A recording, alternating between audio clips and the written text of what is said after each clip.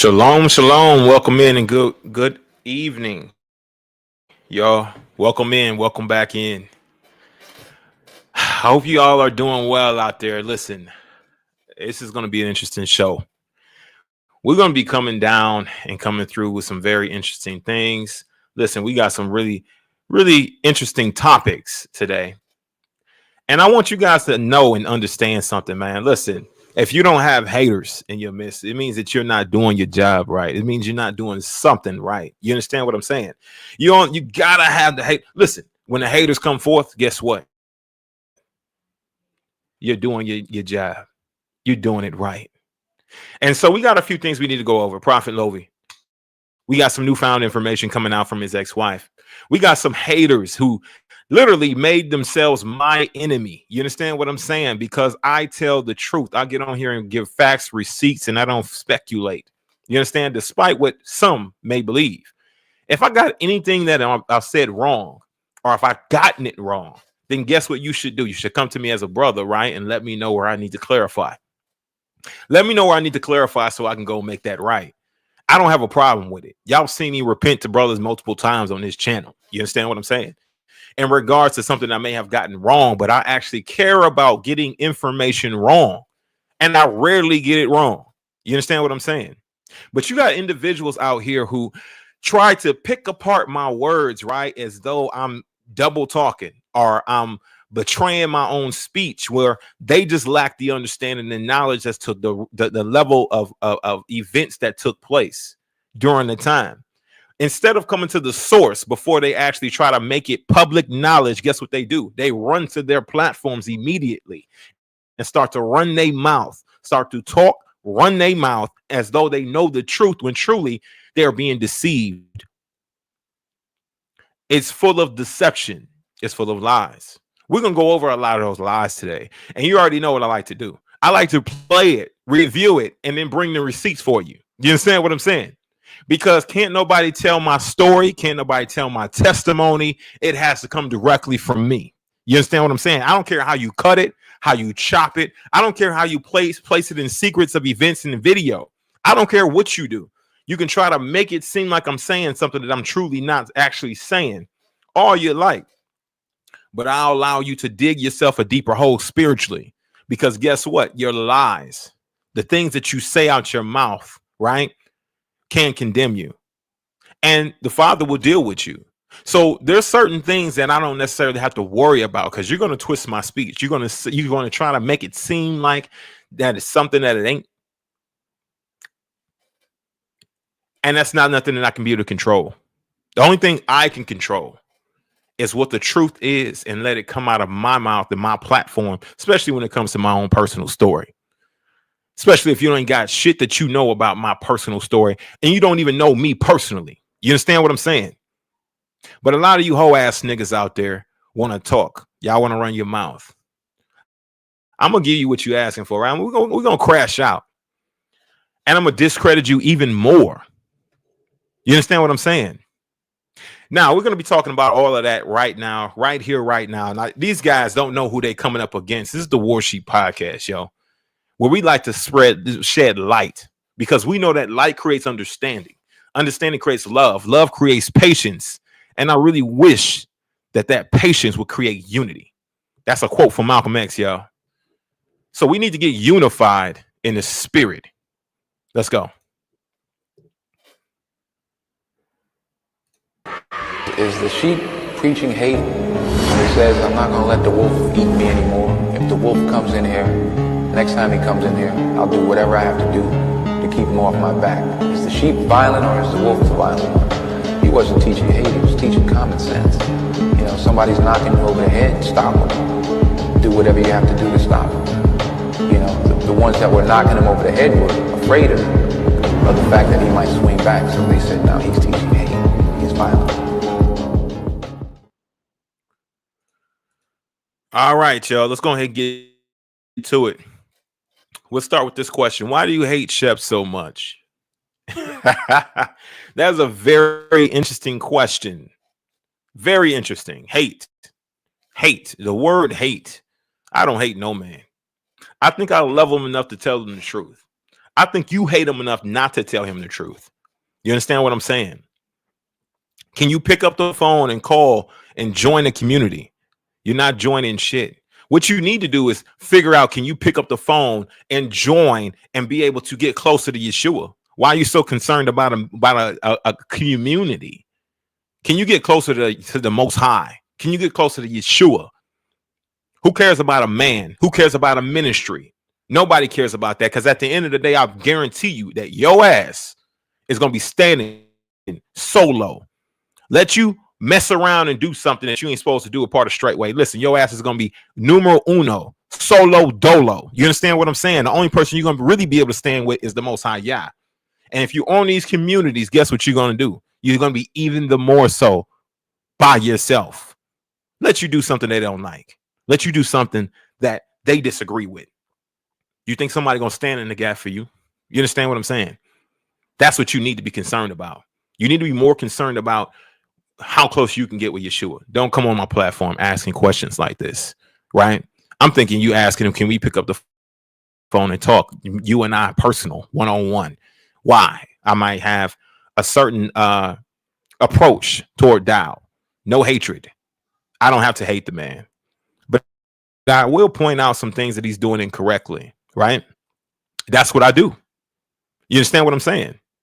So my thing is this, right? I will respect it more if you came on live and talked about it.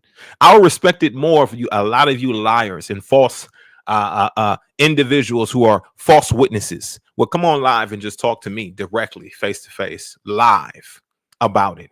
But y'all seen what I've done to people who've come onto my live stream, literally picked them apart, destroyed every bit of them. You understand what I'm saying?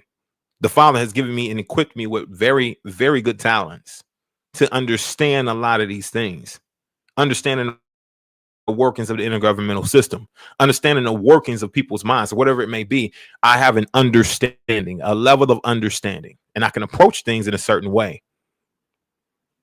It all depends. Now, you would be very surprised when you came and talked to me and spoke to me live. You'd be very surprised. Some people may think that because I give people the floor and allow them to speak and say their piece, that maybe I'm a capitulating or acquiescing to what they have to say. And truthfully, it is. I'm just showing them respect. If they can come on live and I can give them a little bit of respect, then guess what? Respect is due. My thing is this, right? I don't have anything. Look, this boy Myron, Fates and Gates is on your neck, brother. Didn't you come in my inbox not too long ago, fam, and ask me for $30 and I sent you 50? Didn't you recently come to my when you talking about Fates and Gates is on my neck, right? Didn't you recently come in my inbox and I can go and grab the receipts in my inbox on Facebook? Ask me for $30. I sent you 50. You see what I'm saying, though? You see how you show niggas love and then they come back and they start to try to backbite you? You understand what I'm saying? They go over and start supporting other people's and their lies, right? And they want to come on your channel and start running their mouth. Bro, you asked me for $30 and I sent you 50, fam. And now you're here talking about faking Gates being on my neck. With a bunch of lies, and we're gonna go ahead and prove that to be lies. But for now, Myron, I understand who you are, and I've already identified you. You're a false person. You're a false brother. Everything that's been depicted about you, fam, is absolutely accurate and true. You have no decorum. You have no self-control. It's just who you are. You understand what I'm saying? And if I am able to say this, right, I know exactly who you are. It is what it is. So my thing is this. I said, listen, and I got receipts. But my thing is this. If we want to keep talking, go ahead, go over to Faking Gates, go listen to his lies, and we're going to address some of those here today, right? But boy, niggas is real fake. You know what I mean? I really get the plight of Ringo TV when he put out that video about fake ass niggas like Myron, like Trey Moore, like Fake and Gates, David, these fake ass niggas, fake as hell, the fakest niggas you can find. You understand what I'm saying? And that's one thing for sure. We're gonna ban this. We're gonna ban you because guess what? Your ass is through over here. You through over here, Myron. So your ass is banned over here. So fake ass niggas like Myron, fake ass niggas like Faking Gates, fake ass niggas like Trey Moore, just fake ass niggas, period. You understand what I'm saying? It's just the epitome of what I know is wrong in the scum of the earth. Honestly, ain't worth nothing. Ain't even worth two dead flies. These type of dudes, right, will come at you, right? And they'll come at you in a certain way that, you know, oh, I'm all for you. I'm supporting you. Yada, yada, yada. They come ask you for money. The next thing you know, what? They try to stab you in the back and betray you. You understand what I'm saying? They try to run their mouth, talk shit to you after you done showed them compassion, after you done showed them love. And then you didn't even have to talk about it until now. Brother, $50, bro. You asked me for 30, I sent you 50. You understand what I'm saying? With your broke ass. You asked me for 30, I sent you 50. And then you come over here and you run your mouth. That's crazy. You still, from what I'm understanding, you still at the crib with your parents. So my thing is this, right? Why are you being so double-minded, right? When somebody shows you that type of love, right? And I'm pretty sure that you did it because you might have needed it. You understand what I'm saying? And I don't knock you for it. But a sense of loyalty ain't in Negroes nowadays. You understand what I'm saying? The respect, the loyalty, all of that. It's not in these Negroes. It's just that simple. He probably brought he probably went and got him some goddamn Mad Dog 2020. You know what I'm saying? Some whatever else he liked to drink, because you know he a drunk. So whatever else he liked to drink, he went ahead and grabbed that too. Let's go ahead and get into this thing. My thing is this. I want to wrap with y'all for a minute. We got some things to go over. I might just skip the whole segment with Lovey. Sorry, whoever's showing up for the Prophet Lovey thing, but I got a lot of other things to cover and address. You understand what I'm saying? People coming from my family, talking about family matters, right? But don't know shit about it. You understand what I'm saying? And not only that, what really kills me is that these are all black people. These are all melanated individuals who are seeking to tear down another melanated individual's platform, right? Not because they have the truth, not because they have facts. You understand what I'm saying? They're doing it with complete and total lies, right? And fabricating their own stories, in which I'm going to clarify some of that here today, not all of it, because they don't deserve full clarification. What they deserve is to continue to wallow in their muck and mire, to continue to spread out their rumors and lies. But what I'm going to do is I'm going to show them even more so to be discredited, to be incredible individuals. My thing is this, right? I'm going to what we're going to do is I'm going to pull up an email that I sent recently. I recently sent out an email to an individual, David. And David, Faking Gates, his flawed ass. David has had an issue with me because of my stance and position on polygyny. Now, at the beginning of this whole conversation with polygyny, I entered into it with a full mindset of saying, hey, regardless, I'm going to talk about my position in polygyny and why I believe it's lawful and why I believe it's biblical. And it's still a brother of mine. So I don't got a problem with him. He at first had that position. Then he went on to insult me, saying, oh, you don't know the scriptures. Okay, I brushed it off, but I shot and fired back. As men, guess what we do? We got to take that shit on the chin, right? Because as two brothers who are talking and conversing over whatever, debating our cause with vigor, as the scriptures tell you to do, you got to do what you need to do. Oh, my bad, y'all. Hold on a sec. I forgot my intro, y'all. Did I? No, I didn't. Okay, I'm good. All right, so, but I forgot to give you guys some shout outs here today. So let's go ahead and get that out the way real quick. Sister Rose, welcome in. Good to see you in this thing. Brother Tony, welcome in. Good to see you in this thing. TB, welcome in. My brother or sister, good to see you in. Shalom, shalom, family. Mama Shae, my mother, welcome in. Good to see you in this thing. Season 2 Journey, welcome in. Good to see you in this thing. Ralph, Yada Farms, bless you. Welcome in. Good to see you that you're in this thing. You know what I mean? Regardless on you being a piece of shit or not. Nah, you're not. Yeah, I'm just talking shit, bro. I'm just talking shit. You good, man. I know you just got your stance position. You're part of Straightway. I've seen your video on your channel, man. You only got one video posted. You know, and then you're speaking pretty highly of Dowell. I've had a video like that. I can't judge you on that. Bless you, bro. You know, if your experience with Straightway is totally different, then guess what? More power to you. You know what I mean? Like, I don't have any problems with you, fam. You might have problems with me, and I'm okay with that. If you got anything you want to say, contrary, if you want to, you know, throw shots, if you want to do some exposure videos on Brother Berean, hey, I welcome you to do it. Go ahead, do what you got to do. You know, take your best shot. But bless you. I don't got nothing that I need to say to you. You understand what I'm saying? Other than what your comment was, I addressed that already. All right, Brother Nathaniel, welcome in. Bless you and shalom. Brother Odell, welcome in. My brother, bless you and shalom, shalom. Hallelujah. Hey, Hannah Racing, welcome in. Good to see you in this thing. Bless you, my brother. Shalom, shalom. Brother Weaver, welcome in. Good to see you in this thing. Yeah, he mentioned me a few times. We're going to go over that. Mr. JK321, welcome in. Good to see you in this thing. Honorable Pastor Rufus, welcome in. Good to see you in this thing. Bless you and shalom. All right. Nova Duh. Bless you. Welcome in. Shalom, shalom. Ryan is still mad over the polygyny thing subject. Yeah, he might be still mad. My brother Vic, welcome in, my brother. Man, that brother be out there putting in work. Y'all gotta go check him out. He be putting in work, man. And I appreciate you being consistent in what you're doing, my brother. Hallelujah. Yeah. So yeah, he's probably still mad about that. But like I said, man, the brother came to me and asked me for $30. I sent him 50. And he comes over here. He's talking shit to me.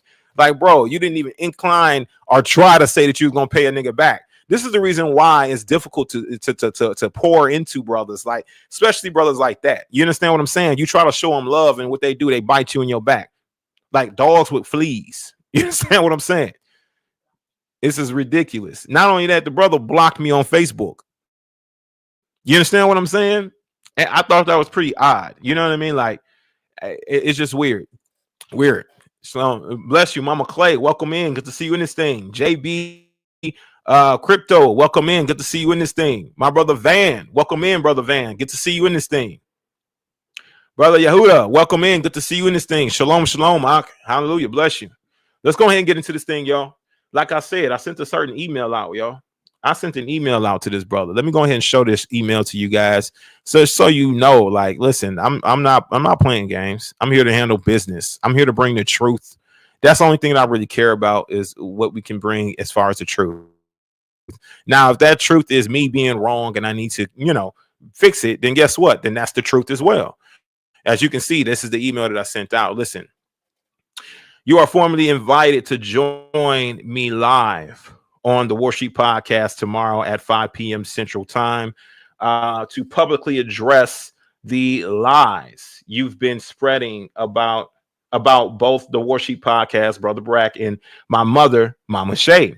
This is your opportunity to clarify your statements and provide any evidence. That's the word, key word, any evidence. Provide any evidence you claim to have. If you choose to decline or ignore this invitation, I will have no choice but to move forward with appropriate action. You understand what I'm saying? With appropriate action, as your false claims are now public and could negatively impact current and future business. Yeah. So current and future business ventures. You have until showtime to respond. The floor is yours. If you have nothing to hide, you need to come on live. So he declined the offer to come on live and address his accusations, right? To address it live. You understand what I'm saying? Now, the reason why I would want him to come on live and address the accusations is because it's easier to pick apart his lies. It's easier to pick apart his videos. If I can ask him publicly, right? Why did you say this? Then what is he going to be able to do? when I give him the actual truth, because he's talking about somebody else's testimony. He's talking about somebody else's life. He's talking about somebody else's experience, and he's not talking about his own, because he doesn't have his own experience. He's too much of a coward to get out and have his own experience, to have his own life experiences. He's too much of a coward. He hides in the house and he does whatever he does throughout the day. He doesn't even come out and tell his own testimony. He's too much of a coward to tell his own testimony live for people to actually learn from him. You understand what I'm saying? And cowardly individuals, nobody remembers their name. Nobody remembers who they truly are. You too busy talking about men who are legendary. That's what you're busy doing. You're too busy talking about men who will be legendary, who will be written, name will be written down. You understand what I'm saying? Who are not cowards, who are able to address things openly and publicly. You understand what I mean? Who didn't duck no smoke, who didn't hide, who didn't run. You're too busy being second class. You understand what I'm saying? You can't even really get out here and truly give people any real essence or substance. You know why? You're too busy on controversy. You're too busy spreading gossip, lies, and rumors. And the reason why this is gossip, lies, and rumors is because there's nothing true about them. You're spreading things that are made up or fabricated. Now, you say that you replay some of my video to try to know, but actually what you do is you cut the video and you're trying to make it seem like it's something that it's not. Another thing that this dusty ass Negro Trey Moore did, right? He made a recent video that we're going to review as well, cutting in pieces and cropping the video to make it seem like it's something that it's not, because you Negroes can't tell my story. Guess what? Because you haven't lived my life. You wouldn't be able to walk a day in my shoes. If they would have locked you up for 6 months, y'all would have been butt buddies with somebody in there. You understand what I'm saying? They'd have been having your ass, because guess what? None of y'all are real men. Both of you are cowards. Y'all wouldn't be able to stand your own. Y'all wouldn't be able to hold your own ground. Y'all wouldn't be able to do the things that I was able to do in that situation and scenario. You wouldn't be able to do it. I can tell. You'd have been a pushover. You've been one of those guys that they sent to my pod because you already got your ass whooped and they took all your shit. You understand what I'm saying? They sent all those guys to me. The guys who was done wrong in the last part, they sent them to me. So I had a bunch of misfits, a bunch of guys who looked like they getting their ass whooped when truly they were protected, because I made sure that they were good. I made sure that nobody stole their shit. Nobody touched them because of me, period. And if they wanted to touch them, they had to come get my permission. This is who you're talking to. You understand what I'm saying? And you're damn sure right. They came and got my permission.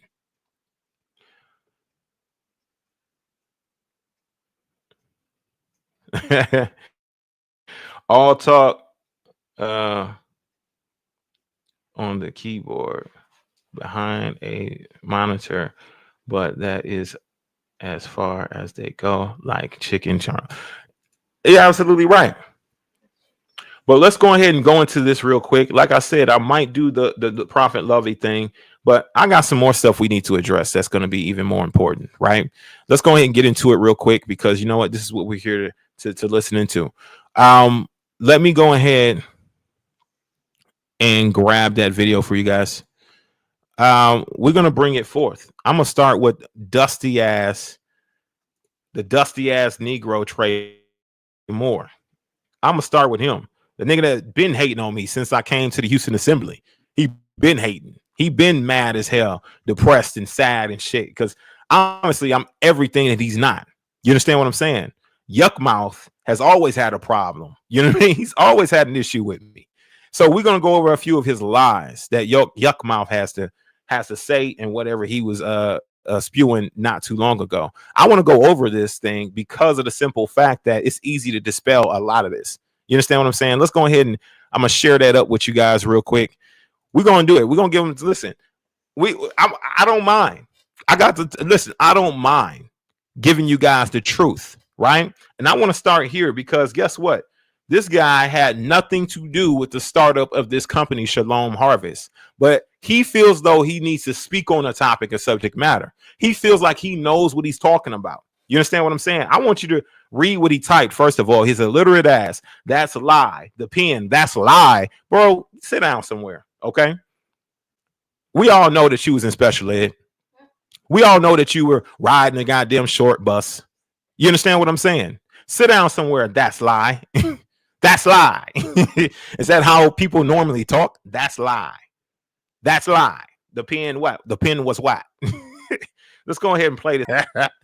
Yuck Mouth. Let's hear what Yuck Mouth got to say. Get this.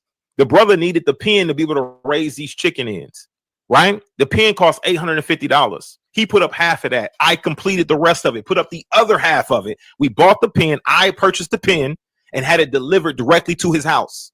I'm not building with these brothers, but I'm not looking to build with no brothers. I'm just looking for a woman. And that's about.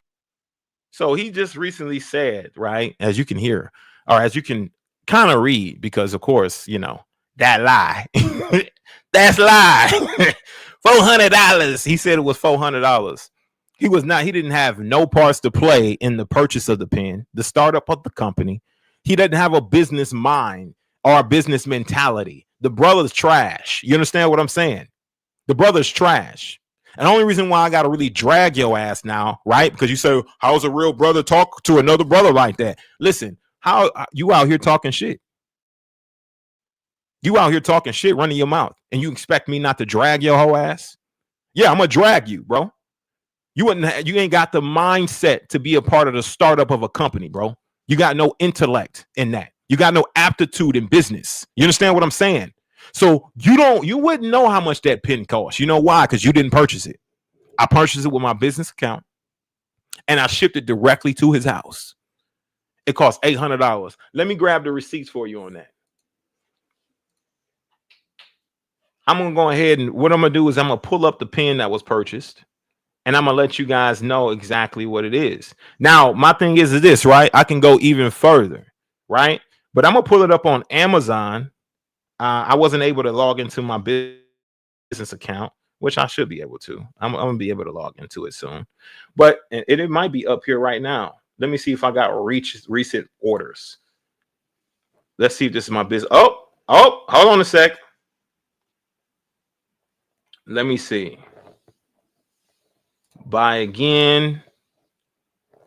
I don't know if this is my business account. This probably isn't my business account. But what I'm gonna do is I'm gonna look up the pen itself. Okay. I'm gonna look up the pen itself. And we're gonna go ahead and find the pen that was purchased. Okay, real quick. We're gonna find the pen that was perfect. He said it was only $400, okay, for this pen, because I know for sure as hell it was $800, over $800. So we're gonna go ahead and do that real quick, just so he can understand something, right? That no one's gonna play games.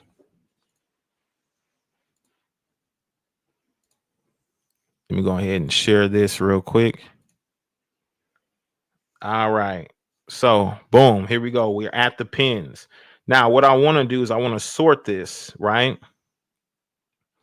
I want to sort this out. And I like to just bring my receipts, right? First I'm going to prove to you that the pen is actually can be valued and priced at around $800. So we're going to start there, that it can be priced at that amount, around $800, okay? So let me go from the highest to the lowest as far as price. Where is my tool? Y'all bear with me for a second, okay?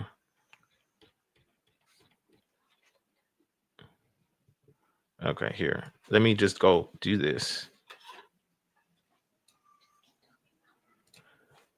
Let me do this real quick. Okay, so the pen that was purchased is going to be not this one, not the $1,400 one. This one is $1,300 right here. That wasn't the one that was purchased. This one is $1,500. These are a little bit more expensive. And I wouldn't expect him to know this because he wasn't a part of the purchase of the pen. He had nothing to do with the startup. Now we're more chicken coop, silver, $875 right here. You understand what I'm saying? Well, my business account is a little cheaper. You understand what I mean? Now, this isn't the exact one. I believe the name of it start with a Y. It was like a Yukon or something like that, chicken coop. But this one right here is $800 alone. Now, the one that Justin sent to me, okay, was a one that was worth around $800. It was 800 plus. Now, what he's saying is that lie. It was only $400. No, that pen was $800. Now, what I need to do is log into my business account where I actually purchased the pen. and then show you the receipt for the pen, which I wasn't able to find it just yet, but I will be able to. Let me see if I can do a quick search. Let me see if I can do a quick search under this email address for Amazon purchase. Now, this pen was purchased not too long ago. Now, I want to point this out for the simple fact that, when people say,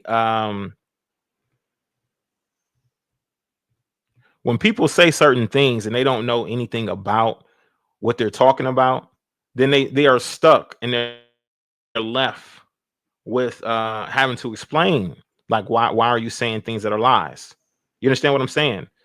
Let me see. Okay, that's not my order. That might have been after. Let's see. I'm around in the ballpark for the purchase of the pen. And that receipt is what's going to put that to bed. No problem, right? Let me see exactly where it's at.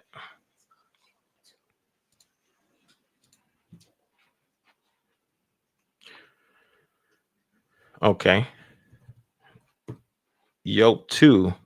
Okay, so yoke 2. Okay, yoke 2 pen.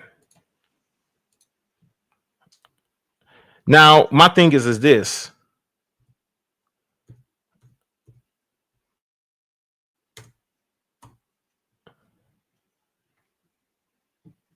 All right.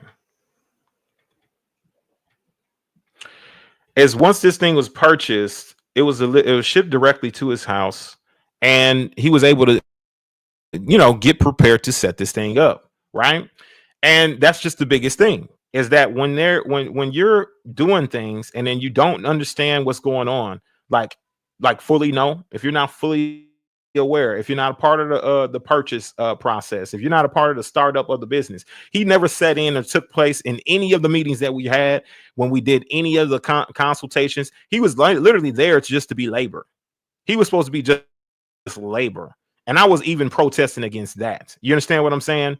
I was even protesting against that, against him being there to be labor, because he was just so goddamn lazy and hard-headed, and you couldn't get through to the brother. You could barely tell him anything. So people like that, I usually talk them up as people who are liabilities when it comes to a business.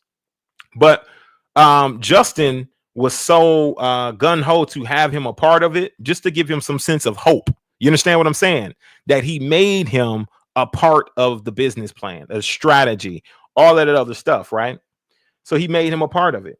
And, I didn't protest too much because it was Justin's project.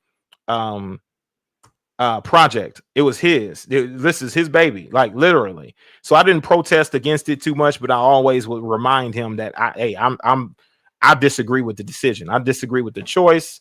And I believe that the brother just ain't going to be somebody who is worth having, because of the simple fact that he's got more to learn. He's got more to do with his life.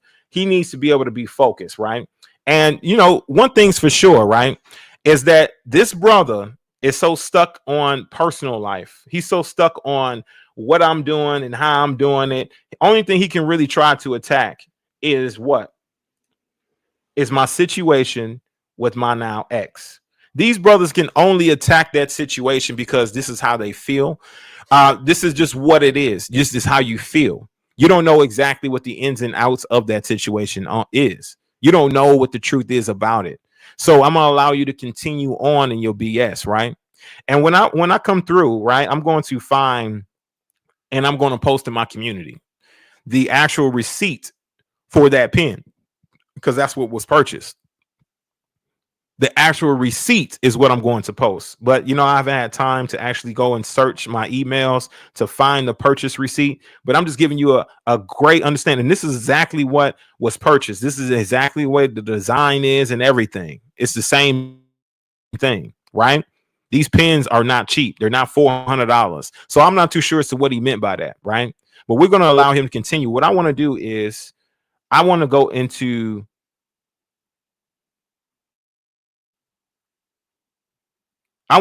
more what his rhetoric is real quick. I'm going to go into more what his rhetoric is, as this dusty ass nigga continues to want to try to speak, want to speak on my name. You understand what I'm saying? When he knows for a fact that he is not even half the man I am. Whenever I would talk about business, whenever I would talk about anything where business related, he would get really in his feelings. He'll get really in his feelings. He'll start talking about how he can't accomplish certain things. And I'm like, bro, I'm right here. I can show you. I can teach you. I can guide you through this thing for free. Now, let me point this out, y'all. Let me point this out for you. When it was time when I had the issues with the brethren, because it had nothing to do with a woman, right? It had everything to do with my problems with the Houston brothers, as you know, just a few of them, honestly, but they roped everybody in at some point. But it was just a few of them that I had problems with.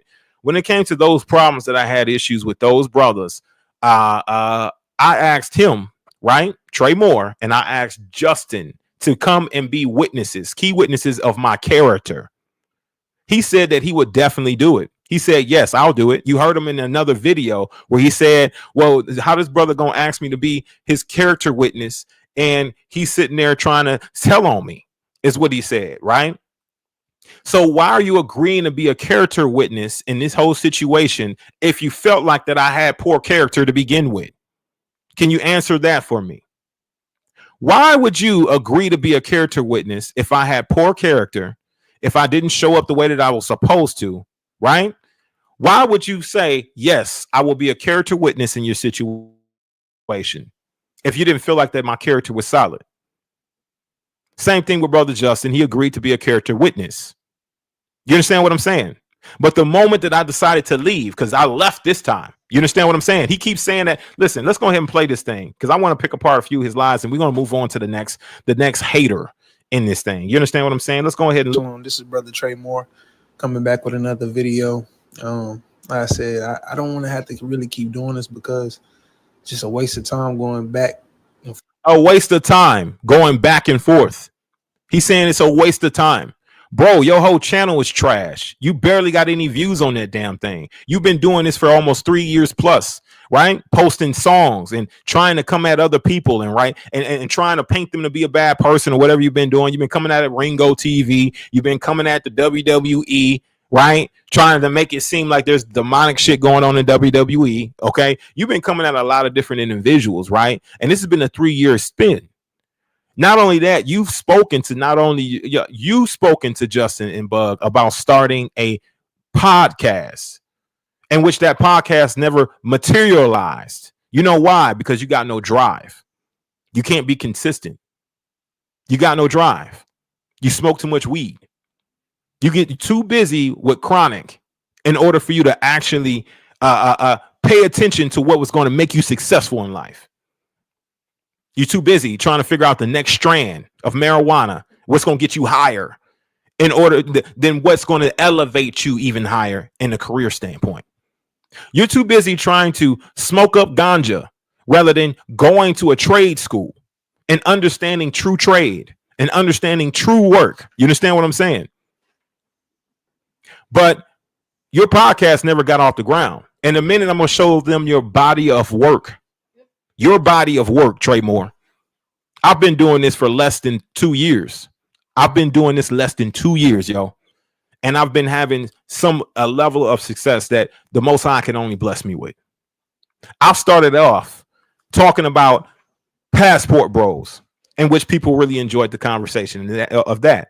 I started off with talking about other things, not things that are related to this, not exposure things, so to speak. But political aspects of things, relationship. I'm well equipped to be able to talk about relationships. You know why? Because I've had many of them. I have many relationships. I understand what you should be looking for. When you go to the Godfather over there, right? When you go to Kevin Samuels was not a married man. He had many failed relationships. Would you say that he would be qualified to tell you more about relationships? I believe that millions of people thought he was. He wasn't married. He didn't have a successful marriage. I was married for 7 years. I can tell you what to look for. Sometimes experience trumps anything else. Sometimes when you have wisdom, wisdom is applied knowledge. And when you share that wisdom, you do the best you can to share it with folks so you can be able to tell them what to avoid. So my thing is this, right? We're going to go ahead and continue on with this. Obviously, he's a failed YouTuber. This is going to be the highlight of his channel. You understand what I'm saying? 28 views in 12 hours is the highlight of his life. I promise you, his whole body of work. Like, he's gotten more views on this right here than he's gotten on a lot of his videos that he's posted, and it's been around for over a year. You understand what I'm saying? So this is his body of work. Is trying to so-called expose me, right? When, like I said, the brother ain't got no business mind. He's not business savvy. He doesn't have intellect. You understand what I'm saying? To where he can be able to start a business, execute the business, and allow that business to make money. He doesn't have that intellect. He doesn't have that aptitude. So when he's not a part of the strategizing and business plans, I'm not surprised that he would have some wrong information. I'm not surprised that he would say the pen was $400 and it truly was around $850. I put up 400 and Justin put up 400. We half and halved it. I'm not surprised that he would be wrong about that. Let's continue though. Forth with this dude is really too easy because a lot of his words condemn him. Warsheep Podcast. I just want to say all praise to the Most High because, again, what's done in the dark is going to come to light. The intent of the heart is going to show. You know what I'm saying? This brother. Wow. What's done in the dark shall come to light. Everything that I do is in the light. You understand what I'm saying? And I don't mind having to answer to nothing that I've done wrong. I won't answer to it. And guess what I'll do? If I need to address it and apologize, guess what I'll do? I'm not too big to do that. Let's continue. Is a wolf in sheep clothing. I can't even call him a brother for real, but he's a false brethren. You know what I'm saying? He's a wolf in sheep clothing. And he is a clout chaser. You know what I'm saying? And I'm not gonna continue to keep going back and forth with this brother, man. Again, the video evidence speaks for itself. You know, he's a hypocrite. Okay. He said he's not gonna continue to go back and forth. Brother, you got no other choice. You need to. Look at you. You got 43 subscribers, yo. 43 subscribers, 28 views on this one video. That's the highlight of your channel. You understand what I'm saying? You got nothing else but to go back and forth. You got to do something to get your numbers up. You feel me? It's just that simple. And I'm not mad at you, bro, but I just wish you'd tell the truth. Come on live and talk about it. You feel me? Like, be a man. Come on live and talk about it. I don't know why none of these cowards will come on live and talk to me every single time an invitation is being sent out. None of them. They all decline. They all, oh, no. Because, bro, I will stump your ass out on this live stream. It's just that simple. And I'll give you the floor to speak. But when I pull receipts, I'm going to stump your ass out, and you know it. You can't articulate well with me. You can't articulate. You can't go toe to toe with my vernacular, with my vocabulary. That lie. You can't come to toe to toe with that. Same thing with you and Faking Gates. Both of y'all can't handle it. You can't handle the heat. You've seen what I've done to others. You can't handle the heat. Let's continue. Same thing with Dowell's ass, his whole ass. He can't handle the heat either. He don't follow the words. You know what I'm saying? That he preach. He don't practice what he preach. You know what I'm saying? And he isn't even qualified to give advice. You know what I'm saying? Due to his life experiences. The things that he try to talk about, he's not qualified to even talk about it. Right? Oh, no, you just don't understand it. When I talk about trust in the state, it explodes your mind. When I talk about a lot of these things, business, whatever it may be, I've done those things. My life experiences is what make me qualified. Let's continue. And I'm just not gonna go in too much, man. But again, this man, look, by his words, you gonna be condemned. And by his words and his lack of actions, because he don't do a lot of actions because he's sitting behind the computer most of the time, that this brother is not moving for the Most High. Now, regardless if you send my listen, this is the same brother who is jealous of my lifestyle, me running a Toro business or doing business and being able to have freedom of time to be able to make videos or to do YouTube or podcasts, right? At least, twice a week or so, 2-3 times a week. Listen, this is the same brother who's jealous of it, who's envious of it. He's seeing firsthand what I do business wise. And if he doesn't know the details of it, it's because he just doesn't have a business mind. He's not business savvy. Go ask Justin what I do. Go ask Justin how I run and operate business. You understand what I'm saying? I've broken it down for him because they were actually interested in doing what I do. You understand what I mean? And I had to let the brother know that I was like, but I'm not going to get into that. Either way, he knows. He's seen it. He's seen the operation. He's seen how the cash flow is. He's seen what can really take place. But I'm not surprised, right, about this, because this brother right here, this dusty ass brother, this dusty ass Negro, Trey Moore, you understand, yuck mouth, and he looked like the brother too. He looked like Jerome. He looked like Jerome ass too. Yuck mouth. You understand what I'm saying? I even went forth to teach the brother. I told him, I said, listen, I can show you how to do this. All them brothers stood there and told him, listen, I can show y'all how to do this. You just need to set it up like that for free. I charge people for information like that. I was willing to do all of that for free. Set them up with cash flow, not even asking for a dime, not even asking for restitution. This is what it's like in our community when we're melanated individuals and we're ignorant as hell. We don't like to learn from each other. We don't like to study from each other, especially if somebody has greater knowledge and a lifestyle that you would want, that you desire, that you envy, right? You don't.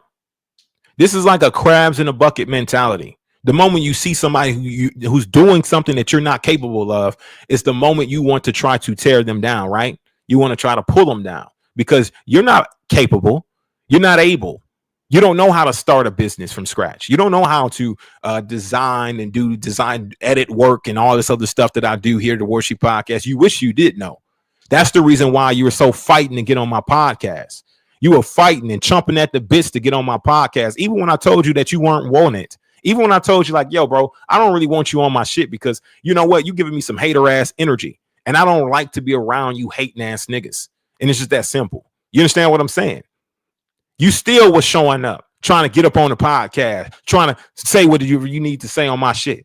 You understand what I mean? I got plenty of videos where here's your dusty ass on my podcast, trying to get up on there, trying to mooch off of the Warsheep Podcast and be up on there. But you sitting here want to run your mouth now. All of a sudden, now it's a problem. No, I think that when I first started, you saw me at around 600 subscribers, and you know what I mean? I was doing my thing. You feel me? Being consistent. Doing the things that you could not accomplish.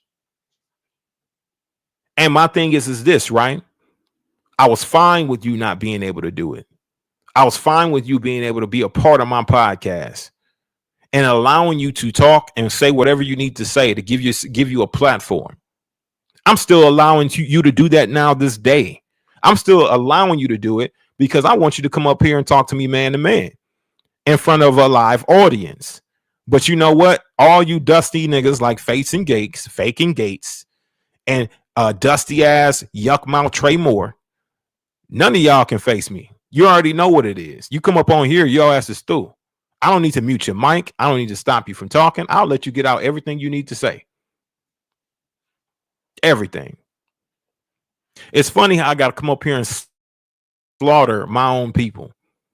I got to sit here and tear y'all apart for y'all lies. I got to talk shit to y'all. Because guess what?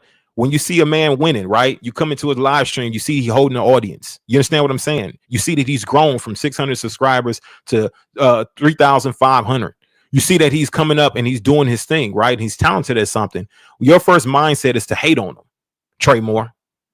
That's not your first inkling is to hate on him, because I didn't have a problem with you. I even said some nice things about you in my testimony. I said some very nice things to you about you in my testimony and how you grew, because I openly rebuked you, because I was honest with you. I kept it real with you. I told you that you was a dusty ass nigga. That you're a loser. That you had a loser mindset. I told you and I challenged you to be better. I didn't even like your ass. Honestly, tell you the truth. I didn't like you because of the simple fact that you was a hating ass nigga. And Justin opened my mind up to other aspects and opportunities for you to be patient with you. You should thank him, because I believe he does that with everybody. It's good to have real friends sometimes. And I believe he is a real friend. Y'all might bond over trauma. I don't know what y'all bond with, but it is what it is. I mean, y'all bond is what it is. I'm not mad at it. You know what I mean? But my thing is this, right? Your brother was looking out for you tough. He made sure that you at least give it a chance. He knew how much you wasn't shit. He knew it. He didn't say it out his own mouth, but he knew you wasn't shit. He been knew that you had your own problems and issues, that you was a dusty ass nigga. You understand? Oh, with an overgrown mustache. He been knew that. But the problem is this, right? You don't gotta be a dusty ass nigga for life. You can change that about yourself. You don't have to be crusty and yuck mouth and all that shit for the rest of your life. You can do better. You understand what I'm saying? And I was willing to give you the tools and the keys to do better. I was more than willing to do it. Your big brother, Barack, was willing to give you the keys to whatever future you're looking to have, right? Just to give you the keys, just to give you some more encouragement and to give you some honesty for your ass. That's it. And so the offense is real. When you take that level of offense, you automatically are a hating ass nigga. And it's like you can't get the hate out your system.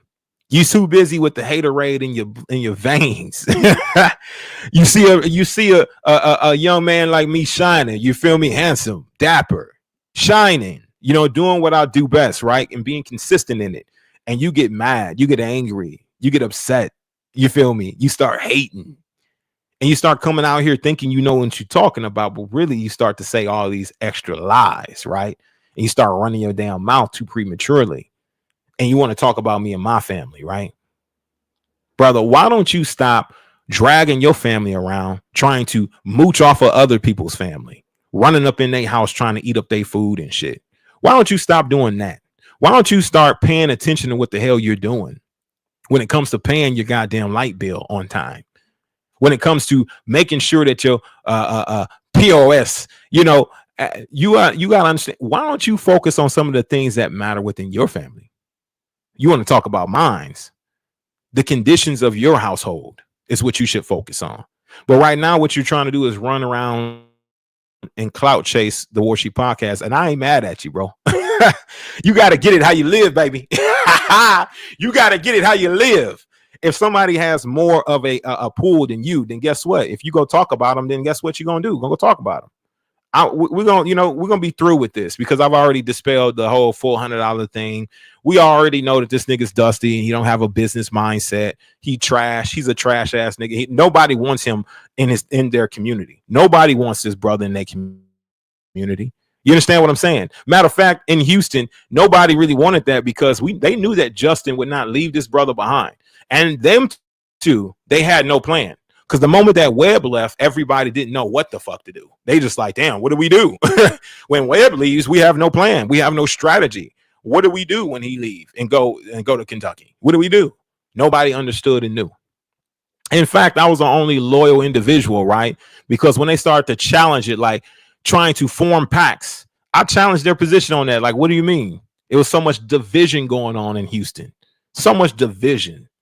And I'm just like, yo, y'all brothers need to, y'all divided. And I got recordings and proof of individuals agreeing with me that there was complete division going on in that assembly. Completely divided. Nobody respected the leadership. Well, there was people who respected the leadership. Let me not say nobody. It was individual brothers who respected the leadership, but Trey Moore, some of the other ones didn't really respect the leadership like that. You understand what I'm saying?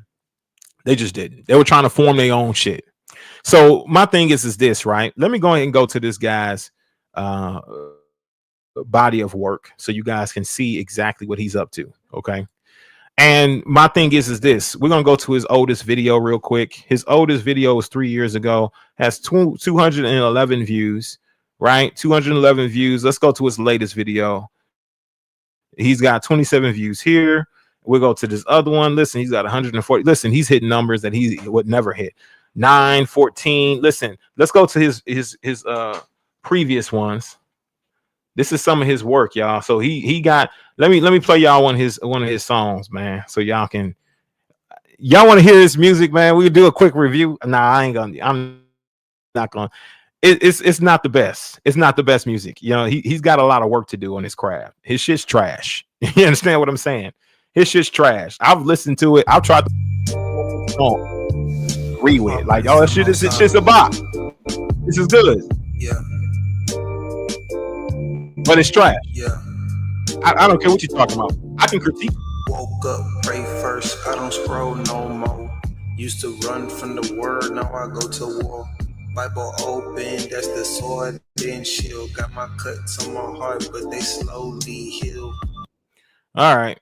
So we through with that. Let me show you his body of work, y'all. Off the top, that shit trash. And so, okay, so he's got a few videos here. And what he does is he's trying to saying that, oh, I don't do videos like this and I don't get the time of day for this, that, and the third. But listen, he's got plenty of pieces like this, right? Satan roaming through the life of HBCUs, you know, things like that. He's talking about controversial topics, right? And so he's got a few videos like this. This is his body of work. It's very sporadic. He's not really doing much that's like worth even mentioning, like worth paying attention to. You understand what I'm saying? He's too busy really hating on his own kind.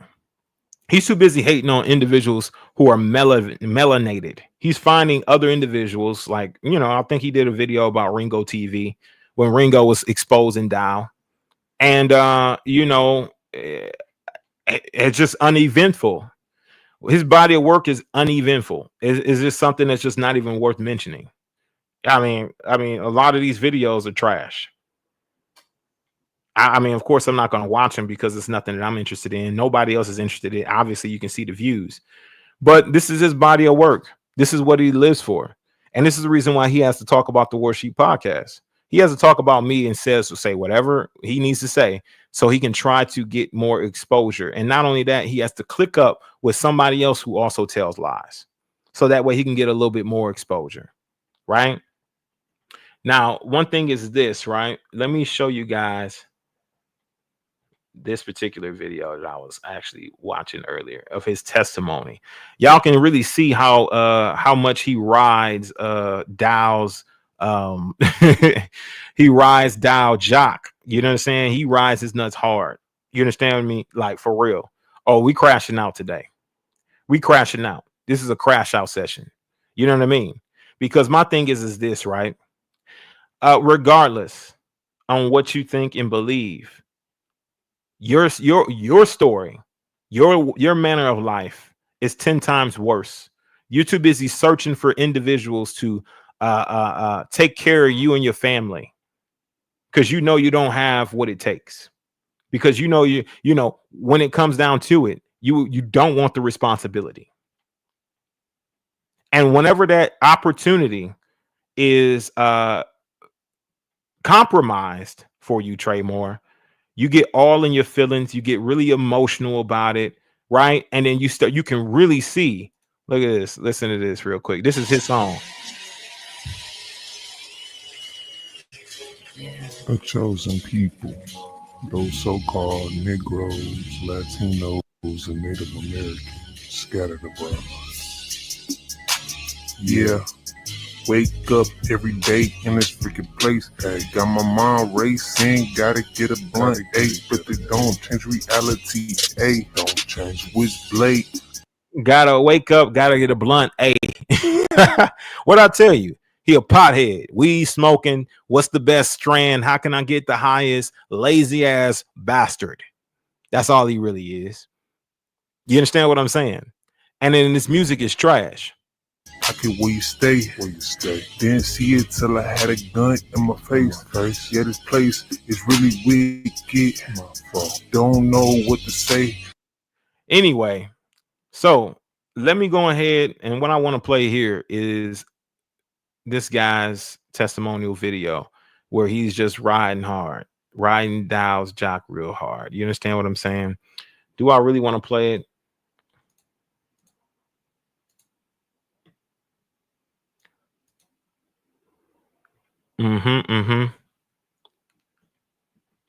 Yeah. Where the hell is it anyway?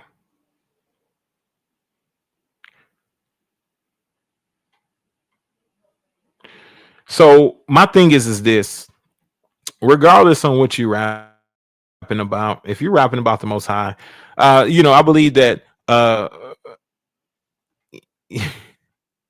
no. Y'all saying no. All right, we ain't gonna play it. So we ain't gonna play it. What we're gonna do is we're gonna move on. We're gonna move on from this topic right here, right? And I've already pretty much just addressed what I need to address with this guy. I believe that he may be still lost and still having issues with finding himself and his identity. He sees other people who are doing more and being successful doing what he is, and then he, instead of seeing it as an opportunity to grow and to learn, right, he sees it as an opportunity to try to hate on them. You understand what I'm saying? It's much like what Ringo was talking about earlier. It's much like what he was talking about earlier in regards to his situation. You understand what I'm saying? And how people don't seem to want to learn and grow. What they want to do is they want to continue on with the hate train. They'll prefer just to hate on you rather than to actually be an asset or to try to learn how to be an asset. You understand what I'm saying? So we're not going to, what we're going to do is we're going to move on. Now, me actually addressing these individuals, right? And what they've been saying, what we're going to do is move on to the next topic of faking Gates. Now, when I sent him the email that I sent him, okay, he proceeded to drop a video earlier today. This is his video. He finally shows his face on camera, and he dropped this video about how long ago?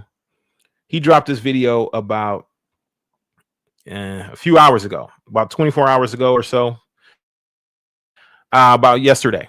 So he dropped this video, and I want to listen in as to what he has to say, okay? Because my thing is this, right? He has a lot to say. He has a lot to talk about. And it's a lot of speculation. But let's listen in as to what he has to say real quick, and let's hear him out for a second. All right, let's go. What's going on, everybody? All glory to our Lord and Savior Jesus Christ. He's the author and finisher of our faith, the manufacturer of our DNA. And without him, nothing is possible, guys. Nothing is possible. Real quickly, I wanted to address Warsheep Podcast. He said that I made allegations against his mother being unfaithful to her husband. Well, let's talk about that briefly here. First of all, I cannot expose Dirty Low Dowell, Warsheep Podcast, without telling your story. Okay, without talking about your story and what's going on with you and your ex-wife and you trying to get in touch with your kids.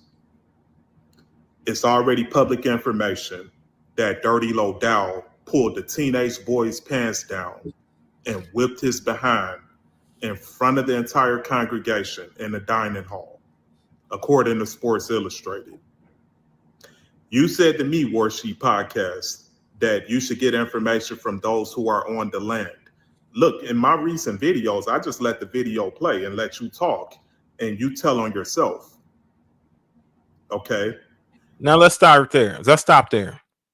Because in a recent video that I kind of watched a bit, he made, I guess, insinuations, accusations that I claimed that I didn't have a woman in the ministry at all. But the problem is that he didn't understand the sequence of events that took place. So he misspoke once again, or he told more lies once again and made it seem like something that it wasn't. Now, clarifying that is something that I'm not willing to do, because I'm going to let you keep running with your lie. I'm going to let you keep running with it. Let's continue. You told on yourself. You sitting up there crying about the brethren at Michigan when you should be crying about seeing your kids, man.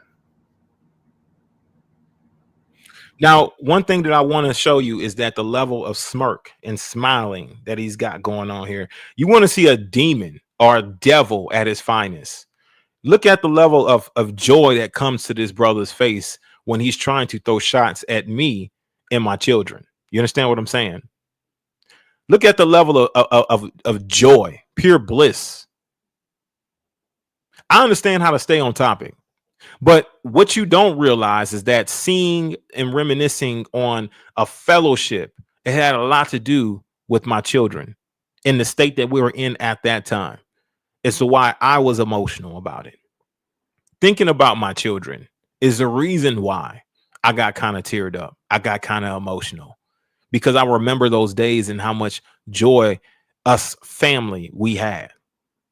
So when you're saying this, you don't know what was running through my mind. You're making insinuations that I was only thinking about brothers, when truly I was thinking about my family. I was thinking about the level of camaraderie. And the one thing that really got me was that, the song, not only the song, right, but also seeing my children in the video. Now, my thing is this, right? What these two brothers really want to do is tug at your emotions.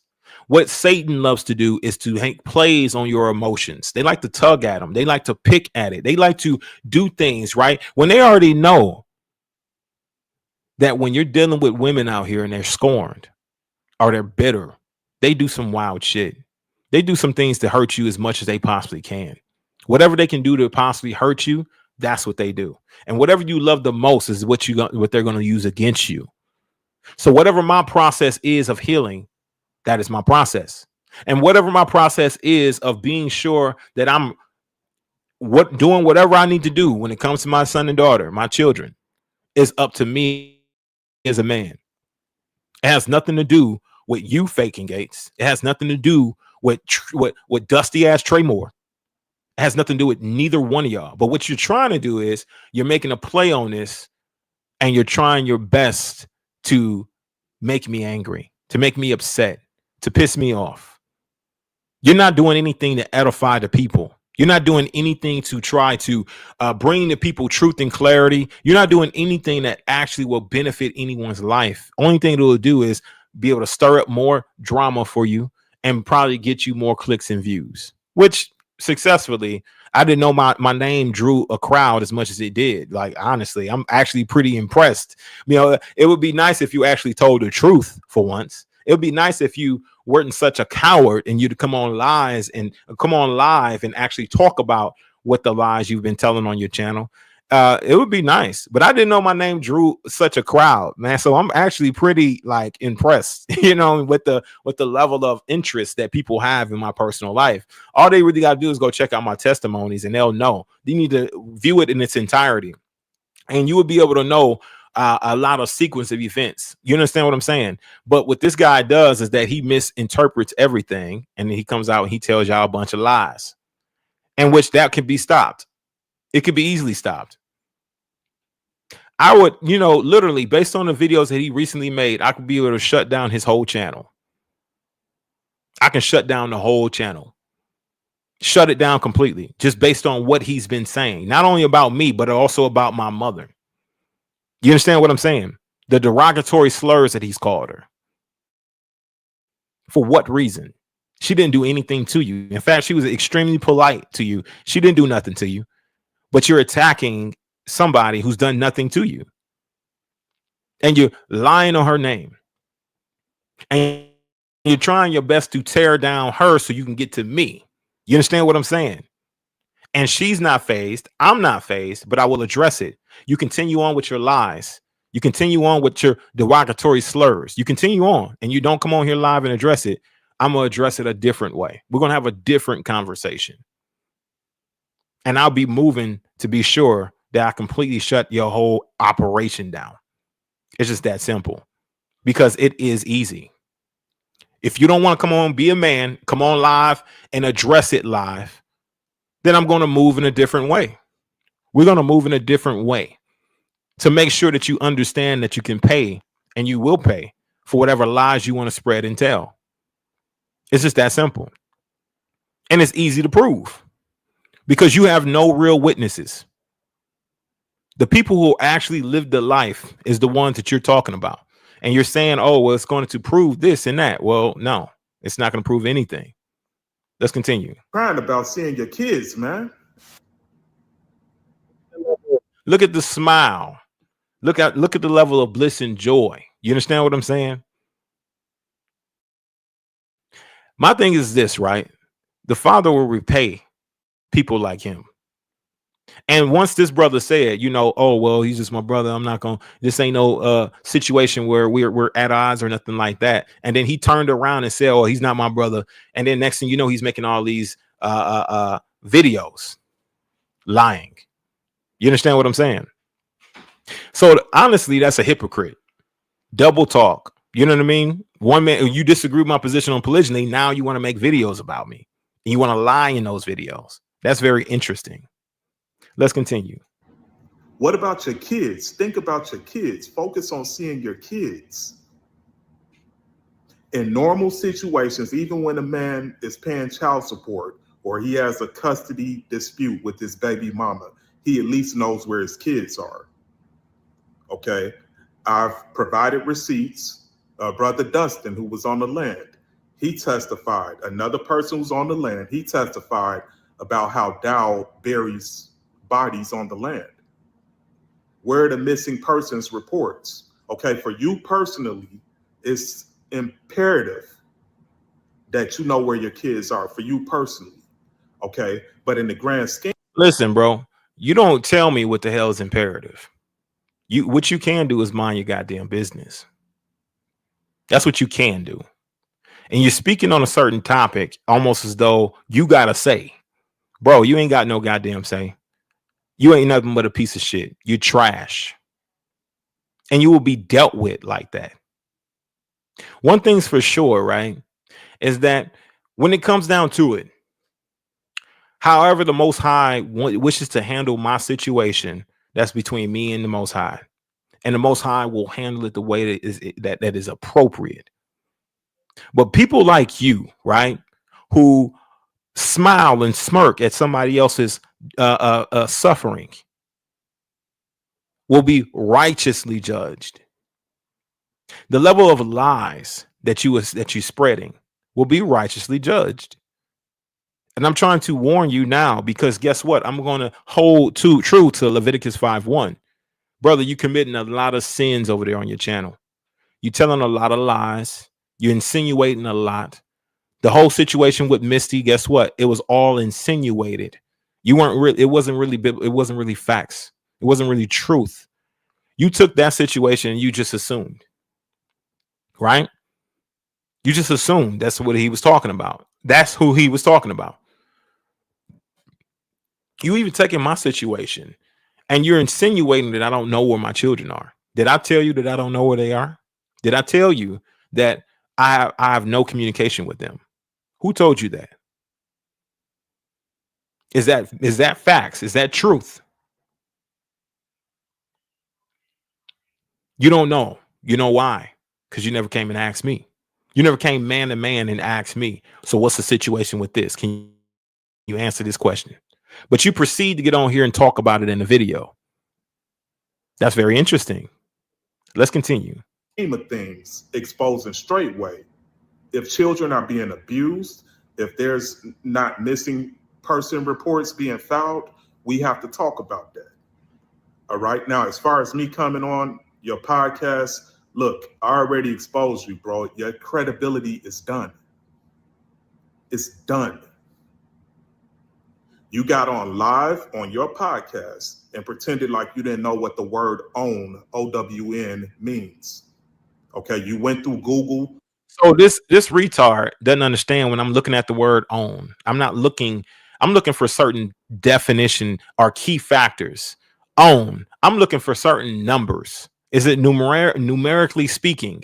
I'm not looking at the actual definition. I'm looking for what is not there, not what is there. You get what I'm saying? So when you start to insinuate that I'm doing something, guess what? I'm looking for what is not there. It didn't say anything about numbers. People are really ignorant, right? There's more than one way to look at a certain situation. Very ignorant to believe that there's only one way to look at a word. Let's continue. Search. You went through dictionary.com or whatever. You looked at that word. Once you did that, I said, I can't talk to this guy. I can talk about you. Okay, again, because telling the story, if we someday the feds go and look at all this evidence that's been presented on Face and Gates and all these other platforms, okay, that's how they're going to bring Dowell down. Oh my I have God. a daughter. Okay. I don't want to see kids getting abused by some dictator. All right. And if your mom, actually, I'm doing people a favor, because if your mom is holding back information that may lead to looking at the behavior of Dowell, and again, what he's doing with the women, programming the women. Okay. I compare her situation and I compare Lauren's situation to that of Nelly. Okay. Programming. Because what is Kabir doing? Yeah, you don't know shit about none of it. And guess what? You will never know. I'm going to let you continue to speculate. We're not bringing you any information or ammunition. And if I do, I'm going to put it behind a paywall. You understand what I'm saying? So you're not getting shit. You think that you're helping, but you're not doing any help. You're actually trying to destroy somebody else's character, right? And trying to pull other people down so you can be able to get your views up. And then listen, if that's your MO, that's fine, but at least be honest about it. At least give people an opportunity to defend themselves when you have your own theatrics going on in your mind, right? And you want to insinuate things. At least give individuals an opportunity to come and defend that position. Don't just speak, right? And then speak in absolutes and saying absolute statements, and then thinking that the people is going to receive that, right? And almost as though it's not supposed to be true. They're going to receive it as truth, right? My thing is this, right? You don't give individuals an opportunity to debunk that shit live. Like I invited you on, you said you declined, right? Okay, well, that says a lot about who you are. We're not going to give you nothing. If you want to figure it out, guess what? One of your cronies or somebody's going to have to pay for the information. This point moving forward. It's just that simple. You understand what I'm saying? Let's continue. Sit down with your wife. You still never answered that question. You never answered that question. I'm not answering none of your goddamn questions, bro. You ain't nobody to answer to. You're a piece of shit. Not only you're a piece of shit, but you're also a disingenuous person, disingenuous brother, whatever you supposed to be. You're not a real brother. You ain't nobody. You've been doing this for how long? And I came on the scene and blown your ass out the water. My thing is this, right? That's probably what got you. That's what got you tight, real tight in the ass. You ain't nobody to answer to. In fact, when I'm done with this, I'm going back to ignoring you, because my warning is simply this: the lies that you're telling is going to condemn you. It's just that simple. You're telling a lot of lies. Be sure you go get the facts. Go get the truth first. Then you report on the truth and the facts. Don't make the shit up. And I'm warning you because I got to keep Leviticus 5:1. I'm warning you. I'm addressing it now. You don't know the situation in my personal life. You can speak about it all you like. You can smile about it, laugh about it, giggle, smirk, whatever you want to do. All you would like. That's fine. But you don't know exactly what's going on. And we can keep it that way. Let's continue. Okay. You and I both know that Kabir is not qualified to be an elder. He's not qualified to be a counselor or no teacher, anything like that. 6 years ago, that man had divorced his wife at the time that he did that interview. Okay. You sit your ass over there and act like I'm just making stuff up. No. The people seeing everything. Okay. And if most of the people happen to be wicked, look, that's what the scriptures say. I'm disregarding the clown show that I see over there in the comments at Warsheep Podcast. Those people are lost. Okay. What I said is simply everybody's lost but him. Everybody's lost. It's amazing how everybody's wrong. Everybody's lost. Nobody knows the word. He's the end all be all. He knows. He's got all the epitome of all knowledge. This dude is absolute trash. Fat Albert looking nigga. Like, look at the brother. I mean, seriously. My thing is this, right? He's the epitome of all truth and all knowledge. He believes himself to be that. Very arrogant in the way that he conducts himself. Simple as that. And then he likes to tell a lot of lies too. Receipts. Look at how Dowell, Eric Gonzalez was there sitting down on camera with his wife. You were not even on camera with your wife. Okay. He sat down with his wife and Dowell still finessed her from him. Okay. That goes to show the degree of witchcraft. You sitting up here crying about the brother in that Straightway, and Rufus just sitting up there looking at you. That wicked bastard. He don't talk about the. No, you are a wicked bastard. You understand what I'm saying? My thing is this, right? One thing that I can say about him is this, is that, you know, it actually got me thinking about the Berean moment. It got me thinking about the truth of the Berean moment. And we're going to be done with this guy, this clown, this character, this facade, this male, this POS. We're done with him. Just know, I've warned you. You're spreading a lot of lies. And if you continue to do it, Since you don't want to come on live and address it, guess what we'll do? We'll move on to the next step. We'll get your whole channel shut down. You understand what I'm saying? It's just that simple. I wonder how many videos you're going to continue to make once you are demonetized. I wonder. I'm giving you an opportunity to address it live. I'm giving you an opportunity to clarify yourself, to clean up and provide any evidence that you have receipts wise with the person who actually lived what you're talking about, and you're declining it. So guess what we got to do? We got to make the next moves. But what he did do is he allowed me to think about what the truth is when it comes to the Berean moment. I thought that was pretty good. You understand what I'm saying? And I thought about it. I'm like, yo, during that whole situation, when it comes to, we're done with this clown.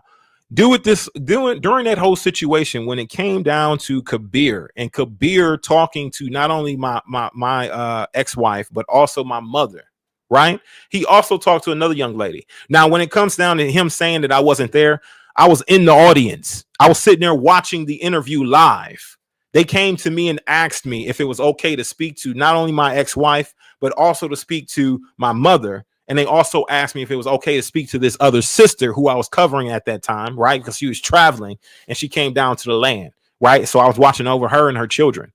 So my thing is this, right? I was in the audience for all three interviews. I sat there and watched it live. I watched it unfold live and in color. I had no problems with what they said. They said whatever was on their heart. I was totally fine with whatever they may have said and what they were saying. He said, well, why when you sitting there right there with them? Listen, I don't need to be in the camera, in the interview. But I did start thinking about this, right? In the whole Berean moment situation, right? And I started to think, what was the motive of actually entertaining an interview with my now ex-wife? What was the motive of Kabir to actually entertain an interview with my mother, somebody else who's from Michigan, two sisters who are from Michigan? What was the motive behind it, when it simply could have had any sister in the ministry to be able to interview, any brother, any sister to interview, right? For these particular situations, what was the motive behind it? And I started to think even further, right? I started to kind of do a little bit more thinking and investigating, because y'all know I like to kind of go deep dive in quite a bit of things.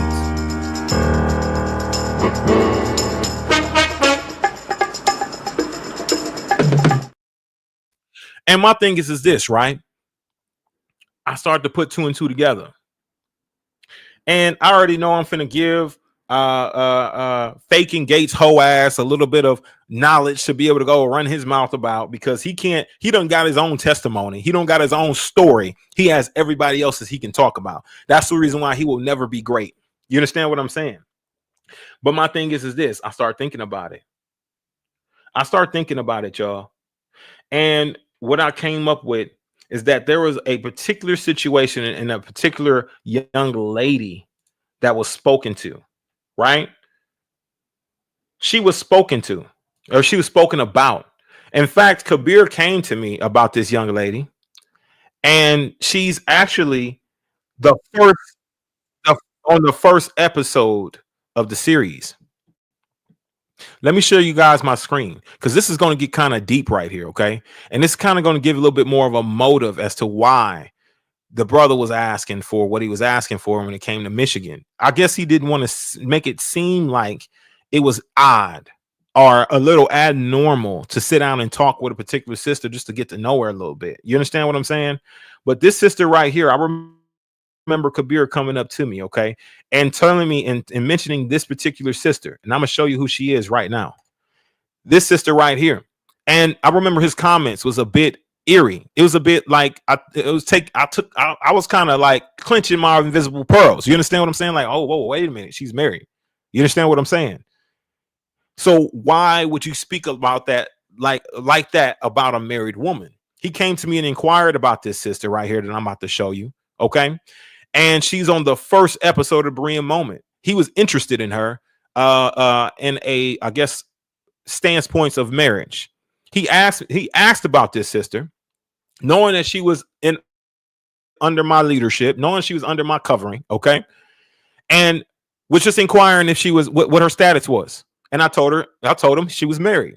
His response was, because man, I would proceeding to say things that were a little bit more vulgar, like as far as what he would want to do to pursue her. You understand what I'm saying? Now, that's what really got my gears turning. Why would you want to interview more saints or more sisters, right? Specifically women from Michigan, right? Why would you want to interview them if you didn't have a game plan or a motive, right, for a particular sister that you showed interest in?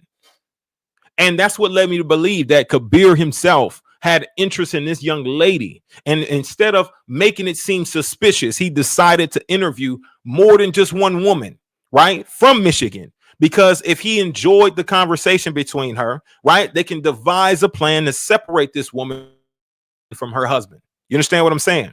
Devise a plan. Now, when I say devise a plan, there was more than one individual who was in on these particular string of interviews. You understand what I'm saying? In fact, Sister Ashley was one of the individuals who came to my mother and asked her if she wanted to interview with Kabir Bajabir Miller on the Berean moment. Now, why would you have new sisters, brand new to the faith, be introduced on their Berean moment, right? Talking and asking them and interviewing them, right? Asking questions. Why would you do that? Why would you want to introduce her, especially after you just marked her, right? And you had to apologize to her privately, not publicly. You apologize to her privately for doing that, for marking her, for doing what you did based on her calling out what the truth was on that Marco Polo group. Then you come apologizing to her, ask her if she wants to be on a Berean moment, like you're doing her a favor. What was the real motive behind that? My gears start turning, right?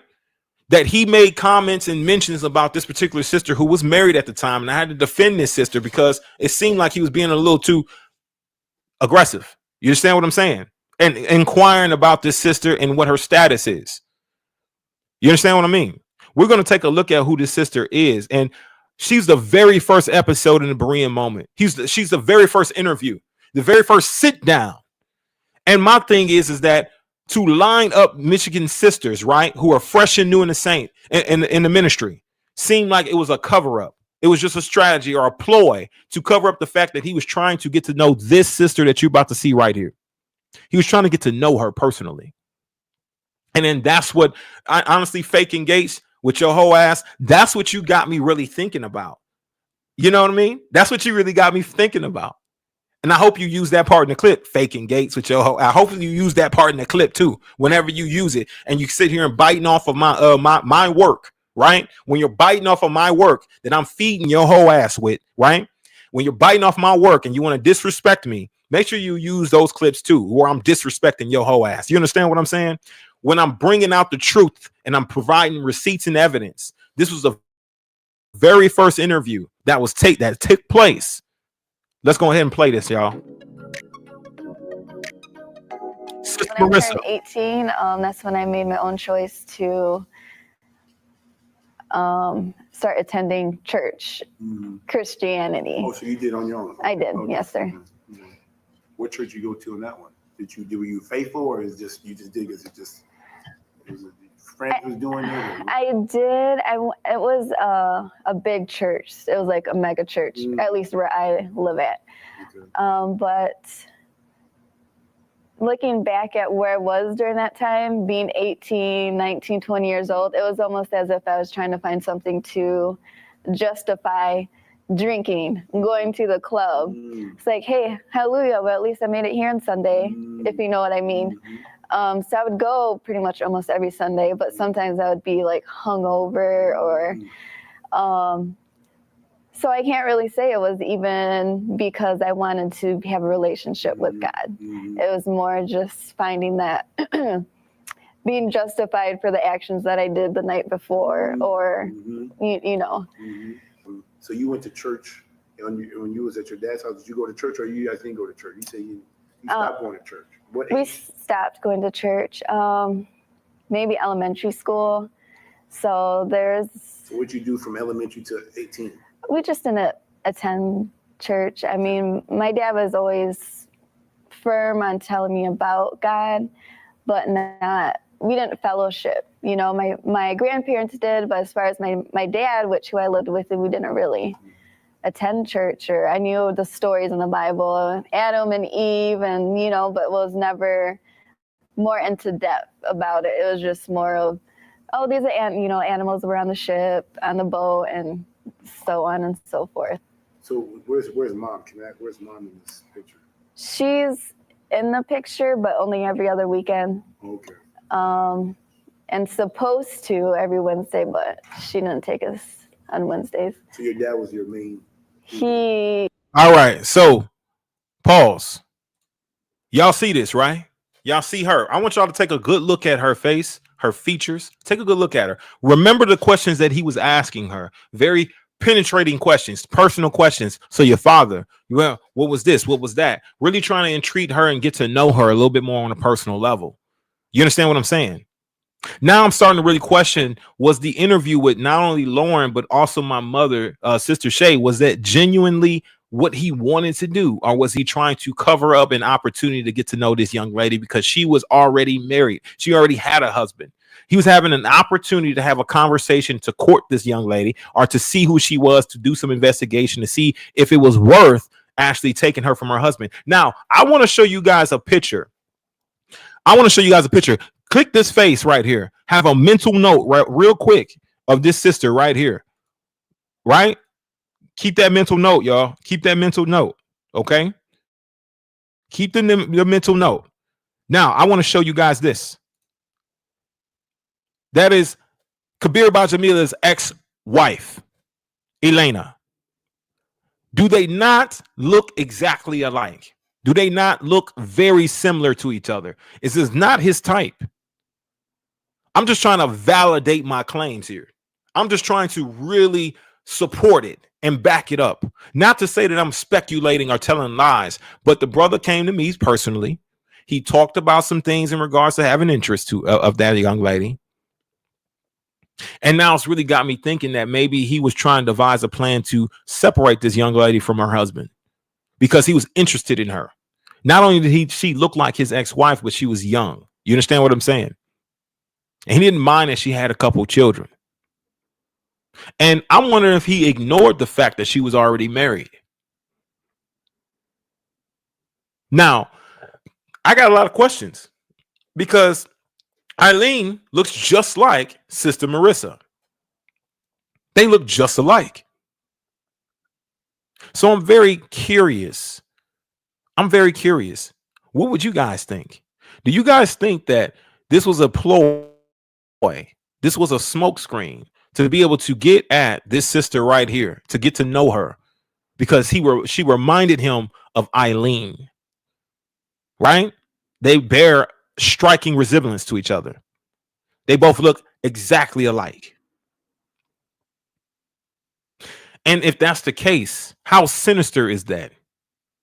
Of a plot to organize these Berean moment interviews. And the first interview is a woman who looked just like his ex-wife, somebody who he expressed interest in. Now, this young lady left the ministry before he had an opportunity to get his teeth sunk into her. You understand what I'm saying? But it really explains the cover up. If you're interviewing a couple more sisters from the same region who are new, then it doesn't seem suspicious at all that you just want to interview this young lady by herself. Now, I was in the audience. I was watching this interview as well. I wasn't going to allow these young ladies or these women to interview with Kabir by themselves and alone. I know better than that as a man. You understand what I'm saying?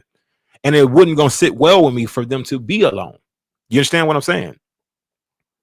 So I was in the audience the whole time. I witnessed the whole thing. I watched the whole production. You understand? Brother D. Jerry was the one who was working the cameras, right? And I understood exactly what was going on. They asked me for permission, and I gave them permission to interview. So I don't understand why he says, well, you don't know this and don't know that. No, I was sitting right there. And then not only that, they were sitting so far apart from each other that you think that they would be. No, they were not close. They were far apart.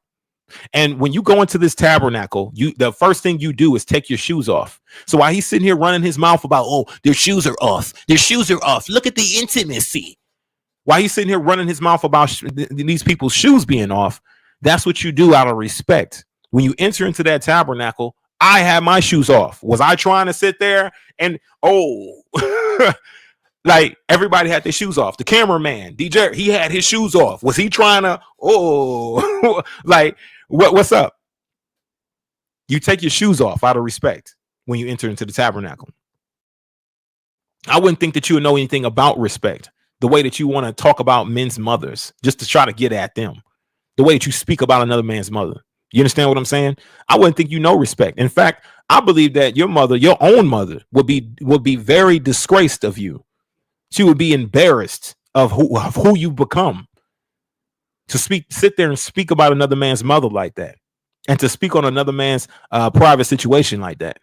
I'm not too crazy. I don't really care about you speaking on my private, but you speaking about my mother in a derogatory way.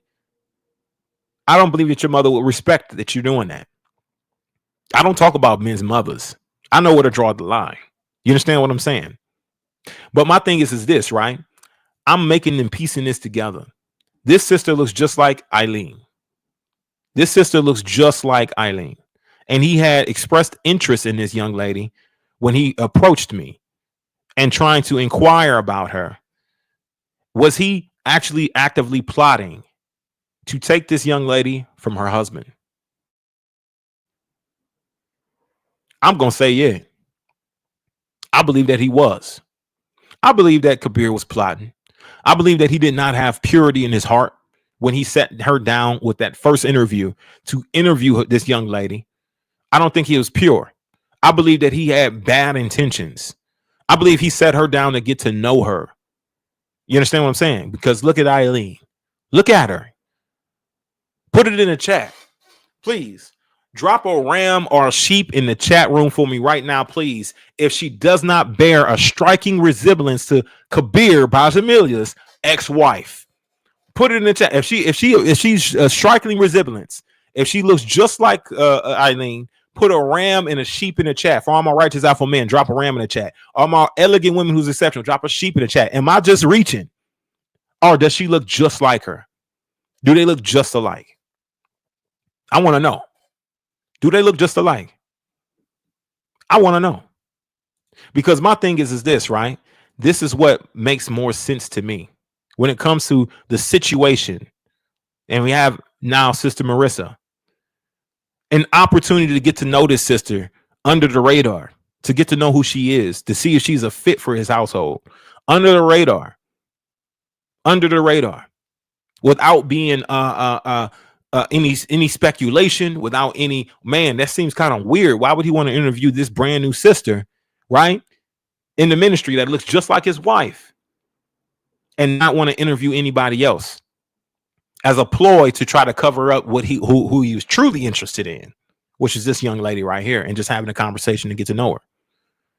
So my thing is this, right? Way it's orchestrated, the way it's set up, it just seems like it's too fishy. It's too much of a coincidence for me to be able to pass up. That's what I thank you for, faking Gates, with your whole ass. I thank you for allowing me to think on that level. Like, what's the real thing that goes on with this Berean moment? What's really happening here? The first three interviews are Michigan saints, Michigan sisters who are brand new, fresh in the ministry, fresh in the ministry, and also not only fresh in the ministry, but they don't know much. But one of the sisters, this one right here, Sister Marissa, looked just like his ex-wife, and it was an opportunity to get to know her better. Even though I told his ass that she was married. She was a married sister. Now I'm in the audience the whole time. Let me make it very clear. Because some people will tell you, will swear something totally different. Why would you let your wife be in the room with a man alone? Don't know shit.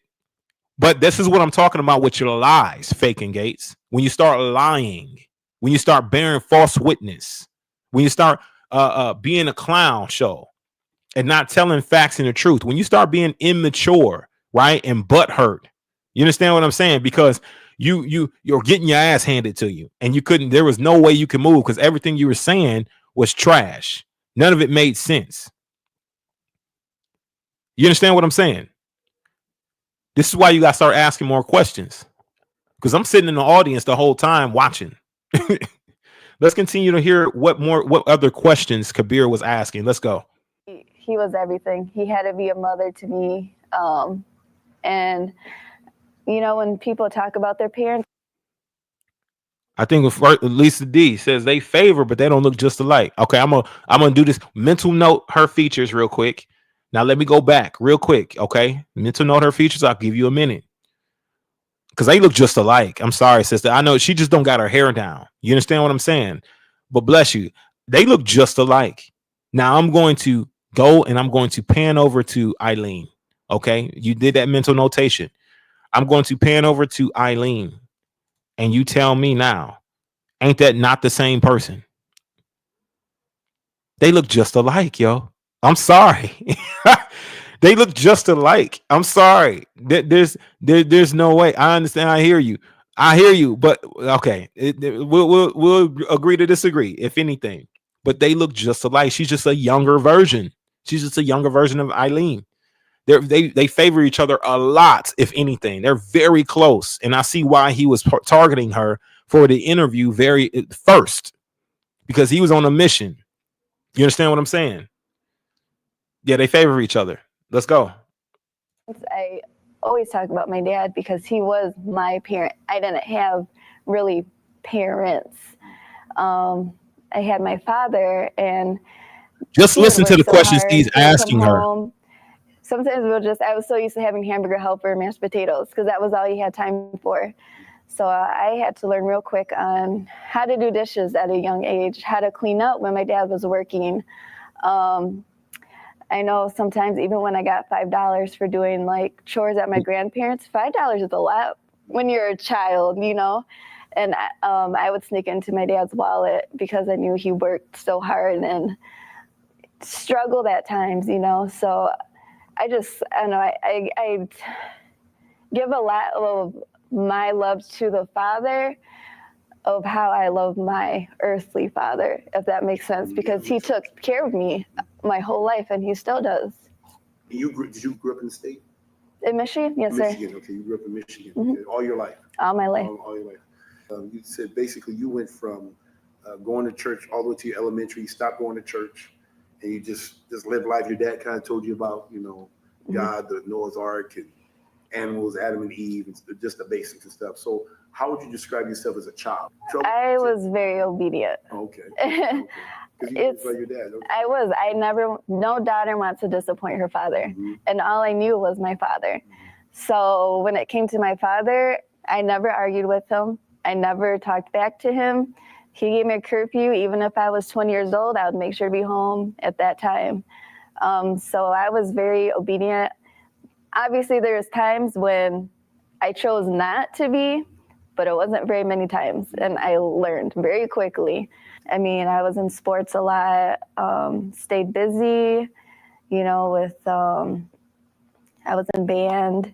So, I mean, I can't say I really even had time to get in trouble. What type of sports do you play? Basketball. Basketball, what position? Shooting guard or point. Can you still play?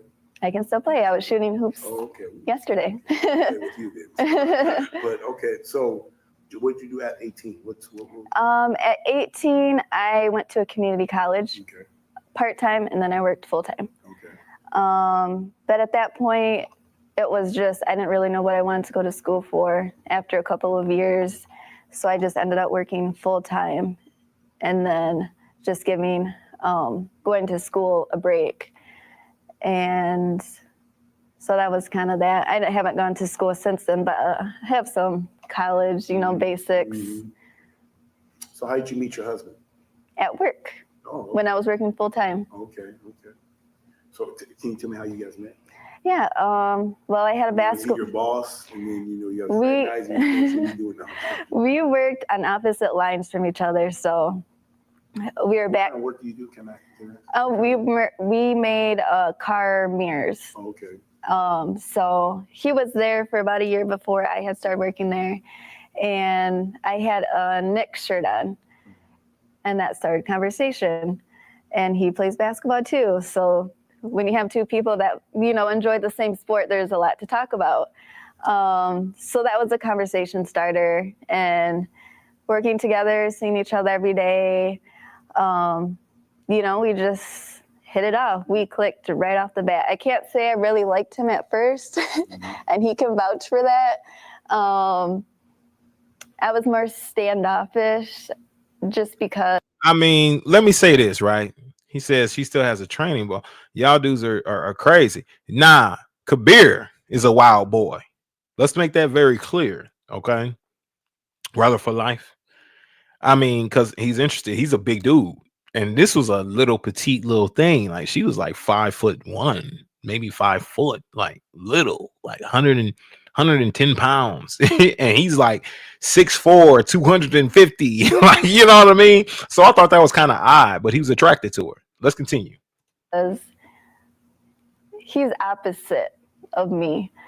I'm more quiet, reserved. He's more outgoing. I'm sure a lot of the other brothers can say that too. We're opposites, but we get along very well. So did you ever see the movie Love and Basketball?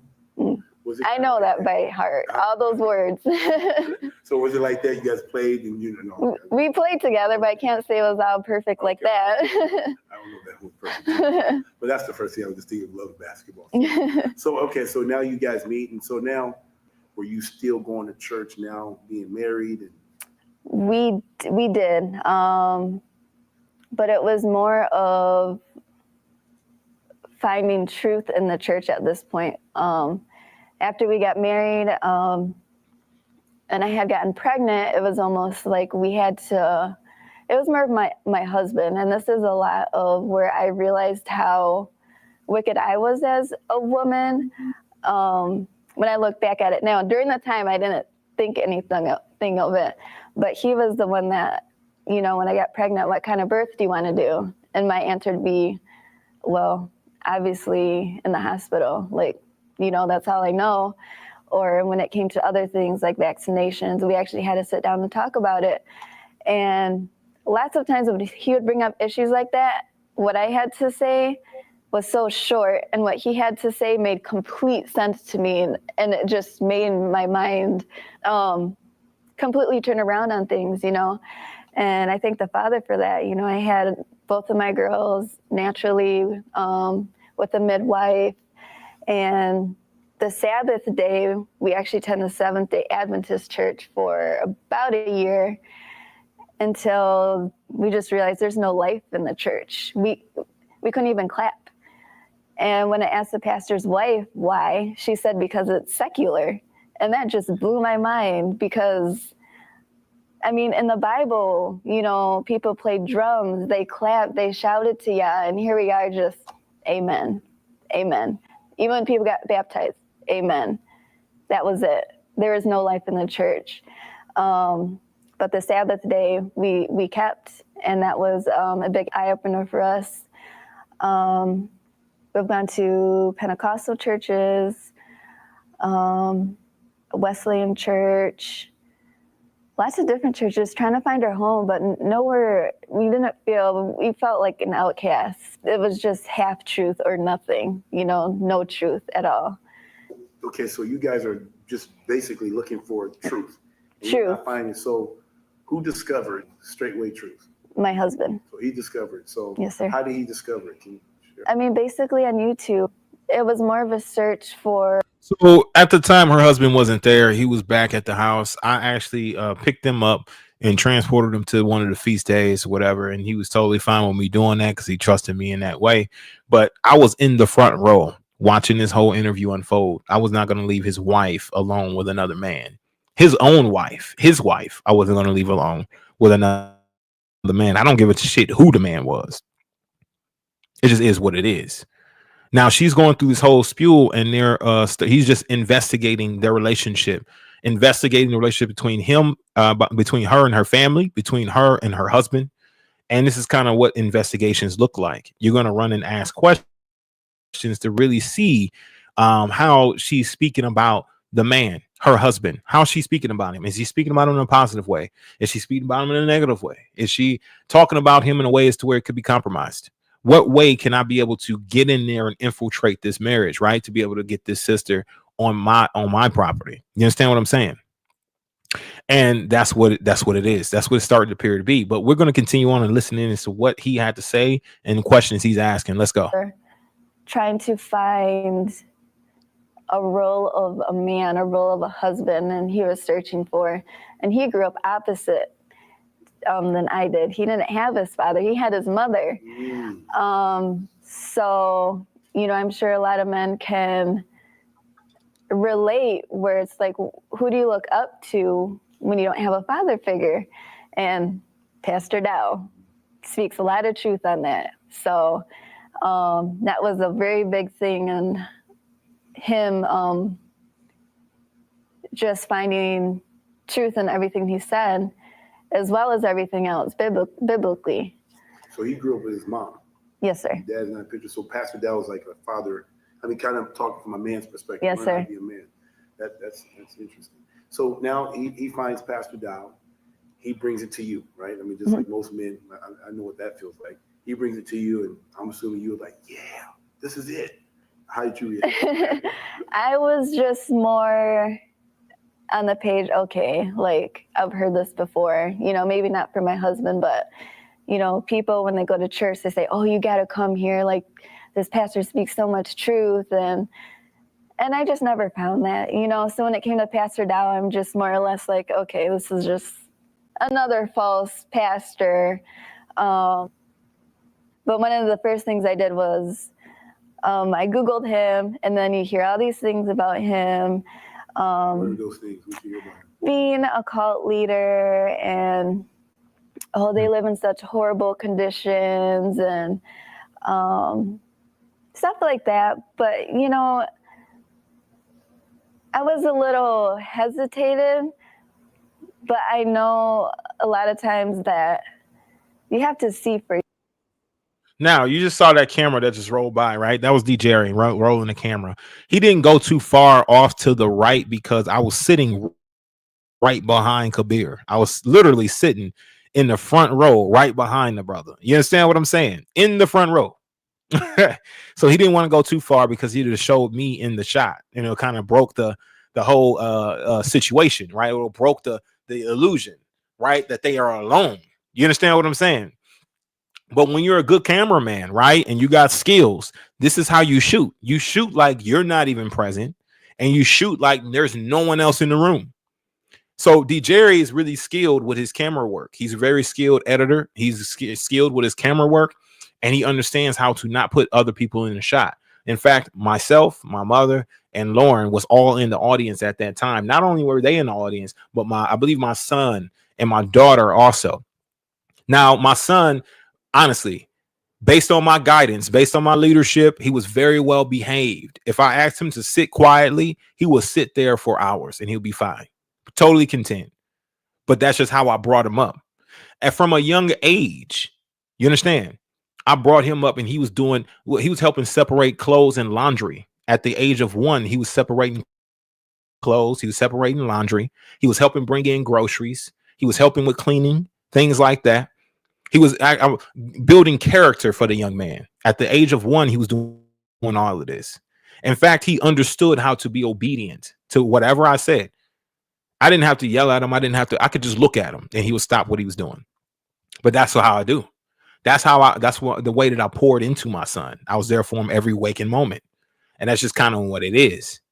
You understand what I'm saying? They don't want to talk about that. They don't want to talk about how great of a father I am to my children. They want to talk about the problems or complications that everybody goes through.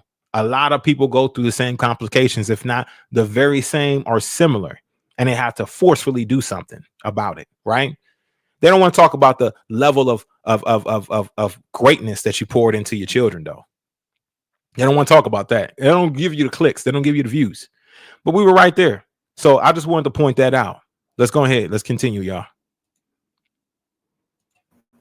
But I know a lot of times that you have to see for yourself, you know? So that was kind of the deal with me. And I didn't, when my husband was telling me about Pastor Dowell, I didn't right away go to YouTube and be like, click, click. I didn't do that. I was just like, okay. But I would hear my husband listening to him on YouTube. And whether he'd be in the kitchen or we'd be in the same room, my ears would always hear it. I could be watching TV, I could be playing with the children, and no matter what I was doing, my ears would always hear every single time. And sometimes I would shake my head because I'd be like, that's pretty out there, you know, but I would still listen. Something just always kept me listening. And I never told my husband or went up to him. It was like, hey, can I watch this with you? It was never like that. So after a few weeks, I was really compelled in my spirit just to watch for myself. And after watching the first video, I just kept on watching and watching. Some videos, it would take me a while to finish because I would always go back and read. Is he telling the truth? Go back to the Greek. Is he telling the truth? What is he saying? What is behind this word? Everything. And I could never one time find anything that he said that contradicted God's word. So how did, now I remember meeting you at Walmart, you know, that's the first time I met you, Sister Marissa. What you said something interesting that. Now, I want to stop it right there. He said, me meeting you at Walmart. That's the first time I met you. And I want you to take a look at his face here as he says that. How did, now I remember meeting you at Walmart. You know, that's the first time I met you, Sister Marissa.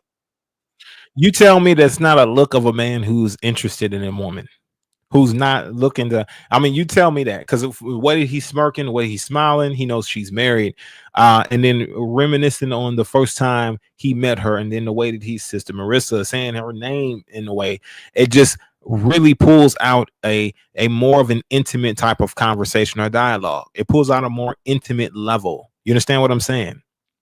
Let's continue. You said something interesting that Pastor Dowell talked about polygyny. Yes, sir. How now most women, when they hear about polygyny, they run the other way. Yes, sir. I mean, you got people divorcing their husband or leaving them. How did you react? I mean, how did that make you feel? I think.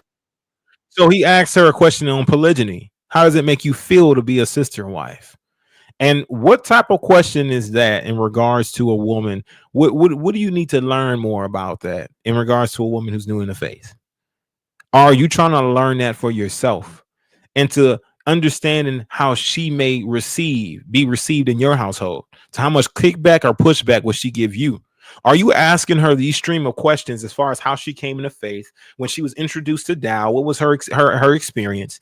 Because you don't want the same situation with Eileen, because you want a different type of situation. You want it to be more receptive, right? So you want to see what her viewpoints is, her mindset, and where she's at on these heavy topics. You're not going to be able to get to what he wants 92 children. You're not going to be able to get there with a woman who disagrees with the position of polygyny. So why not ask her the question in your sit down and getting to know her, getting to know the relationship between her and her husband and how close they may be, right? Getting to know the relationship between her and her husband, not only her and her husband, but also her family. And if she agrees with the viewpoints with Dowell, how easy and receptive would it be to bring her into our home? I see nothing but that right now. I hear nothing but that right now. These are all penetrating questions to be able to get to know this sister, not to try to ask her these questions because these are topics that people really need. You need to know it, Kabir, because you're interested. This is the very first episode, the very first interview. I accept my role as a woman, is what you titled it as.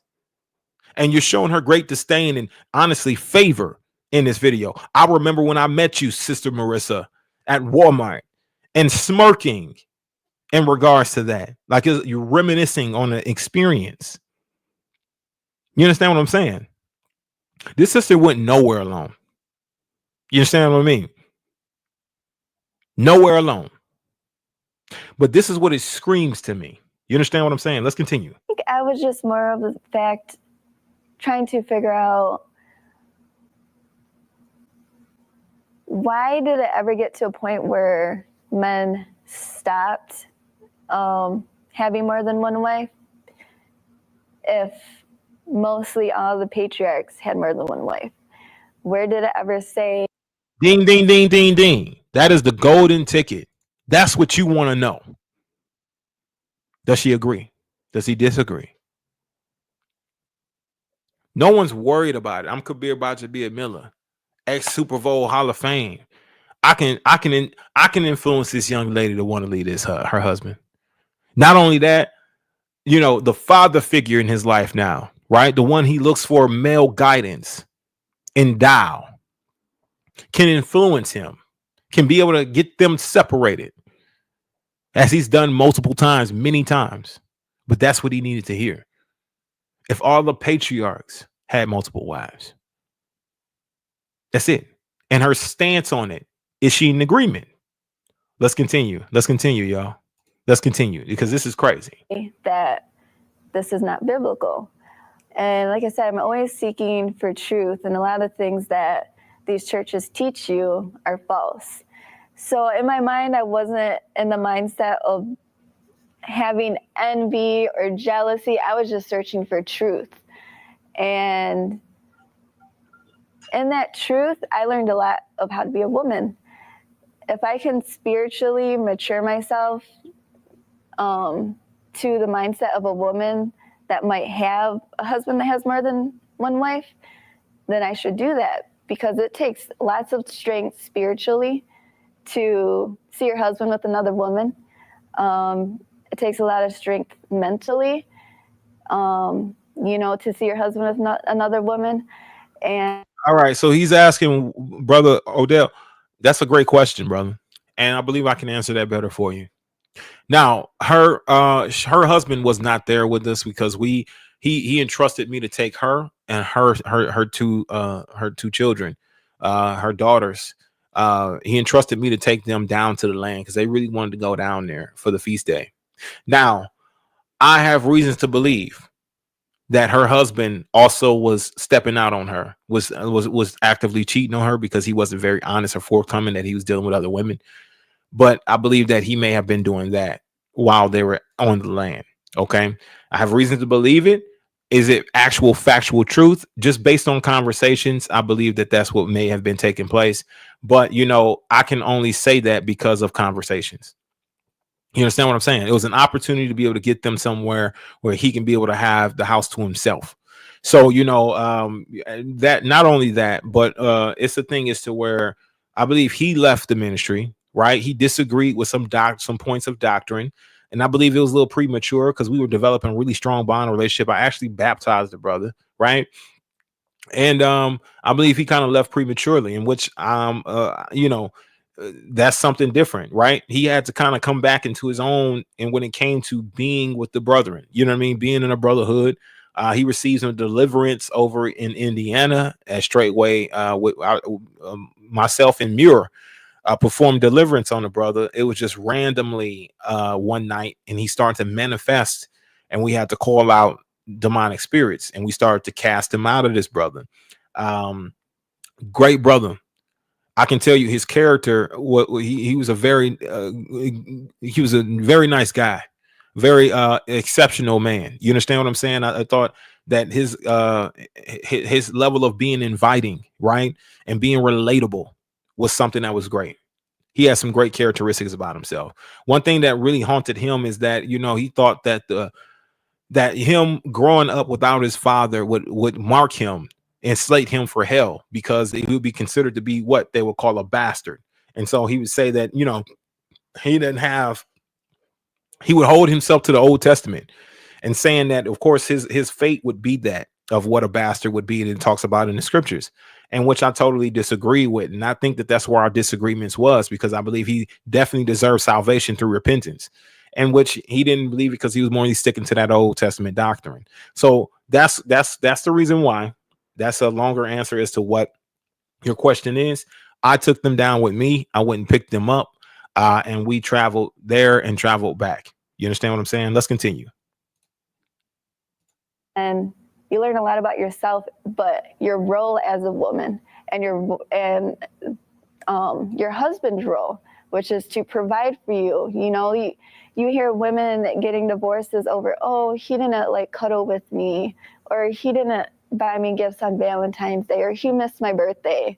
My husband on Mother's Day, he was just like, he came into the room, he's like, hey, it's Mother's Day, right? I was like, yeah. He's like, do you care? I was like, no. And I just went about my day. But other women, it would be a huge deal. So it's getting out of this mindset as a woman of being selfish. Men and women are designed completely different. And I think once women really search that out in the scriptures and seek wisdom, and I learned a lot of wisdom from Mother Carol, and she's she's a beautiful woman. I just met her yesterday, and she is so humble. You learn a lot about yourself, and you gain peace, so much peace. Like I wasn't always in this mindset. So don't get me wrong, because it took a lot of patience, and I'm still a work in progress, but I've learned to come to peace with the way that Yah has designed a woman to be for her husband, which is a helpmeet, not a nagger or, so bossing him around and so on and so forth. Before Straightway, did you used to boss your husband around? I mean, were you that empowered woman they say, I was more of an instigator. Y'all hear that door back there in the back? That's people inside of the tabernacle. And those people were myself, my mother, Lauren, DeJerry was one of them, as well as I believe one of the deacons that's up there in Praise Land. He was also one of the cameramen. That's what you're hearing. You're not hearing an empty room. You're hearing people moving around back there. Let's go. I was more concentrated on what he was doing, what he wasn't doing, and I would make that aware to him. You shouldn't be doing this. You said you'd be home at this time. Looking at his Facebook, stuff like that. And I wasn't really more. As you can hear, it was a level of trust. She had an issue with trust because the brother would step out on her. And that's the reason why I say what I say in regards to why wasn't he there. I have reasons to believe that based on conversation. Let's go ahead. Getting into arguments with him, but how I presented myself to him was I would distance myself from him. I would be quiet, give him short answers. So it's more like body language, if that makes sense. So I definitely wasn't acting righteously. So basically, you now that you know how life looked like before and now after, do you like the way? Oh, hallelujah, yes. Now, your husband, is he in the faith right now? Not fellowshipping or anything. Okay, but he discovered it. Yes, sir. He's okay with you being in the faith. Yes, okay. sir. Now you just came. This is your first time here, right? Yes, sir. Okay. Before you met Pastor Dowell, before you actually came here, mm-hmm. What did you think it would be like? And was it like what you thought it would be, or was it different? Please explain. It was very different. When I first started watching him, he came off to me as very arrogant, very, I'm trying to think of the word, like when someone has like a lot of confidence in themselves, but it's not a good confidence. What's the word I'm trying to think of? Cocky. There you go. Oh yeah, well, you haven't have an issue with raising her children. That's not a problem. He got deep pockets, so that's not a problem for him. He wouldn't mind the raising of her children as well if he wants her. But let's continue. Cocky, prideful. That's how he came off to me when I first started watching his videos. But the more I started watching and the more truth that I had seen and come to, I just came to the realization that this is his love for Yah. This isn't his pridefulness. This isn't him being cocky. He has so much love for the Father. He's going to stand firm and tell you how it is, not because of his own opinions or anything like that. He's just going to tell you how it is. And that was, again, thinking outside the box, not thinking. Let me say this, because I disagree with this statement right here. This was a beautiful sister. She was inside and out, very humble, very meek. I believe she was a beautiful young lady. I'm not going to say that, beauty's an eye of beholder. She was a beautiful young lady. You understand what I'm saying? And I'm not going to allow her to be disrespected in any way. It was an honor to be able to have met her and her husband. And I say it with all due respect to her husband or whoever she's currently married to now, that this is a beautiful young lady. It's a beautiful sister. She was very meek, very humble, and a very genuine person. I haven't met anybody else. She was genuine. So I got to disagree with that statement right there. You just got to understand certain situations, right? This is not one of those, right? If you're looking on outward appearance, yeah, it is in the eye of the beholder.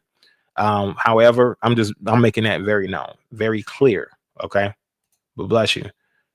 Thou's 3 others' wives can't touch the sisters like Mother Carol. Make it make sense. Yeah, let's go. That this is just a regular man on the street. And that was a really big thing that brought me to the truth too, was because if Yah's going to send us pastors after his own heart, why would it be all these other pastors that teach something different? There has to be a pastor out there that really is truthfully after Yah. Now, what I'm going to say is this, right? Because we got to move on to the next segment. We're already 2 hours in. We got to move on to the last topic of the day, the main topic here. And I want to tell you and oblige you, go watch the whole interview. Go listen to the questions that were being asked. Listen to the questions. Listen to what was being said. And, you make your own decision determination. Was he actually interviewing this woman, or was he interviewing her for a different position? Maybe he wanted her to be a part of his household. And these questions that he was asking were very penetrating questions in regards to her personal life, her life with her family and her husband, and also with the ministry. Being sure that this right here will be a well-receptive woman for him to be able to have interest in. And was the plot or the desire to separate this woman because she favored, right, Eileen, right? Because she favored Eileen, his ex-wife. Was the plot to separate them so he can be able to get someone who favored his wife, who may have looked similar to his wife, into his household, because he knew that she was married. I told him before they interviewed. This was the very first interview. He was itching to get to know this sister. He was itching to sit down, right? He was itching to do it. And now that I look back on it in hindsight, the other 2 interviews that followed up, which is Lauren and also my mother, Momma Shae, those 2 interviews were conducted just to cover up the fact that he was trying to get to know that one sister. It wasn't because of anything other than that. He just didn't want to seem suspicious. He didn't seem odd. Like, why do you want to talk to this sister so badly? And then you make mention of your interests when you come to me and inquire about that young lady. Now, I'm going to now start seeing thumbnails with this young lady's face on it. And I want to say that anything that they were to say to try to deride, to bring that young lady down, to insult her, to make it seem like that these women are out sleeping with all the men in the ministry of Straightway, all of that shit is lies. I condemn every bit of it. And no, there's not the men in Straightway who are horn dogs like that, right? Now, they try to go with a certain structure, but I'm gonna tell you this much: women ain't whores, and the women don't go out sleeping around with the men, gallivanting abroad. Now, there's a level of finesse that does take place, and I believe that young lady was trying to finesse her away from her husband. I believe so, just based on the actions, based on what was said, and piecing everything together now after I've done my thorough investigations on the matter or on the situation.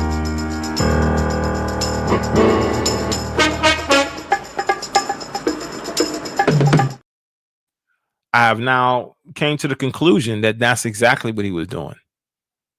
He was actively working to finesse this sister Marissa, away from her husband and into his bed, into his home. Now, not to just sleep with her, but just to marry her. You understand what I'm saying? To keep her. Now, that's the thing, because the way that it's being painted, it's almost as though they're just hopping around. You know what I mean? Like, and it's lies. And it's like, yo, you weren't even there to actually be able to testify to it. So why are you even speaking on the matter? Why are you even speaking on it? I'm going to reach out to Hughes himself, and I'm going to request that he gives a statement, or he actually comes on live and talks about the accusations of him sleeping with my mother. And I'm going to really demand this, because I would like to put this notion to bed, and I would like for people to come out and repent who said all of this false and fictitious things about my mother. And not that it upsets me, because it don't. And I know that's the reason why they're saying it. It's because they think it's going to get under my skin. It doesn't. But one thing you're not going to do is slander her, drag her name through the mud, and think you're going to just get away with it. That's my mother, yo. That's my family. Come on, quit playing. The only reason why you're doing it is because you're trying to get to the Warsheep Podcast. Let's go ahead and move on to the next segment, guys. This one right here is very special to me because I get to make this guy, and y'all know who I'm talking about. As far as when I say I get to make this guy look like a complete idiot. You understand what I'm saying? A complete moron who just really just don't know nothing. Y'all know who I'm talking about. Dowell. Dowell. Dowell. Dowell. Yeah, let's go ahead and get into this thing because you know what? My thing is this. All of these dudes, man, I gotta expose them while they're trying to so-called expose me. I gotta expose them. You understand what I'm saying? So we're gonna get into this thing. Let's go ahead and we're gonna dive into it, man. He had a lot of spicy shit to say. I mean, Dowell, man, he was getting real sassy, wasn't he? He was getting real sassy doing drunk talk, y'all. He was getting real sassy, and I'm like, yo, this dude's getting sassy. Like, yo, I'm getting a lot of publicity over there, you know, in Straightway. You feel me? I'm getting a lot of publicity. He can't really say that I'm lying, though. One thing he has not said is that I lied about anything. And my thing is this, right? I'm doing a lot of catastrophic damage to his reputation. And, you know, that's what I'm saying. Catastrophic damage to exposing him for not only being a 501c3 passer, for exposing his level of stolen valor and the way he's an airsoft Dowell. You know what I'm saying? You got airsoft Dowell up in here, you know, just exposing a lot of it.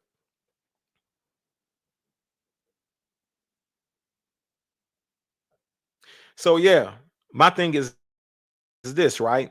Any of these individuals, right, who's sitting here talking, putting their lips on a Warsheep Podcast, I bring receipts, I bring forth actual evidence, and honestly, this is the reason why that all of what they say is not credible and is non-tangible because they just cannot fuck with me, yo. So they do the best that they can. They do their best. They're just trying their best, y'all. So don't be mad at them. Let's go ahead and we're gonna get our timestamps for this one. Let's go to 1555 on this particular video, y'all. This is doing drunk talk. Am I there? No. Let's go to 1555. And I thought this was pretty funny. This is where, you know, of course, he's talking about whatever he's talking about. 1555. Let's hear what he has to say right now. And emotions. Then you got Warsheep, which is a stupid saying. Since when does a sheep war? Sheep don't. Brother, I did you an honor and a great service when I called you a war pig. Because at least a boar would charge somebody and fight. Chef.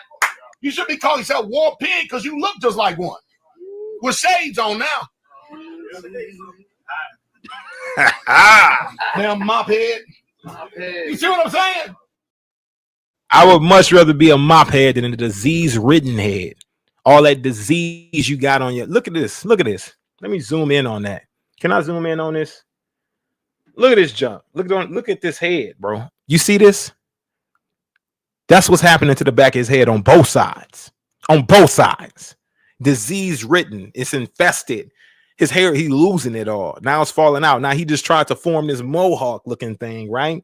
To be able to try to save or try to cover it up, but it just ain't working. You understand what I'm saying? I'd much rather be a mop head. I'd much rather be a mop head. You understand what I'm saying? Than to be a diseased head, disease-ridden head, losing my. Listen, I'd much rather that. Yeah, call me mop head. I'm cool with that. I'm cool with that. Now, he also says on Warsheep, a sheep can't war. He don't understand the level of intellect it takes to understand the name Warsheep. You understand what I'm saying? You got to really sit and think about it. We're going to let him say one more time. Let's go back real quick and listen to what he said. Let's go back a little bit. Listen to what he said about the name Warsheep. Warsheep sound dumb and stupid as hell. There ain't no such thing as no Warsheep. He said it ain't no such thing as no Warsheep. You understand what I'm saying? Now, what is a war sheep? What am I? I'm a male, right? I'm a man, right? Let's take a look real quick, because this is what's funny about this. Okay, I'm going to take a look, and we're going to look up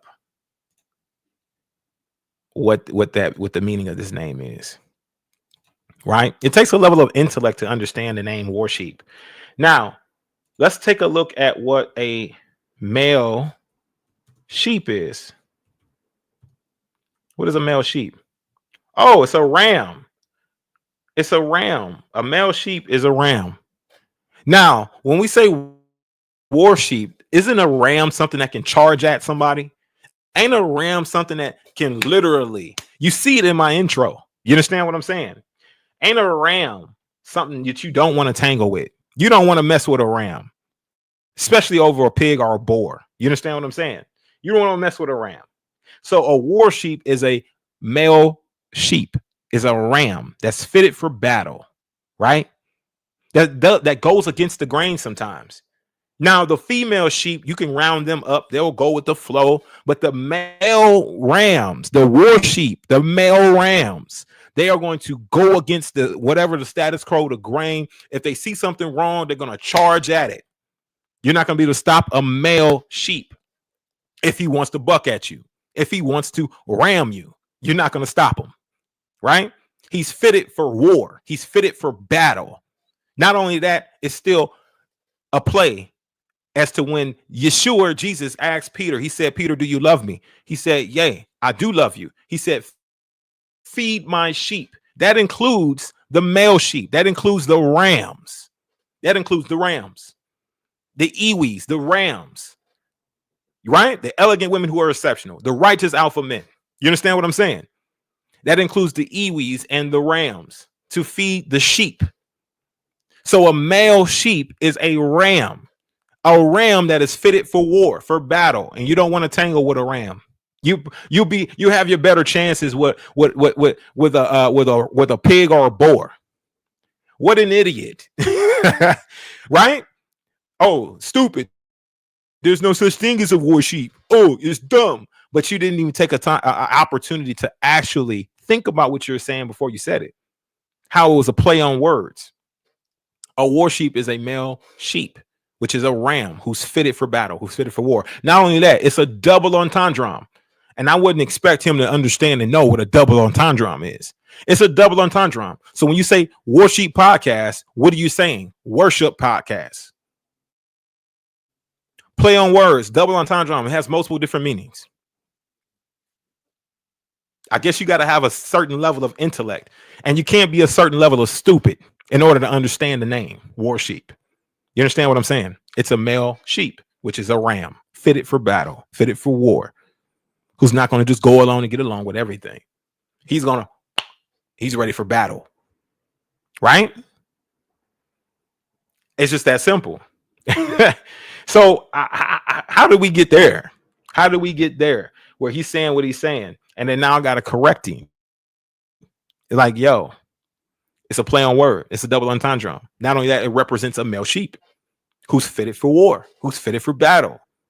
That's why you see my Call of Duty microphone. You understand what I'm saying? That's why you see my actual, plate carriers in the back. And it's going to be built out a little bit more like it should be. You know what I'm saying?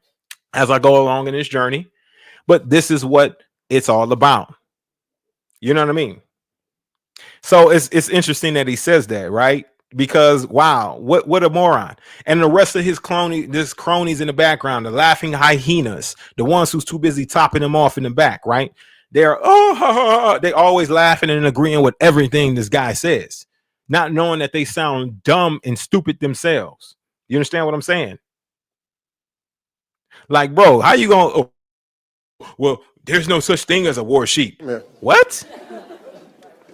Shut your stupid ass up. Come on, man. Come on, man. There's no such thing as a war sheep, bro. Okay. Just because you can't get it and comprehend it because you're too slow. We all know that you're not the brightest, think thing on walking. You're not the sharpest tool in the shed. We all know that you're pretty slow. You understand what I'm saying? So we got to kind of educate you a little bit more as to what it is, right? Like, and then you got the laughing hyenas in the back, just laughing and agreeing with any and everything this guy says. And it's like, yo, do you guys have any mind of your own? Do you think for yourselves? Do you guys just agree with everything this guy says? Like, how embarrassing is it? Let's continue to listen to his rhetoric. This guy, let's continue to listen to his junk. See, I know they're going to get mad and get upset, but at least I told the truth. How'd you tell me the truth? I just told you the truth. A ram is a war sheep. A ram is fitted for battle. A male sheep is a ram who's fitted for war. Not only that, it's a double entendre, a play on words. Warsheep, Warsheep Podcast. It's a play on words. You didn't tell me the truth. You just made yourself look like an idiot. Let's continue. So go ahead and change it to War Pig, and you can take all the credit. Because you know you're a special kind of stupid. Come here. Shut your stupid ass up.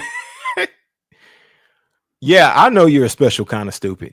I know you are. I know you couldn't really get it. I know you couldn't get the double entendre, the triple. You couldn't understand it. That's the reason why you had a problem with knowing, like, listen, a war sheep. Oh, man, that's a ram. That's a ram.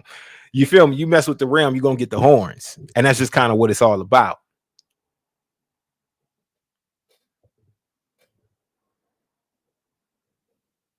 Only cattle proud can tame him. Shaking my head. Yeah. And this guy think he really was eating with that. He thought he was cooking. You understand what I'm saying? Bro thought he was eating with that. Like, for real. He thought he actually ate. He thought he actually ate, man. Hey, that was actually really interesting for him to say. I thought that was very interesting. I'm like, yo, this guy is definitely gonna make himself look bad now. He's definitely, like, honestly, ain't nobody got time to sit here and lie to you, yo. Like, but he's really making himself look very idiotic because he doesn't know what a war sheep is. A war sheep is a ram. It's a male sheep fitted for battle. War sheep. Like, really, play on words, double entendre, worship, war sheep, Warsheep Podcast. Come on now, let's get real. Let's continue. You will figure, man, if you that damn ugly, man, you wouldn't even show your face on the camera. Mm-hmm. You wouldn't, man. I know somebody got to be ugly though, but damn, to look just like a boar. Hallelujah. Glory. Okay, and to look like a gargoyle is something that's better, right? To look like a gargoyle or an imp, that's something that's better, right? With a disease-ridden head. Show myself on camera. Listen, I bet you never mind. Let me not say that. Let me not say that. I've been a little too disrespectful. But I can tell you this much, right? I'm not looking to impress you, Dowell. I would expect you to say that I was ugly. But I'm also not expecting that you would be this caught up on my physical appearance and my features. I think that you kind of gay, bro. I think that you're homosexual, but you don't want to admit it, right? You got an issue there that you need to really address. Let's continue. To the king. Glory. Hallelujah. But when you read about the community and the way that they handle community affairs, how many of y'all was listening to that Ellis the Hebrew when he was doing this broadcast, and then when you listen to whole fast when y'all listen, your mouth drop, you was like, wow. We are literally under a ministry. We've been striving to live this way. Listen, they've been unpacking the Dead Sea Scrolls over there, which hold no validity now because Yeshua has redeemed us on that tree. So the Dead Sea Scrolls is nothing but history, things that you can be able to learn from, glean from, right? Just read from, learning more about history, but it doesn't apply to now. It does not apply and translate to what we need to be doing right now. It doesn't apply to you spiritually. The reason why a lot of it doesn't apply is because of the simple fact that, you can't get anything from it. That's the reason why he had to remove the old schoolmaster. Part of the Dead Sea Scrolls is that old schoolmaster. The consequences, right, of the Old Testament has been removed. Now you have repentance, forgiveness, and grace. And this is what they fail to really realize. That's the reason why this ministry is an Old Testament ministry. It is an Old Testament, but also a Sharia law type of ministry. They don't keep the New Testament. They don't keep the New Covenant. They don't walk by Yeshua and what Yeshua redeemed. They don't walk by Yeshua. They walk by the Old Testament. They walk by Moses, laws of Moses, things like that. You understand what I'm saying? They might as well be Muslim. They might as well be Muslim because they don't keep and adhere to the teachings of the Messiah. And they would not be amazed or astonished by the Dead Sea Scrolls because they know that they need to take it with a grain of salt because it don't apply to what we need to be doing right now. So no, my mouth didn't drop. I'm just like, wow, there's another deception coming from Straightway Truth Ministries, right? Straight gay truth ministries. You understand what I'm saying? Because they're going to deceive you into believing that you need to study the Dead Sea Scrolls rather than studying the true reason why you should be walking by the teachings of the Messiah. You understand what I'm saying? These are some of the things that I got to bring to your forefront of your mind. I got to make it known. I got to put it out there for you. Let's continue. And then, yeah, they mentioned me quite a few times in this live stream. It means that we making noise, baby. It means that we are effectively getting the job done. And a lot of these haters that's coming for the channel, they are hating the fact that we're able to present this much truth, that we're able to really bring what we need to bring to open up the eyes of the people, of the saints, and allow them to have an opportunity to choose. That's all I've been asking you for. Is to give you an opportunity to make a sound decision whether you want to deal with this ministry or not. And that's about it. I would tell you not to. Vote with your feet on the side of righteousness. Get the hell out of Dodge. Don't go that direction. But you have a choice now because of the level of truth that's being brought out that you can now choose. Make a decision. Do you want to go with this man who's been a fraud, who's been stolen valor, who's been acting, who's an actor, who's a public persona? That's about it. You understand what I'm saying? You got a choice. Make your choice wisely. The whole time. And what does Satan do? He raises up his people. Yes. He does. Yep. All these self-serving people. Raises it, people like that big ass Santa Claus Chris Paul. And Chris Paul is a man of character. He's a man who you can tell, you can listen to him and hear how butthurt he really is, because Chris Paul is an exceptional man. You understand what I'm saying? He's an exceptional man. And so for him to be saying this and throwing shots at every individual who has left and now is actively speaking out, I believe Chris Paul hasn't spoken out just yet, but for him to be throwing shots is obviously showing you how salty and how butthurt he truly is. He's got all this work on his hands now, y'all. Deacon Bell left his ministry. He carried a lot of labor on his shoulders for that land. You also got Elder Becker, who literally carried majority of all the weight on that land. He practically ran that community for Dowell. He was the one receiving all the calls, dealing with all the council, doing all of that. A lot of it was Elder Becker for that land. I remember I counseled with him. Plenty of other people reached out to Elder Becker to counsel.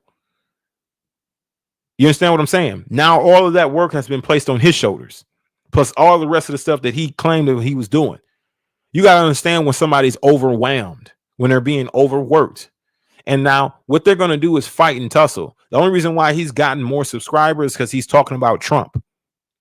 The moment that these new people that comes through, they start to discover how much of a fraud he really is, guess what they're going to do? They're going to unsubscribe. It's going to dip down. They're going to be like, man, I didn't sign up for this. I signed up to hear more about politics. So he doesn't really understand where his audience is coming from. They're coming from people who want to hear more about politics. Some of them may stick around and want to join the ministry, but honestly, once they start coming across the Warsheep Podcast and other platforms that's been exposing the truth, like, Servants of Yah, Pastor Rufus, then guess what? He's going to be through once again, because he don't bring truth. He just bring insults. That's it. He doesn't bring receipts. He not one time did he say, out of all those insults he wanted to do with the Warsheep Podcast, not one time did he say, I lied. Not one time did he say I bore false witness against him. Not one time did he say that those receipts that I was dropping was false. You gotta pay attention to what's not being said.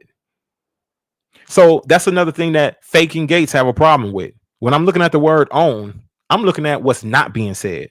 I'm not looking at what's being said. I'm looking at what is not being said. One thing that is not being said is numerically how many, right? I'm looking at what's not being said. So same thing with this guy. What's not being said? All the receipts, all the facts and truth and evidence that's come from the Warsheep Podcast is validated based on his silence. When you go to a court of law, it says silence is acquiescence under the law. So it means if you say nothing, that means it is true. It reigns truth as truth. I've invited Dowell onto this podcast, onto this platform to do a live conversation. And I'm still inviting him. That invitation still stands. Come on whenever you feel you're ready. With all your insults and whatever else you need to say, I invite you on to talk about it live. And I will address my accusations with you live. I got some real questions for you, Dowell. Why don't you come on live so I can ask them? Because you ain't going to be able to punk me around, bully me around, do all that extra shit with you, what you would do with other people. And I'm going to ask you some real tough questions. So if you got so much you want to say and you feel like that I'm a liar, if you feel like that, whatever it is, because you never called me a liar, not once. Have you ever called me a liar? You have not called me that.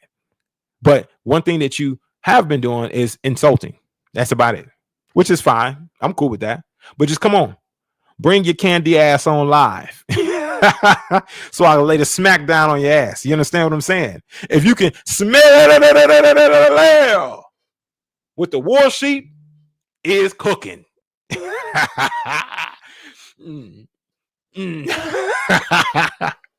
If you smell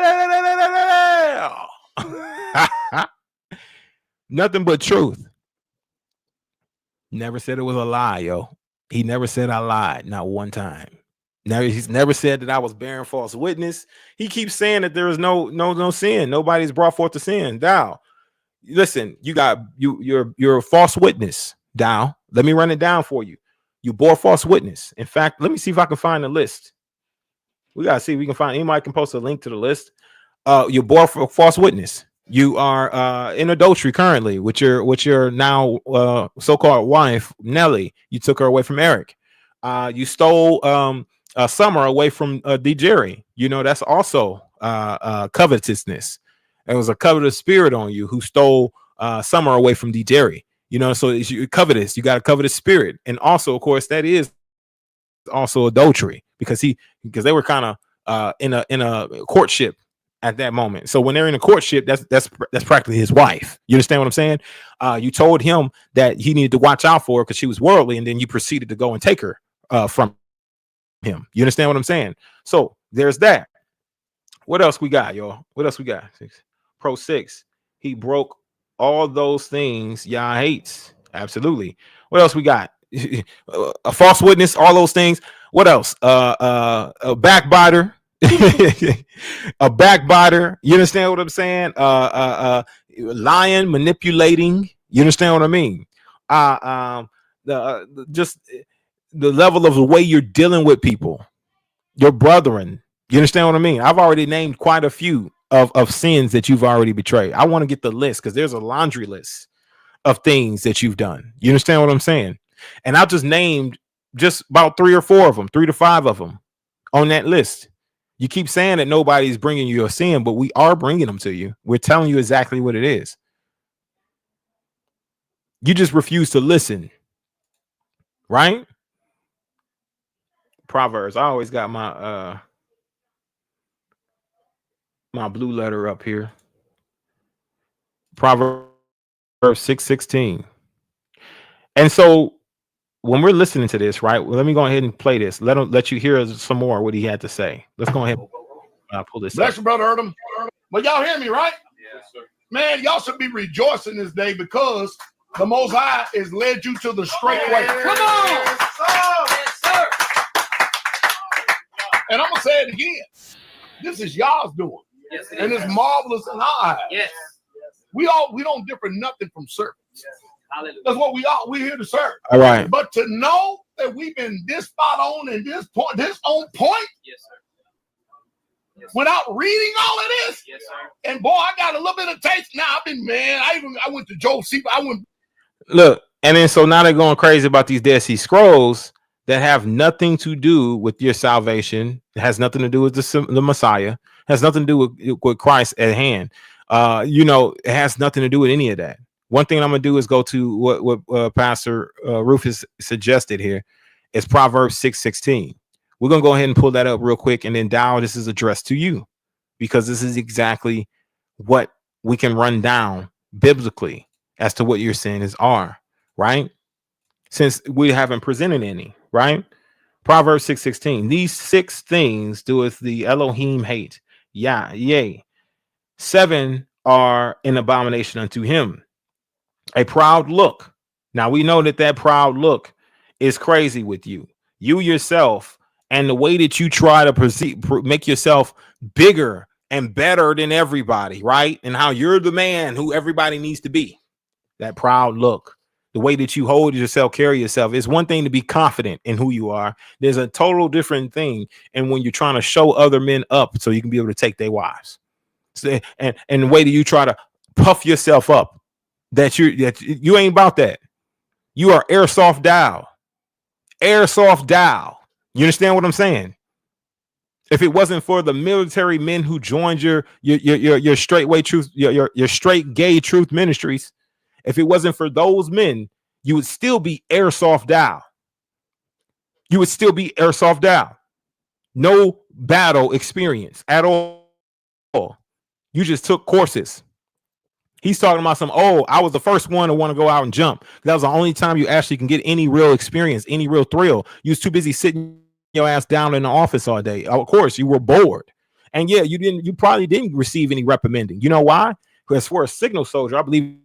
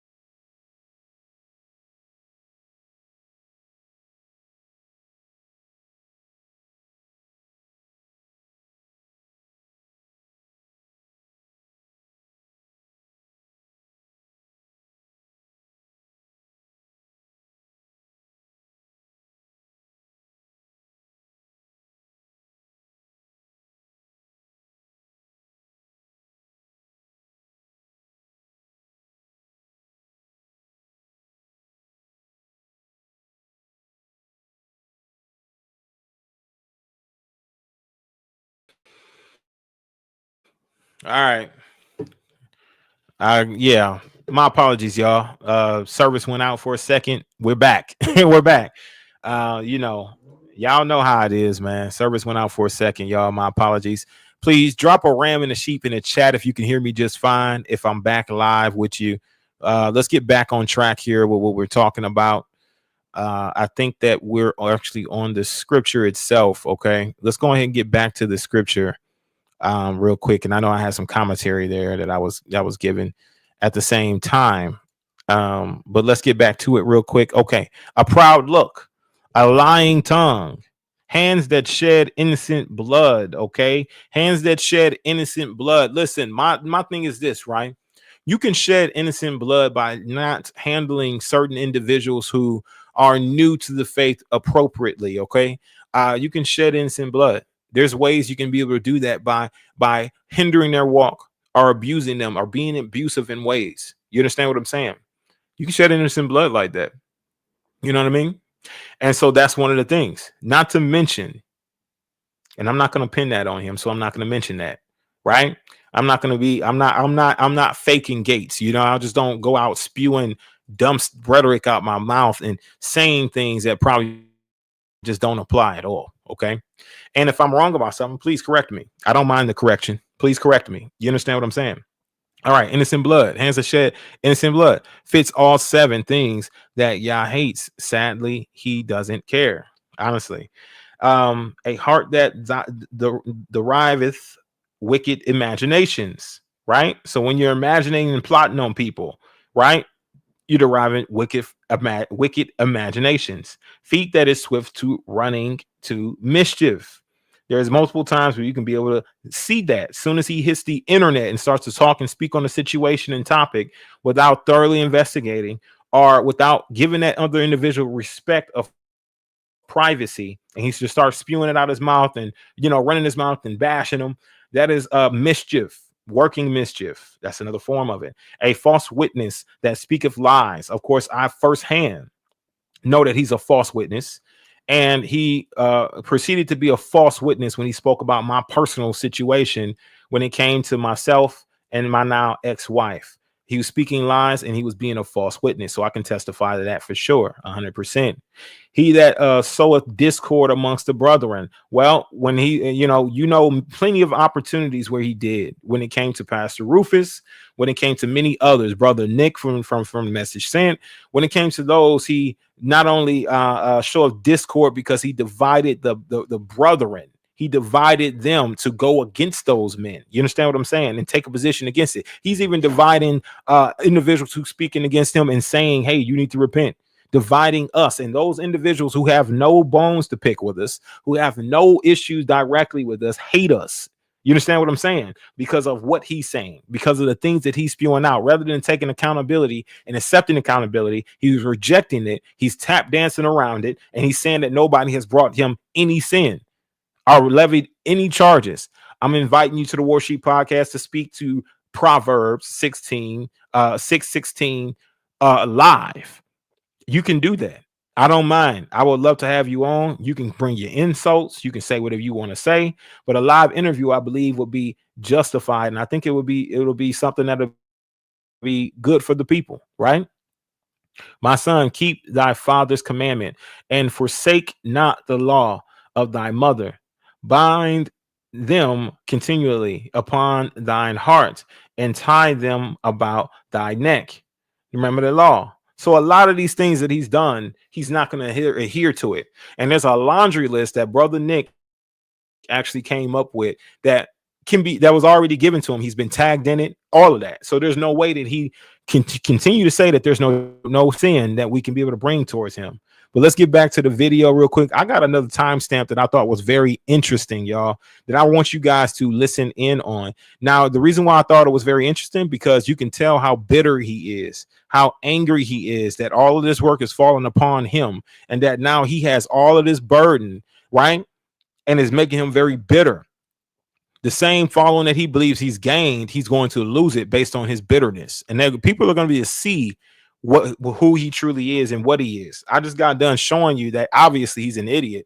He doesn't understand what a warsheep is. That honestly, it's a male It's a male sheep, right? We got the Iwis in the chat. Hallelujah. Good to see you guys. Sister Angelica, good to see you. Sister Lisa D, good to see you. Mama Lisa D. Hallelujah. Brother Vic, bro Vic there. Listen, we got the rams and the sheep in the chat.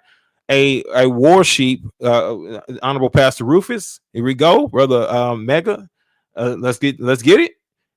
A war sheep is a male sheep. A male sheep is a ram, and a ram is fitted for battle.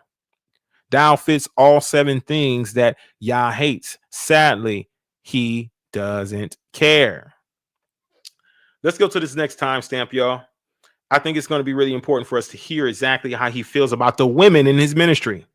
You understand what I'm saying? Let's hear what from his own mouth, how he feels about the women that's currently in his ministry, and also how he feels about Sister Ashley. Let's go. Let's get it. Fall away. Now, somebody define what fall away is. Because every one of these people had a testimony. They all have put their foot. Do y'all notice? Have y'all noticed that all of a sudden the sister broadcast, the whole site went down all of a sudden? With these lying, disingenuous ass bitches. Every damn one of them. Lying their ass off. Well, we don't know what happened. We don't know what happened. But guess what? Pastor Dowell is so damn smart. And we don't know, Pastor. We don't know what happened. Listen how he speaks about the women on his land. You hear this. Shout out to my brother Z Manning. Welcome in, my brother. Good to see you in this thing. Do you hear how he's speaking about the women on his land? You disingenuous bitches, all of y'all. You understand what I'm saying? So you know how to address the women in his ministry and on his land. You know how to address them now. You know how to address them based on what their leader has told you, that they're disingenuous bitches. So when you see them, you got to address her. Hey, how you doing, disingenuous bitch? You're doing all right? Bless you. Shalom, disingenuous bitch. Look how he speaks about the women in his ministry, the women who labor for him on his land. Do you see this as a man who respects the people he's shepherding, so-called shepherding, that he's leading?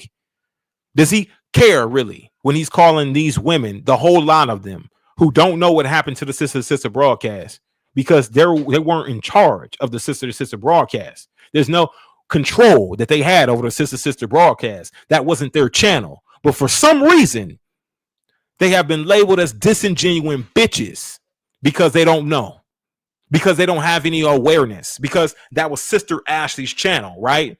Now that they're disingenuous bitches because they can't control what somebody else's does when they delete the channel, when they hide it, when they remove it. You know how you need to address the women of Straightway now. Now you have your clear orders coming direct leader. You need to address them as disingenuous bitches. Let's listen in one more time. Always ahead of you. Is this somebody who cares about their family? Guess what? Pastor Dowell lying their ass off. Well, we don't bitches. All of a sudden, with these lying, disingenuous ass bitches.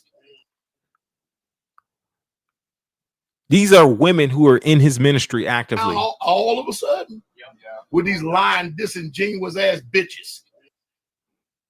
Do y'all notice? Have y'all noticed that all of a sudden the sister broadcast, the whole site went down all of a sudden? With these lying, disingenuous ass bitches. Every damn one of them. Lying their ass off. Well, we don't know what happened. We don't know what happened. But guess what? These lying, disingenuous bitches.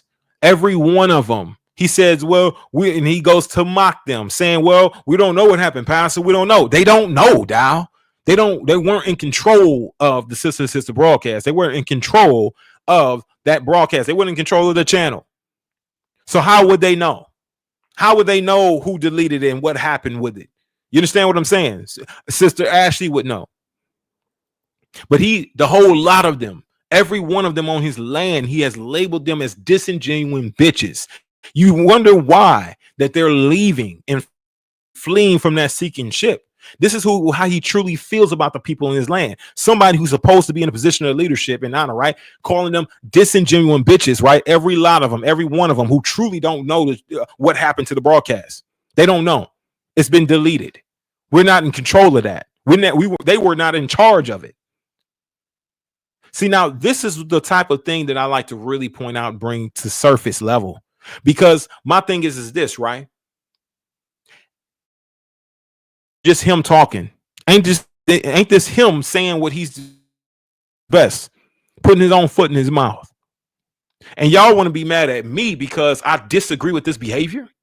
You want to be mad at me and think that I'm sitting here trying to eat off of somebody else's table or trying to steal something because I disagree with the behavior, because I disagree, because I'm bringing and shedding light on the behavior that Dowell is exhibiting. He's called every woman on his land, and I will put that out to every woman in his ministry. He's called them all bitches, disingenuine bitches. It came directly from his mouth. Every one of them. That includes your wife. That includes your wife. Your wife is a disingenuine bitch. You're going to allow him to call your wife a bitch, a disingenuine bitch. You're going to let him just do it? Where's your balls? You hear this man calling your wife a disingenuine bitch and you're just going to sit there and let him do it? Because, oh, he passed it down, man. Yeah. I know what I would do. And I know this man would not be calling my wife no disingenuine bitch. That's for goddamn sure. You understand what I'm saying? A disingenuine bitch? Like, seriously? That is extremely insulting. Extremely insulting. That goes beyond rebuke. That is not rebuking them. That is simply harsh and uncalled for. You see why that they're fleeing that sinking ship. You see why they're running from this ministry. You see why the women in this ministry have backed down and trying to pull their man out of it, and they're miserable. You see why now, right? You hear it in your own voice. You hear it from the persona of their so-called leader, their false leader, Airsoft Dowell. You hear Airsoft Dowell calling them all bitches. Yeah, that's right.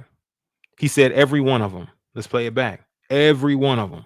Disingenuine bitches. Until you found out that you got to start living this. Yes. And you found out yourself to be inadequate and you're weighed in the balance. Disingenuine bitches. Every and one this of them. tribulation, these persecutions is coming. You couldn't hack it, couldn't cut the mustard. Some of you endured for a while, 10 years, 20 years, 25 years. Huh? Woo. But you got ate up. Yeah. You got taken away with the storm. Lying their ass off. Well, we don't know it. My opinion, he should. Every damn one of them. Blame them. Lying their ass off. Well, Well, we don't know what happened. We don't know what happened. But guess what? Pastor Dowell is so damn smart. And I'm on. We're going to play it back. Going to use them up and tormented them until they finally left. Absolutely. I totally agree. I totally agree. Wow, that they all have put their foot. Hey, y'all notice? Have y'all noticed that all of a sudden the sister broadcast, the whole site went down all of a sudden with these lying, disingenuous ass bitches. Every damn one of them lying their ass off. Well, we don't know what. Wow. Man, we don't know what happened. But guess what? Pastor Dowell is so. Every one of them lying, disingenuous ass bitches. There's a sister that doesn't live on the land nor the state of Tennessee that controlled that channel. Okay. Absolutely. Okay. So a sister who lived on land, nor she didn't live in the state of Tennessee. She controlled the channel. Okay. Jezebel spirit in a man right there. Yep. Absolutely. Those sisters on the land of Straightway don't know what happened. He's speaking about these men's wives like this. Wow. Absolutely. They don't know what the hell's going on. They don't control the channel, Dowell. I mean, what the hell are they supposed to do? Give you something that you don't know? But all of a sudden now, every woman that's in your land is a disingenuous ass bitch. And a lot of your wives have been labeled as a disingenuous ass bitch. And you're still a part of Straightway.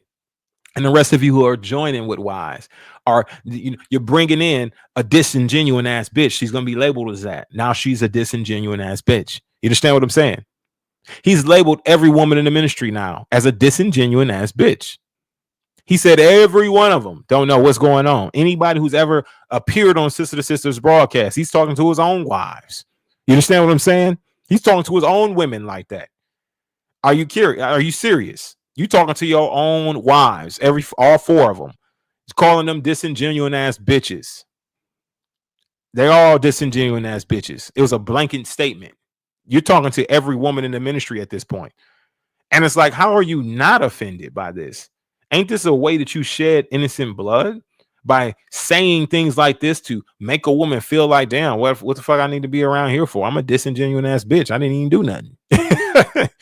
I didn't even know. I genuinely don't know. This is the reason why they fleeing that sinking ship and getting the hell off that land. It's because of the way he's treating them.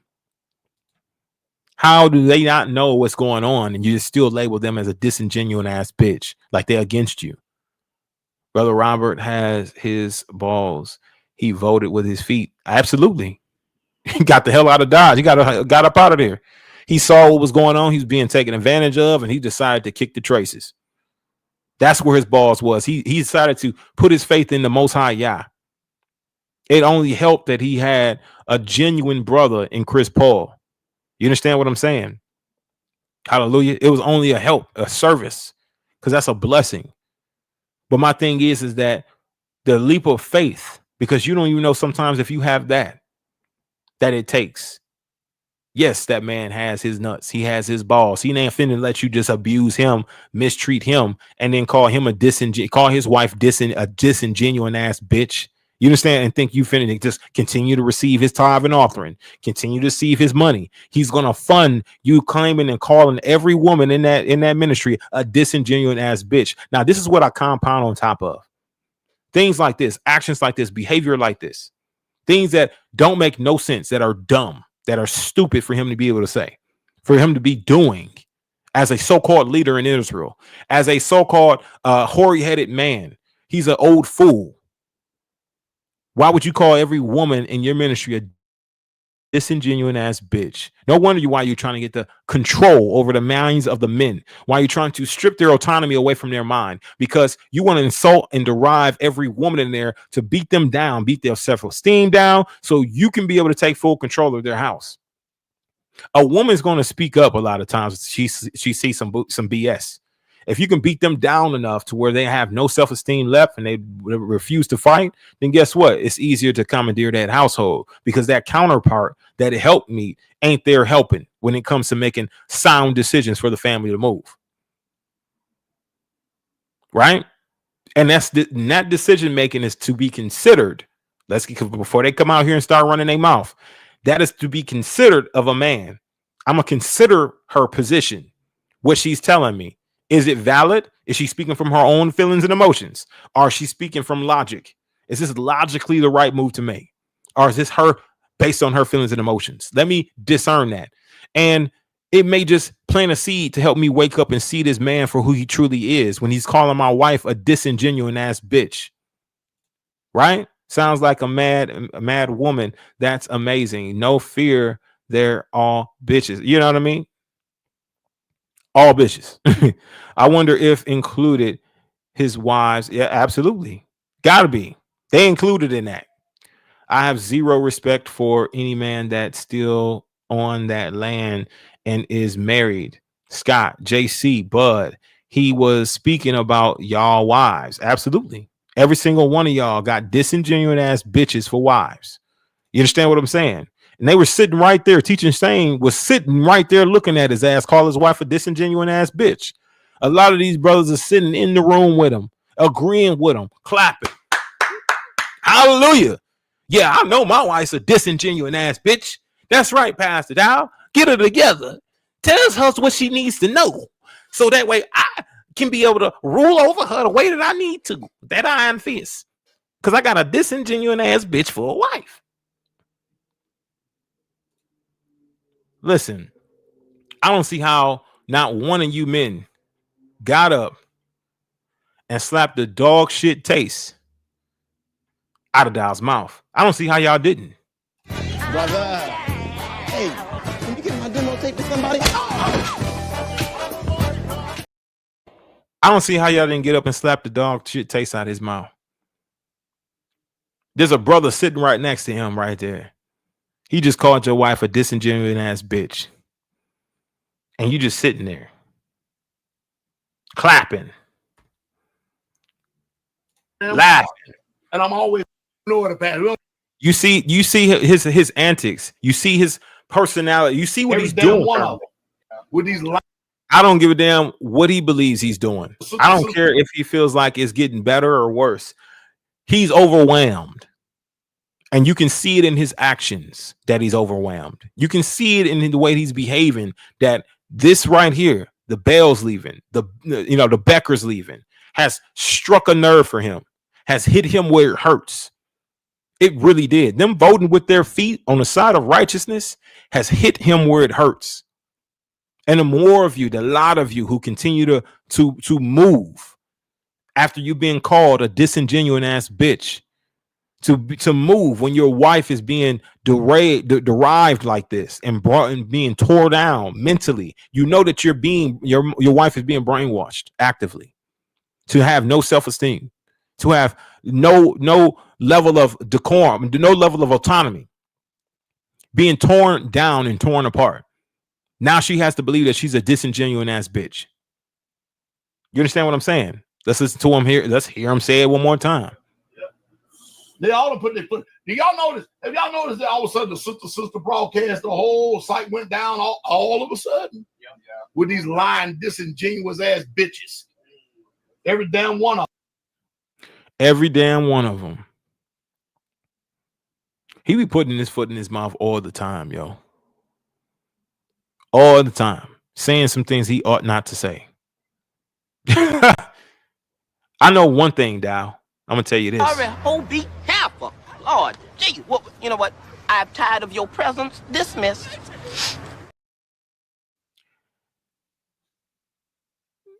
Don't be sorry, Dowell, when these people are calling you out for saying what you're saying.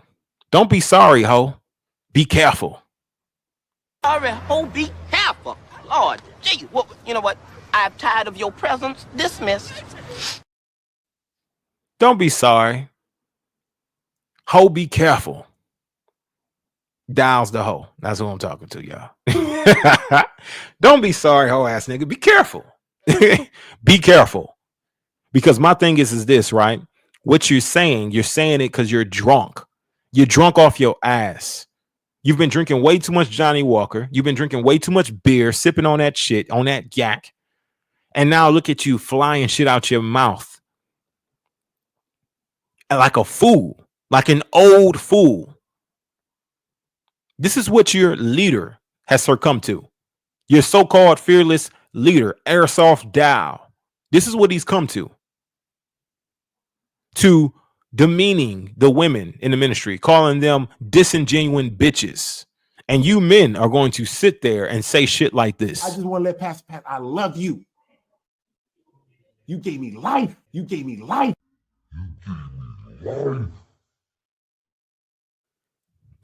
That's what you say to him after he's then called your wife completely out her name. I thought that was pretty interesting, y'all. Then he goes on to say how he downloaded every bit of it. It's like, yo, the level of fear that this man is under within his own ministry. He don't trust none of y'all. There's a certain sect of people, a small group amongst the rest of you. None of you are trusted. I promise you that much. You're not. Not only are you not trusted, but honestly, he don't respect you. He don't honor you. He didn't care less about your wives. In fact, if he want her enough, he's going to try to take her. He may even help commandeer your wife. Seemed like that's exactly what they were working on when they were coming to Sister Marissa, was trying to commandeer her from her husband. He saw spirit everyone out to get him, especially those that are closest to him. They know too much. Absolutely. And then this is what it is. Dudes talking about someone's wife as bitches. I don't know about y'all. That's fighting words. Absolutely. I don't see how every man didn't get up and slap the shit out. Brother, hey, can you get my demo tape to somebody? I don't see how they didn't slap the shit out of him. The dog tastes out his mouth after he done called their wife a bitch, a disingenuine bitch. I don't see how that is. Listen, no, I'm not. Listen, you're not about to sit here and call my wife no bitch. You understand what I'm saying? It's just not finna happen, bro. And if I call, you're not finna do it. It's just not finna happen. I wonder how all these women feel about their husbands now that he called them out their name, right? And they are doing nothing about it. You understand what I'm saying? Absolute simps. That's right. Push replay and let it fly. The straight gay. You feel me? I'm just trying to tell you. Lying, disingenuous. The whole site went down all of a sudden with these lying, disingenuous ass bitches. Every damn one of them lying their ass off. Well, we don't know what happened. We don't know what happened. But guess what? Pastor Dowell is so damn smart, and I'm always ahead of y'all. That when I could tell that it was coming, I kindly got in touch with Brother Tamu over in Finland. I said, brother, download that whole website. Lying, disingenuous ass bitches. That's crazy. I keep saying, where's all the real men at in straight gay? They are soft, just like they leader. Airsoft Dowell. Airsoft Dowell showing up. Yeah, you know, because I had some attachments to this, you know, that I left back at the house. You know what I'm saying? Or else I would have put them on, you know. Airsoft Dowell out there capping. Trying to make it seem like it's something that it ain't. Crazy work, yo. After a few drinks, absolutely. This is him. This is your mind on Johnny Walker Blue Label. Y'all all see the rhetoric. Y'all see what's going on. Well, if you drink too much Johnny Walker, this is what takes place. You start to spew wicked ass childish shit out your mouth. Right? What is Jordan at? Yeah, I believe she's out. I believe Sister Jordan left after a few drinks. Absolutely. Let's continue. And we're going to upload every bit of it. Because you know why? Some of y'all want to run from the testimony you had, and I ain't going to let you do it. Wow. Bye. So now you see that they're cheering and clapping in the back. Woo, woo. This is what you are listening to. This is what you have to endure. This man right here who's on all this drink. Your words, you are justified, and by your words are condemned. I'm telling you, man, y'all gonna stop fooling around with this man of y'all. You're gonna know in this generation there was a man of y'all in front of you. Hallelujah. I kid you not, I got every video too. No, they took the damn thing down. We already got one working up right now. That is what you know it's wicked. Yes. But the wicked shall do wickedly, and none of the wicked shall understand. Yep. Yeah, that's it. Yeah. Now ask me if I'm terrified or scared. Shit. Where'd that come from? Now ask me if I'm terrified or scared. Is it because you are terrified and scared now? Because anything that you were talking about prior to this didn't sound like or warrant you to even ask the question. I believe you are terrified. I believe you are scared. I believe you're a coward. And if you're not a coward, you come on live and address that. I think you're a coward. I believe that you are still Airsoft Dowell and you're a coward. Let's continue. God, that is preaching. Oh, Jordan. Y'all's good. Yes, sir. Man, don't y'all know it's such a he working on everybody. So Jordan's the one who created that mocking video of my prayer. And I believe that the father just came home to repay him. That's about it. We're gonna see that happening. You know what I'm saying? But Jordan's one who had to come and repay. That's why he was saying all that crazy nonsense. We might get into it today. Let's go ahead. Let's continue. Sweet spirit on this community now. Oh, yeah. Yeah. Man, boy, they giving a wave offer over here now. By the time we get up to the new place up here, the new house, get the office stuff, we can change the camera scene around. Y'all see them doing their little wave offers and everything.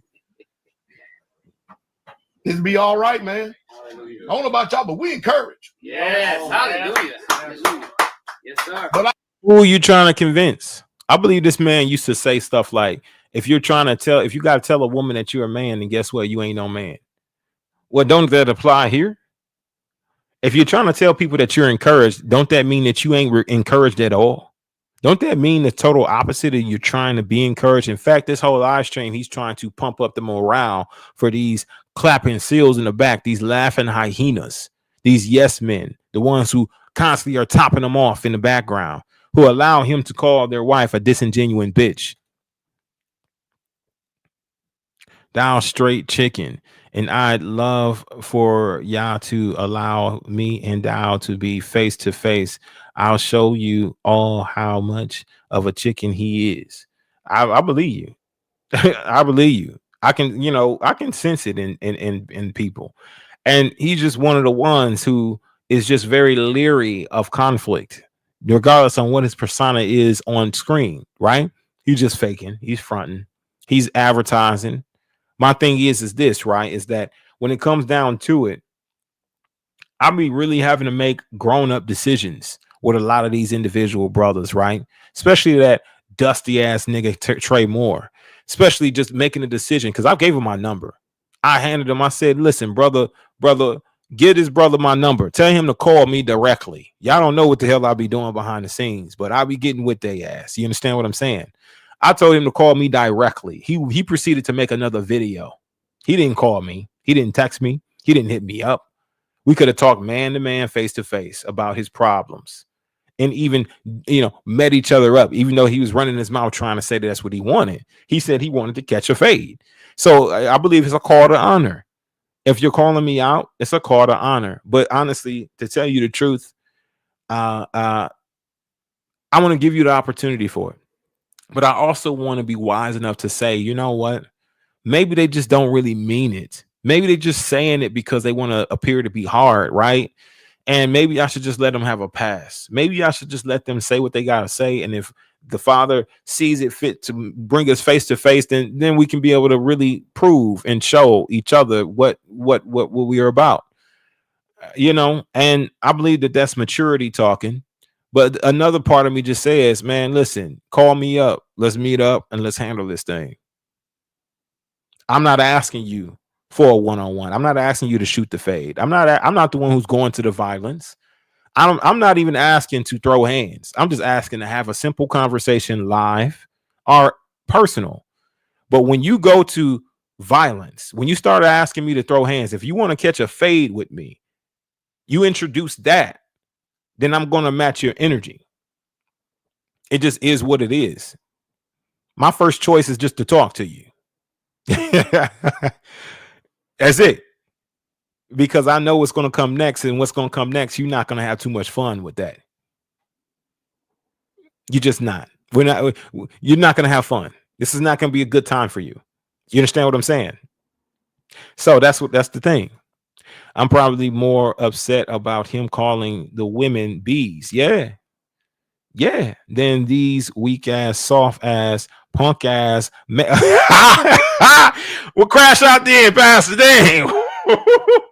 Bro, Pastor crashed out on him real quick. Yeah. That live at Straightway, that live at Straightway. Yeah, absolutely. Soft. It's ridiculous. Letting him call your wife a complete. He said disingenuine bitches. That includes your wives on that land and abroad, really. It kind of just goes and trickles on down to everybody, especially some of the women he talked to. I'm not surprised. That's the reason why they're running away from this man. They trying to get away from him. Bro, y'all obviously don't read y'all Bibles. Name a prophet or a man of Yah that the people liked.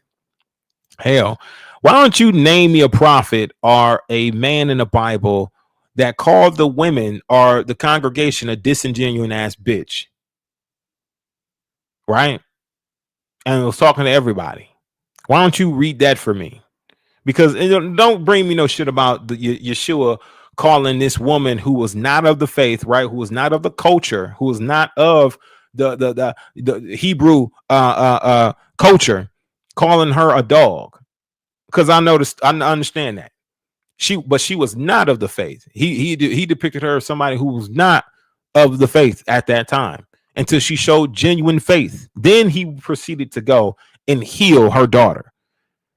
But you tell me where Yeshua or anybody in the Bible, any of the patriarchs, went and started to call the women of the faith a disingenuous ass bitch. You show that to me.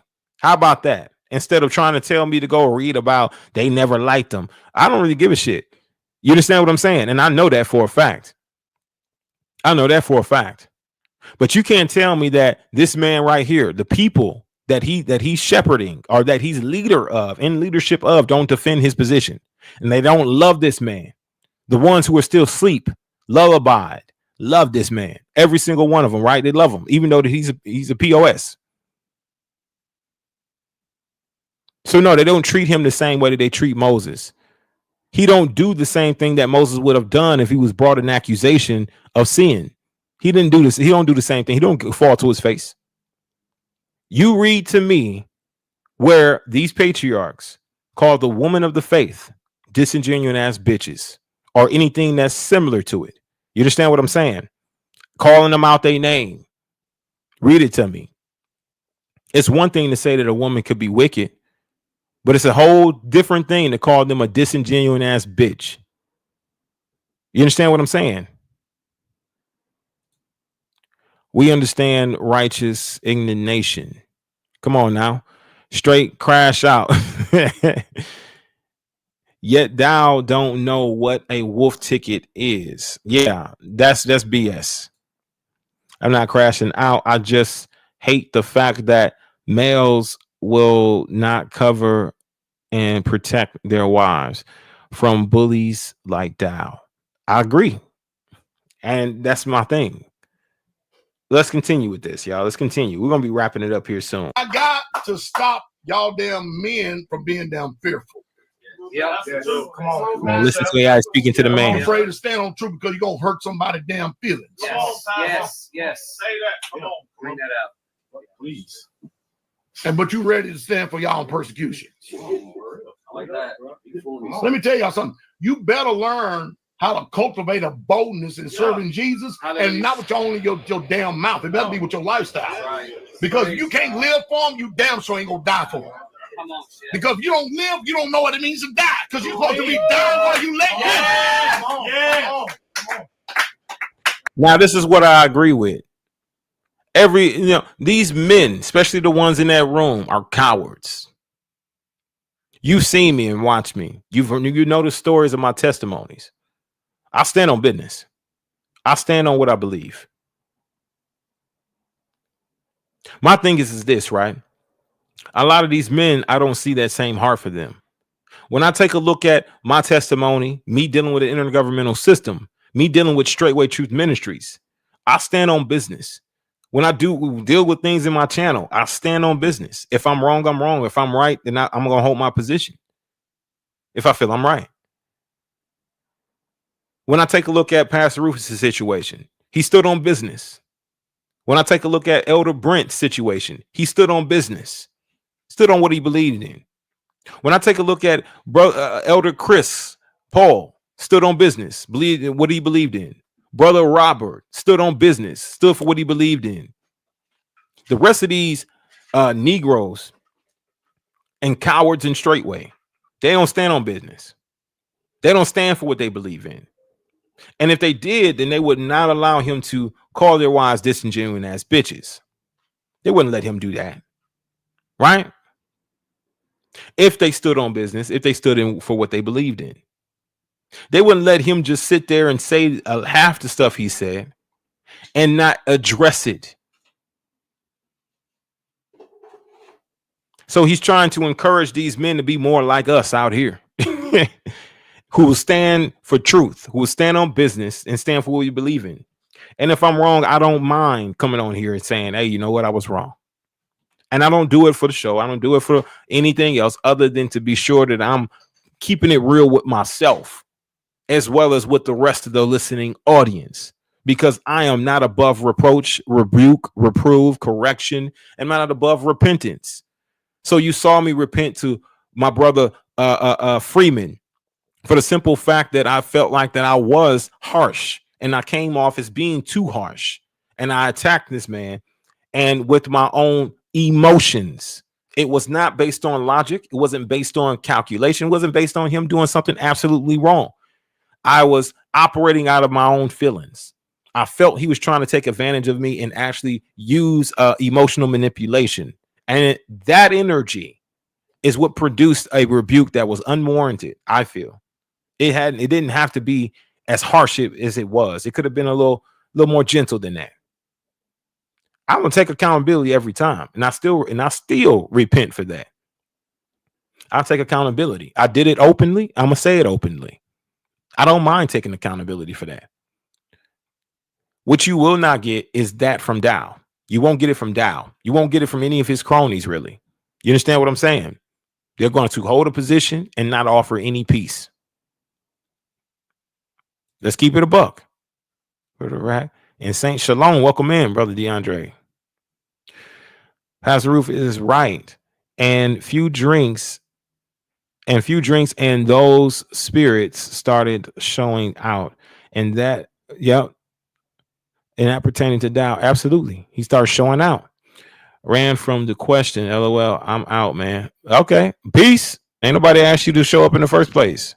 You know what I'm saying? Like, ain't nobody running from shit. It's just that simple. Foolish and unlearned questions avoid, right? Because they do gender what? Strife. Answer not. Answer a fool according to his folly, lest he be wise in his own eyes. You understand what I'm saying? Answering a fool according to his own folly.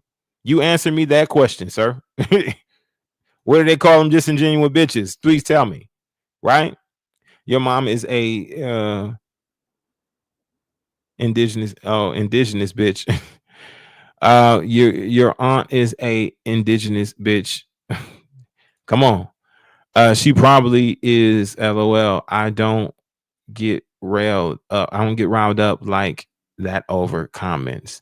Yeah, I'm pretty sure because you're low testosterone, no nut having, hoe ass. You can't stand up for your women. That's the reason why you can't get riled up by comments like that. You know what I'm saying? Because you don't got no balls. It's like your nuts is in Dowell's clutch. Wow, absolutely. Oh yeah, correction. Yep.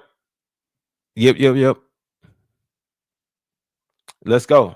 Let's continue. Do you realize how worthless your life is without it? That's good, Chef. Good word. That's good word. That's real. That is real. He wants to be more like us. Your life, you'll gladly lay it down. Hey! Because when you lay it down, you know you got someone that can pick it back up again.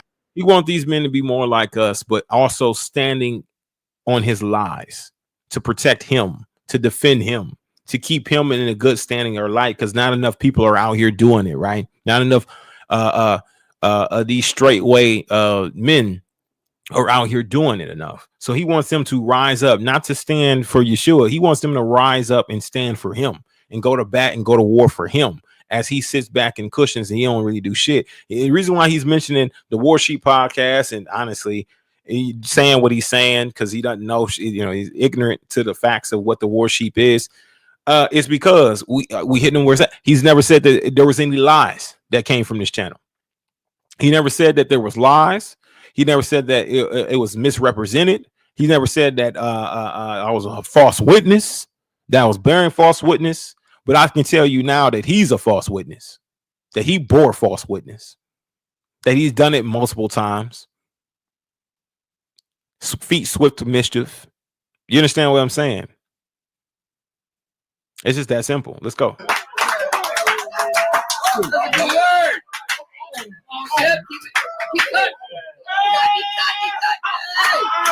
cutting, Chef. Come on. Come on. Hey. It's real talk. Listen to him. Hey. Oh my gosh. Y'all hear them out there? Bro, Clarence said, Pastor Dowell, hardcore man. You're They back there all on his jock, yo. Nigga, I'm Michael. Yeah.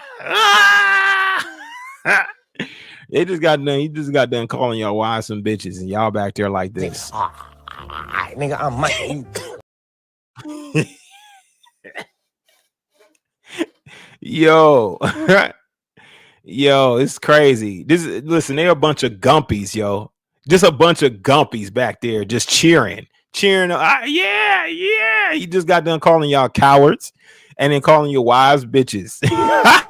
What's your sole purpose in this army? To do whatever you tell me, drill sergeant. God damn it, Gump! You're a goddamn genius.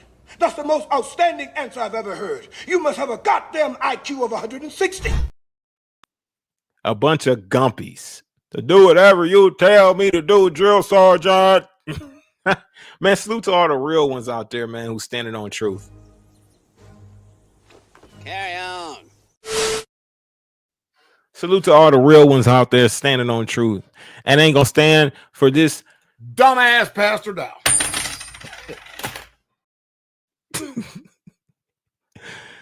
And he wants these men to be more like us out here who stand on business, that stands on his business to defend him and his lies. And I can't help but to believe that a lot of these men have really turned. It's turned into bitch ass niggas. I can't help but to believe that. He's getting all the tonight. You understand what I'm saying? He getting the second round. The amen Connor is something. Why would anyone in their right mind follow Dowell? I'm just saying though, because Dowell, he just don't know no good. Like, come on, Dowell. Don't you know no good?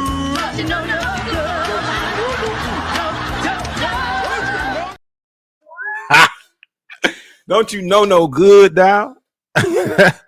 Don't you know no good? Wow. Got done calling y'all cowards and then calling your wives disingenuous bitches. And y'all back there just Nigga, I'm Michael. You lying ass. gobbling it up, eating it up. Let's continue, man. I thought of a lead drill instructor. Yeah. Well, you want to see the lead drill instructor, boy? Come on up there to 003. we go past the lead drill instructor. Hallelujah. Mm-hmm. Is everybody all right? Oh, yeah. Yes, sir.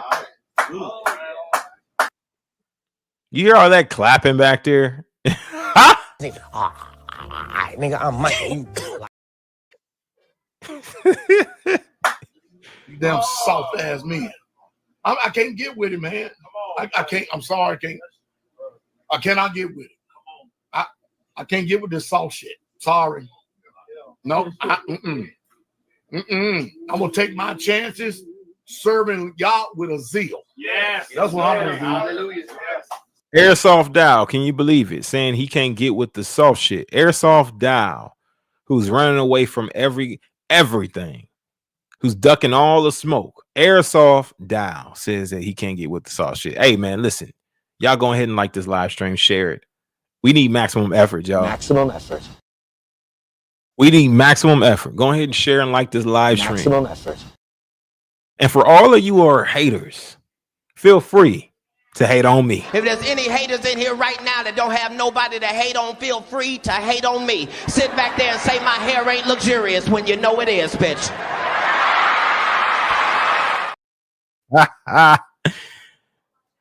Since I'm a mop head, you know what I'm saying?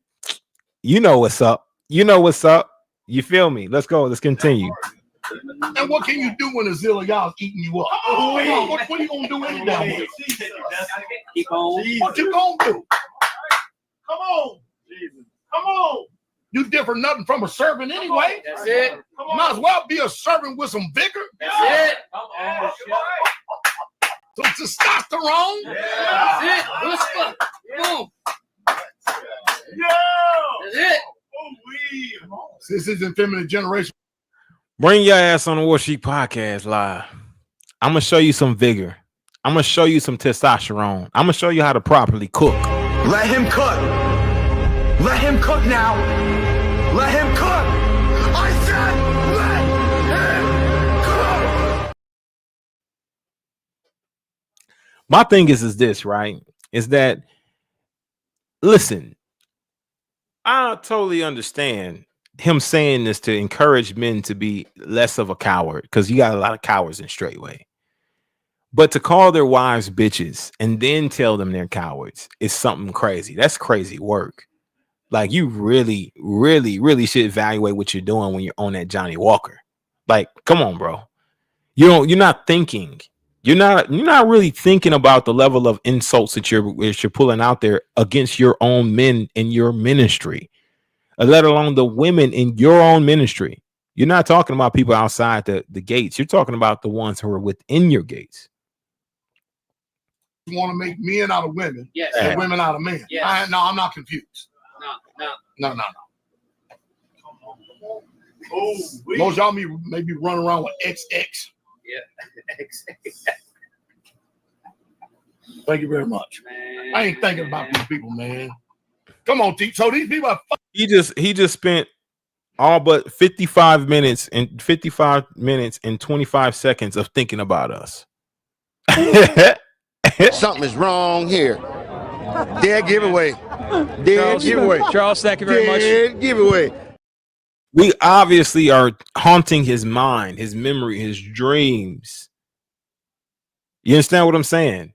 We are obviously tearing his ass apart. And if you don't like it, man, listen, I could care goddamn less what you want to do to defend this fool, this old fool, and the things that he likes to say. He just got done calling all the women in the ministry disingenuous ass bitches. Now, Dowell's a bitch himself. Simple as that.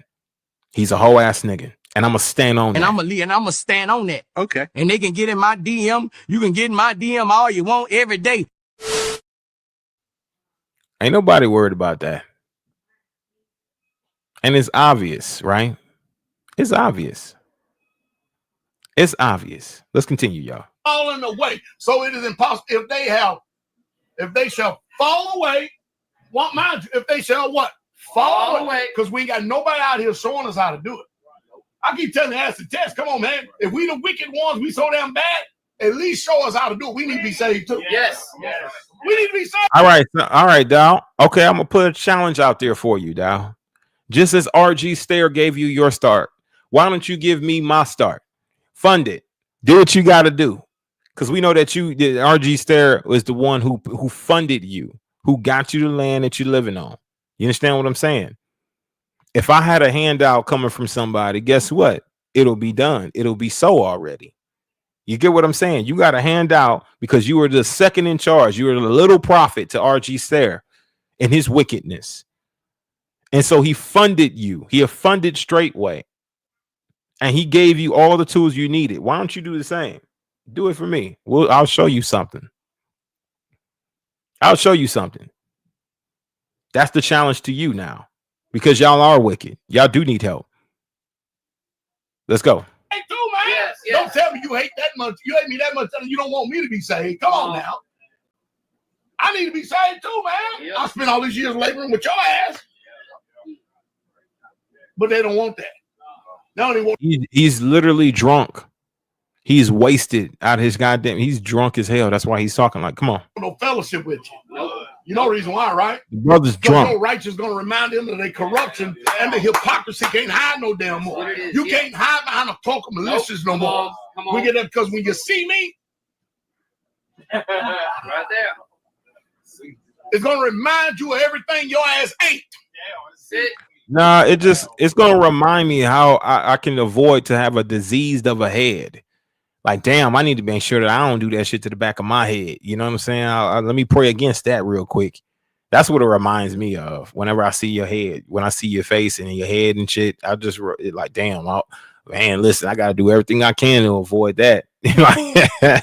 Let's go. Hallelujah. It's true. That's the real truth, man. Yeah, that is true. Because if I repent, because you say I need to repent, I need something to repent for. I don't need to just run around just repent. Yeah, yeah. Because y'all in this courts don't deal with just blanket statements. What you repenting for? You don't. No. You got to have proof, text, evidence, and everything else. Yes. Your advocate got to understand so he can articulate. Yes. Okay, so why don't you come on a Warsheep Podcast and we can talk about the sin? I can bring forth my proof and evidence. I can bring forth all of the accusations. You know, I prefer you do it and then also have Pastor Rufus on. He can probably bring forth a lot of that stuff. We can just have it moderated, right? And we'll be able to do what we need to do. And in that way, you can have an opportunity for repentance. I would love for you to be saved, Dowell. I would love for you to be saved, but you refuse to listen. So we result to having to tear down your persona. We got to tear down the idols. We got to tear down the grove. We got to tear down what was built. This idol, this grove, this persona of a man who is holier than thou, who's more righteous than any man you'll ever meet. This persona of a man who's supposed to be the man of Yah. This type of idolatry, this grove needs to be stripped bare and torn from its foundations. And listen, I'm used to standing alone. I know I got brothers in arms. I know I got brothers and things like that who would definitely go to bat for me and things like that, who rock with the Warsheep Podcast and the Warsheep Nation. We're all out here spreading that truth about the wickedness. But when it comes down to it, when it boils down to it and the insults, I know what position I'm gonna have to take. And I'm willing to stand 10 toes firm with the Most High. I'm willing to stand firm alone. You understand what I'm saying?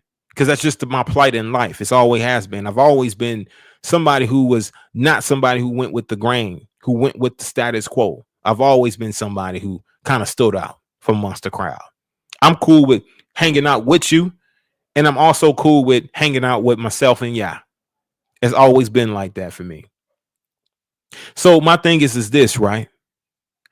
When we are doing what we're doing and we're coming up and we're saying what we're saying, I promise you now, if you were to come on here, you'd have your opportunity for repentance. And I hear this is a cry.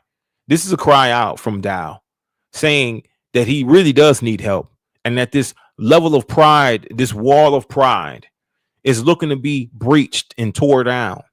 I'm hoping that this is a cry for help. I'm hoping that this is please help me. You understand what I'm saying? Please help me out. I really want to repent. I really want to go and be accountable for my actions. Just tell me what they are. But also it's a saying, it's a plight for, I'm pretty sure he's being disingenuous in what he's saying. But I'm giving him an opportunity to do so. Right? Because I know he watches. I know he listens in. I know that they give him clips. I know that he is terrified by the level of truth that comes from the Warsheep Podcast. There's been many of you in the listening audience who have contributed to that truth, who have brought out some receipts, who have brought out truth. Pastor Rufus is one of them, major contributor.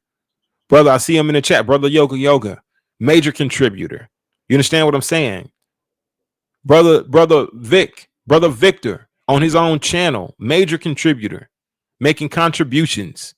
You understand what I'm saying? For truth.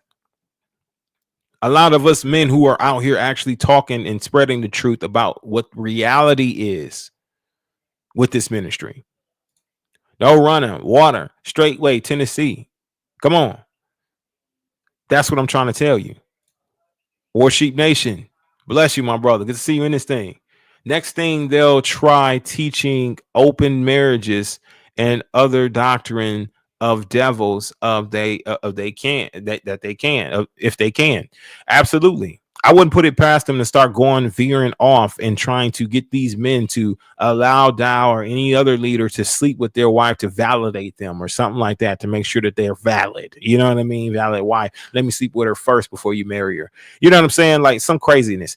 But, you know, not to say that that's what's going on, but I wouldn't be surprised if they started to go into that, right? That's what I'm saying. Bless y'all out there, man. Listen, I'm with those who with me. Hallelujah. The Warsheep Nation. Hallelujah. Bless you. That's what I'm saying. Thank you for joining the Warsheep Podcast. Please, like and share. Hallelujah. Like and share. We need maximum effort, y'all. Straight gay keyboard ministry. So that's the biggest thing. As when we are coming across this stuff, we got to understand and know when people are crying out and when they're overwhelmed. Dowell is obviously showing signs and symptoms that he is overwhelmed, that the things that are taking place, regardless on how tough he wants to act on his exterior, it doesn't matter, yo.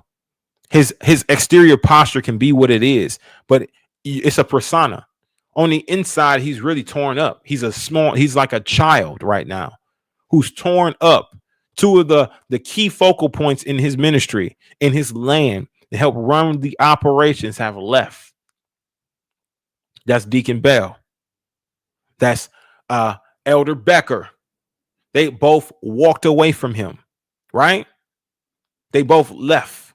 Now he has to fend for himself and figure it out once more, get back into the saddle. Now he's got all this work on him. He's got all of this shit on his shoulders that he's got to figure out. And I feel for the guy, for a man who's up there in age, and now he's been left. He's been abandoned because he's too wicked to figure it out, right? To figure out when he's wrong. And now this is a cry for help that people are laughing at, that they were shouting and supporting. This is a real cry for help. And I'm telling them, listen, Dowell, come on Warsheep Podcast. Let me help you. Let me help you, brother. Let me help you. Brother, hey, can you get my demo tape to somebody? Sometimes you just need a quick smack in your goddamn face real quick. But listen, let me help you. You understand what I'm saying? I wouldn't beef with you like that. I'll let you, it'll be peaceable. I'll let you say your piece. I'll let you have your whatever you need to say. You can do your insulting. You can call me a mop head. You can do all that. But we're going to handle it cordially, and we're going to bring forth facts and truth. Okay. I know I just told myself slapping them. Sometimes you need to get the taste slapped out your mouth so you can come to realization that you need help, fam. You need help. You need help, yo. You know what I mean? You need help.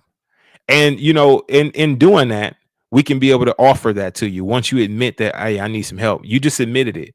I want you to come on for some help. All right, y'all. I haven't done this in a while, but I'm about to drop the link in the chat if you guys want to come on and add to the conversation before we close it out. But I'm about to land this plane here very soon. And if you want to come on live and speak on a topic real quick, you can do so. You know, but that's what I got for you guys today. I really hope that you enjoyed it. Listen, I brought as much as I can. Now, this is all about Straightway, right? About men or males who are speaking, not only just about them, but also somebody who is been actively spreading lies, you know, and honestly will be dealt with. You get what I'm saying? They will be dealt with. All right. Bless you. Welcome in, Brother Yoga. Bless you. Shalom. Warsheep Nation, shalom. Peace. I love what you're doing. We have been very, very instrumental in the Warsheep Nation and Bell walking out and Belker walking out. We have been very, very instrumental in those two key members walking out. Pastor Rufus have been on the Warsheep Nation, been on his front porch on his YouTube page, and all he had to do was bring on truth. Bell walked out, Belker walked out. We talking about 50 plus years of experience. We talking about main foundation focal points for Straightway. There's no way you could ignore that, Kabir. There's no way you could ignore that, Mathis. There's no way you can ignore that, big boy. Y'all can't ignore that. Becker walked, Bell walked. What?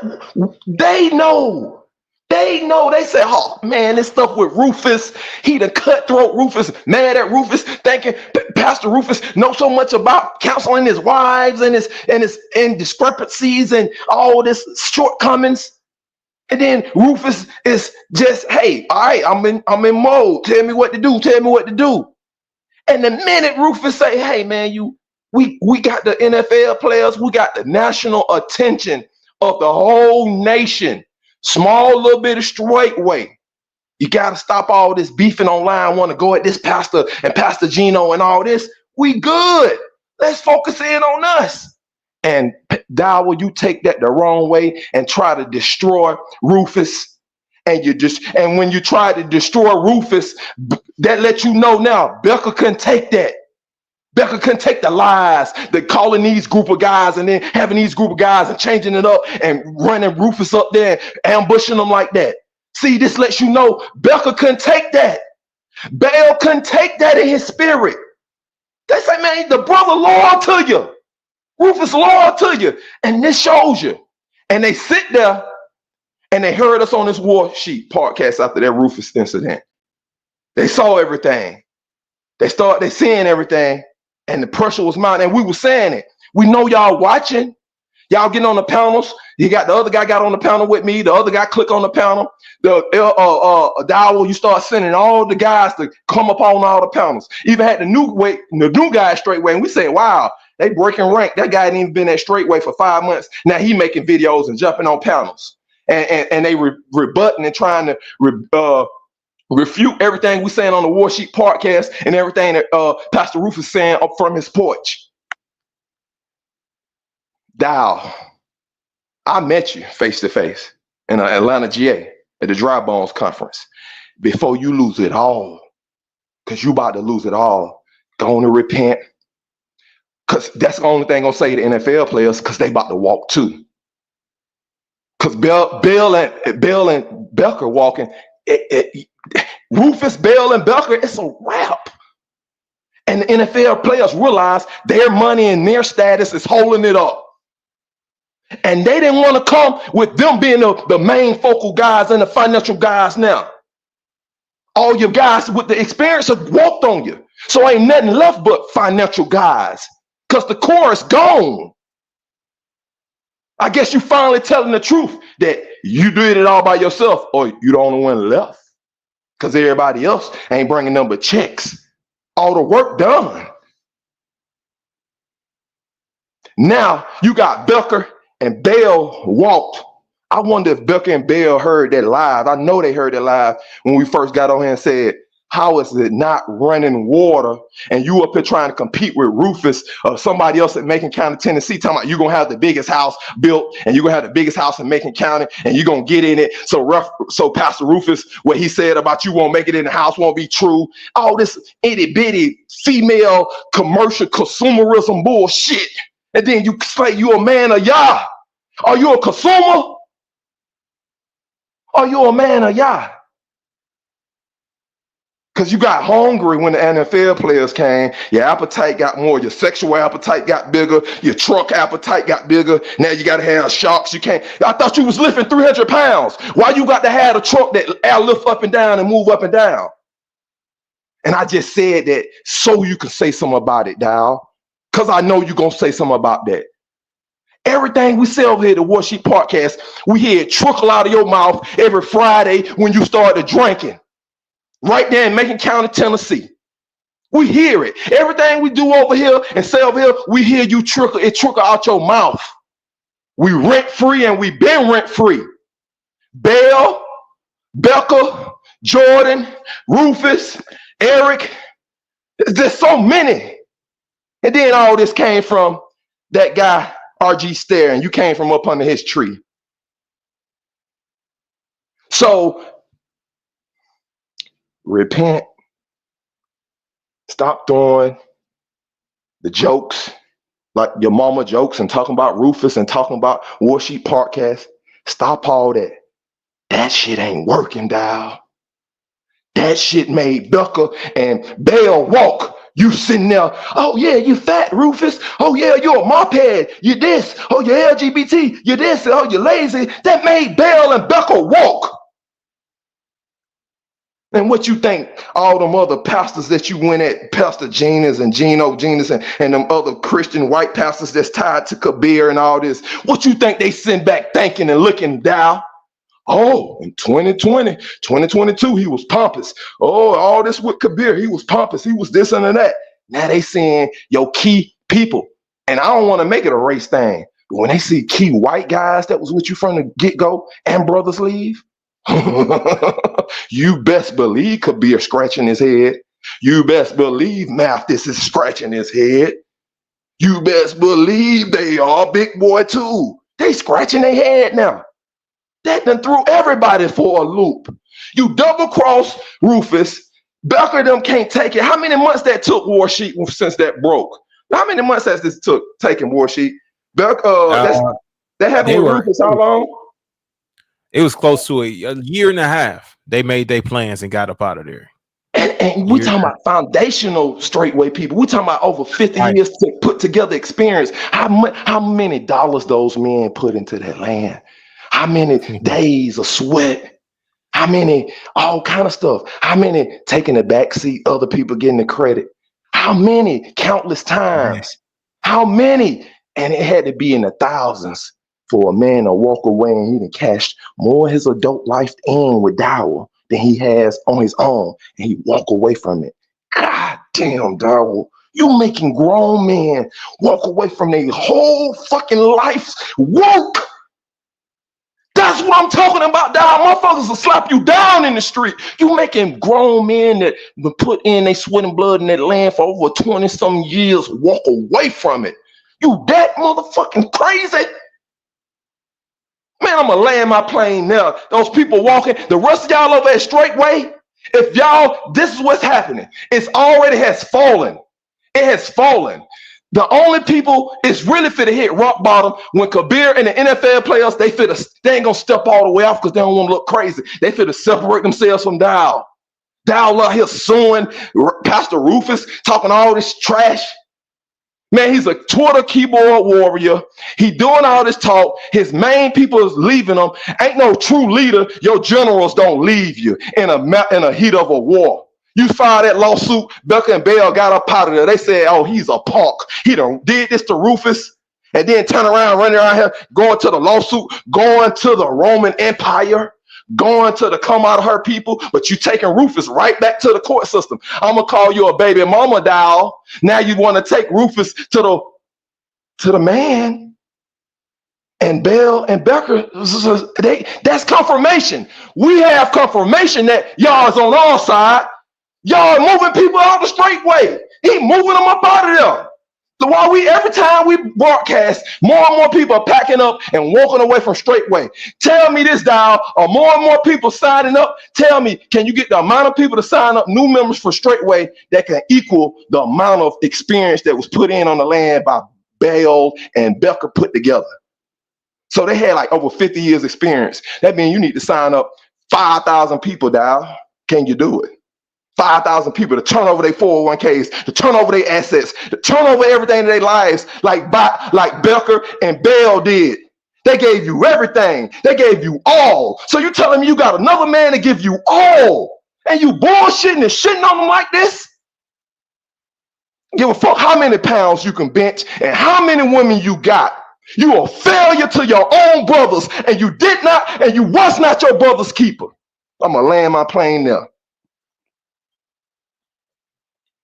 My brother, hitting on all the key topics.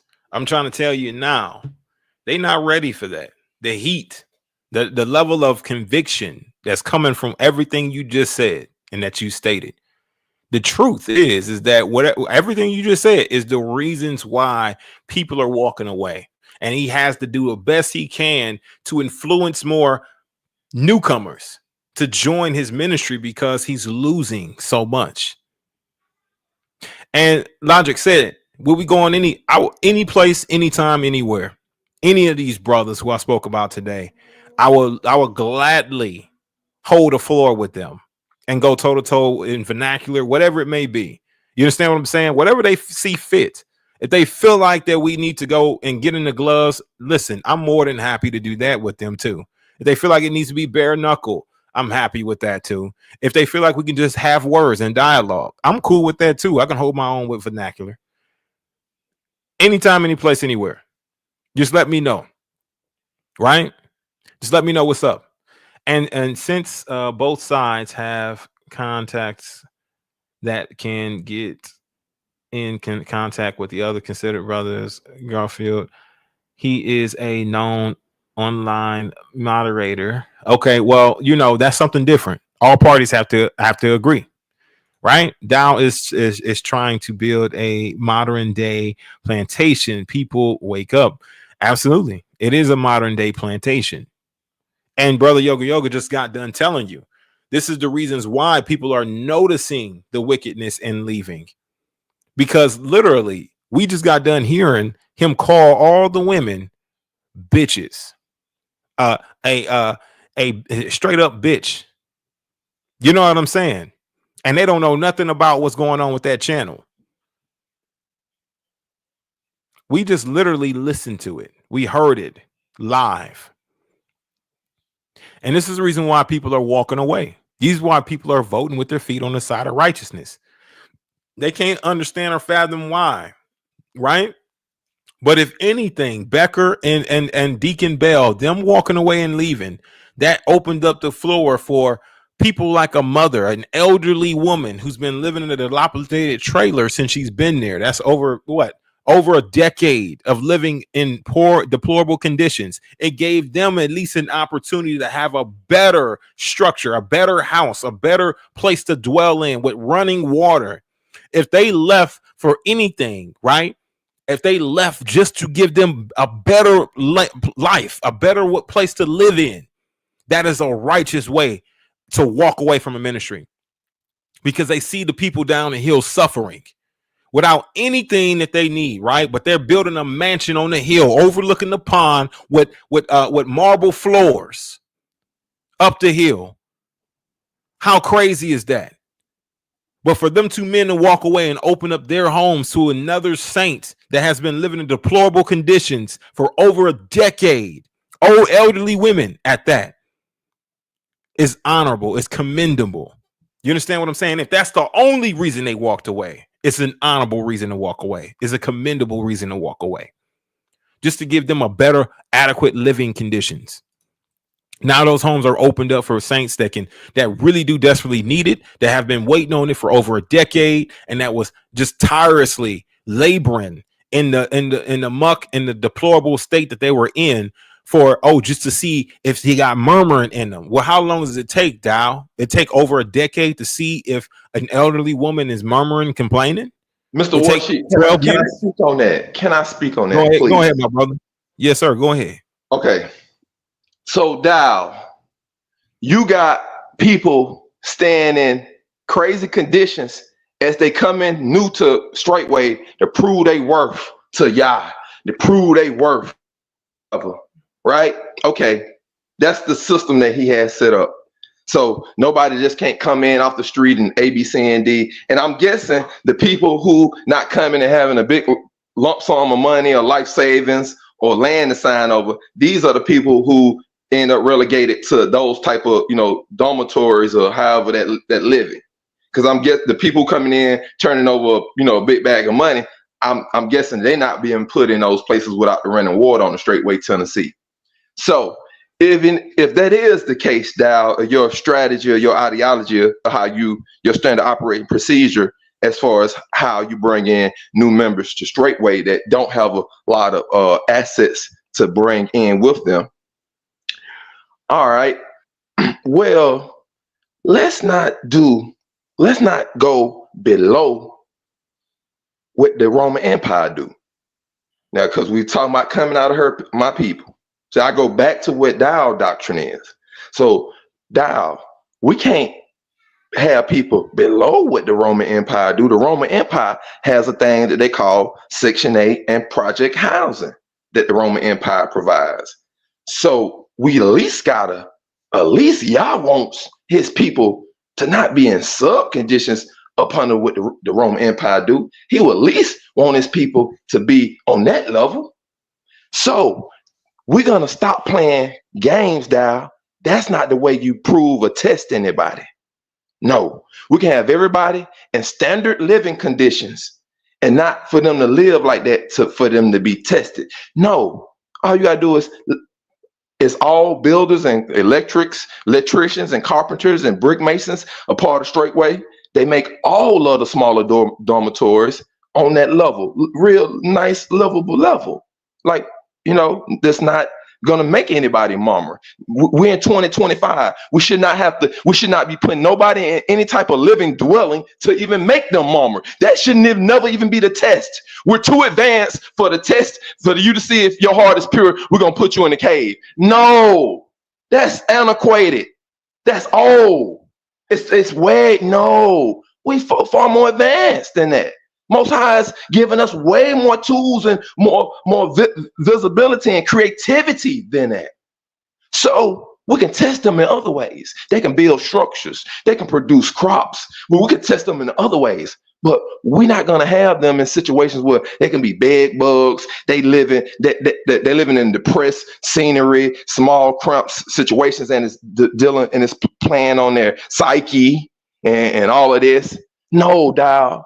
What you're doing is you making them have to depend on you and your system more, but you're disguising it as, oh, this is a test for y'all to see if you're going to be murmuring. You're going to sleep down here with these bed bugs and these grasshoppers and stuff for a little bit, and you're going to shit out back in a bucket and pee out back in the bucket, and we're going to see how long it's going to go till you murmur.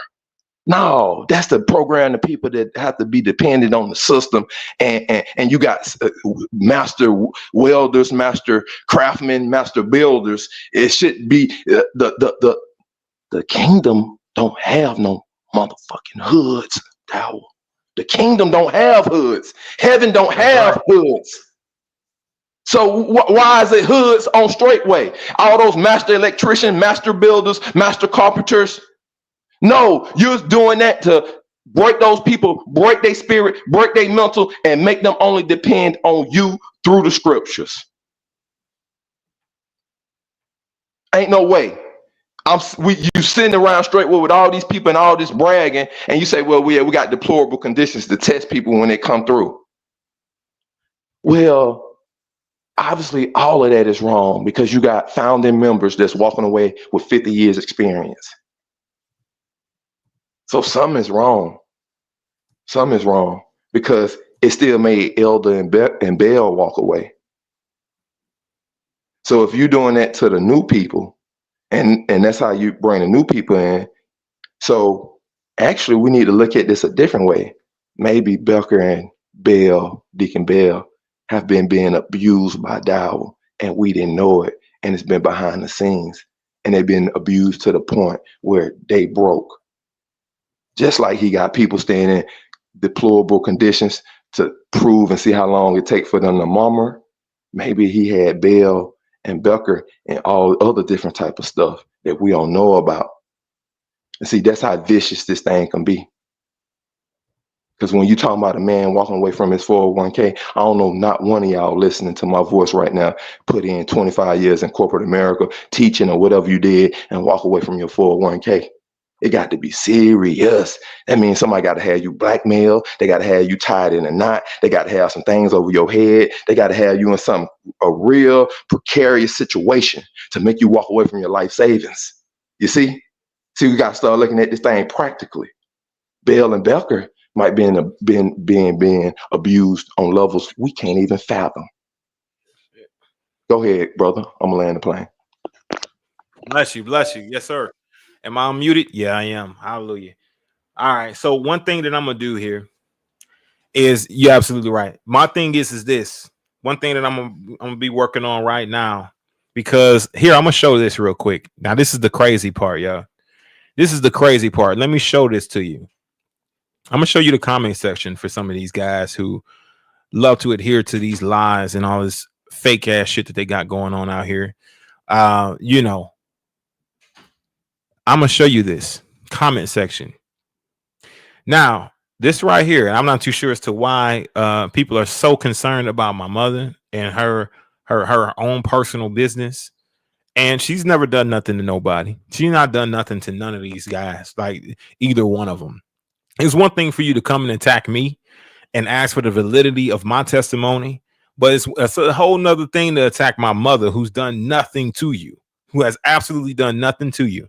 And you're making up excuses as to why you need to attack her and try to speak on her character and who she is as a woman. You understand what I'm saying?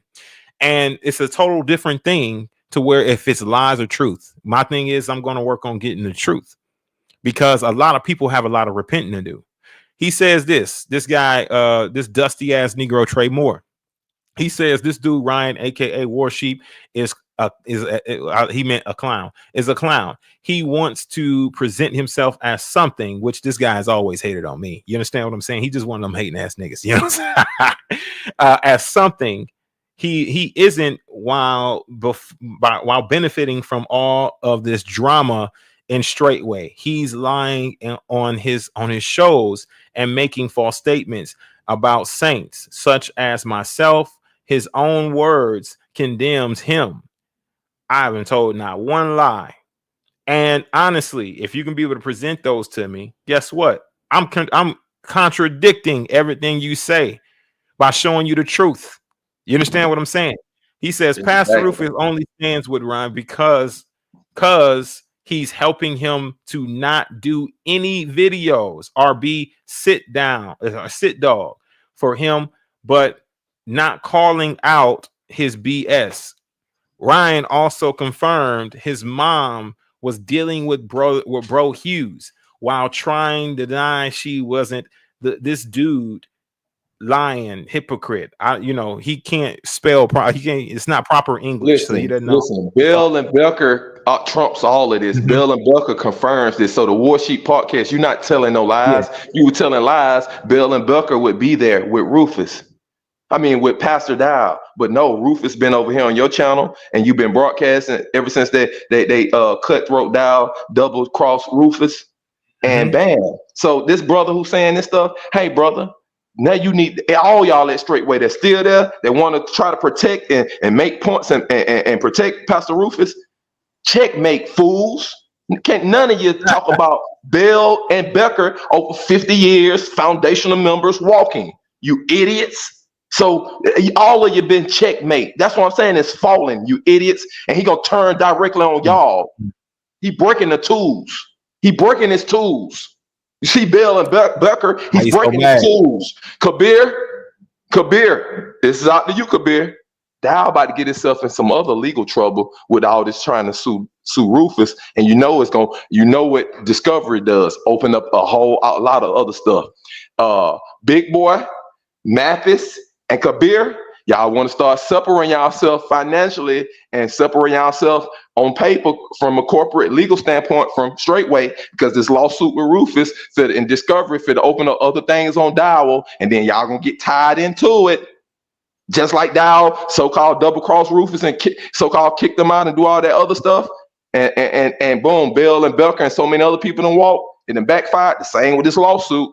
Hint, hint, Kabir. Hint, hint, Big Boy. Hint, hint, Mathis. Discovery, all kind of other stuff going to be opened up about Dowell and other dealings.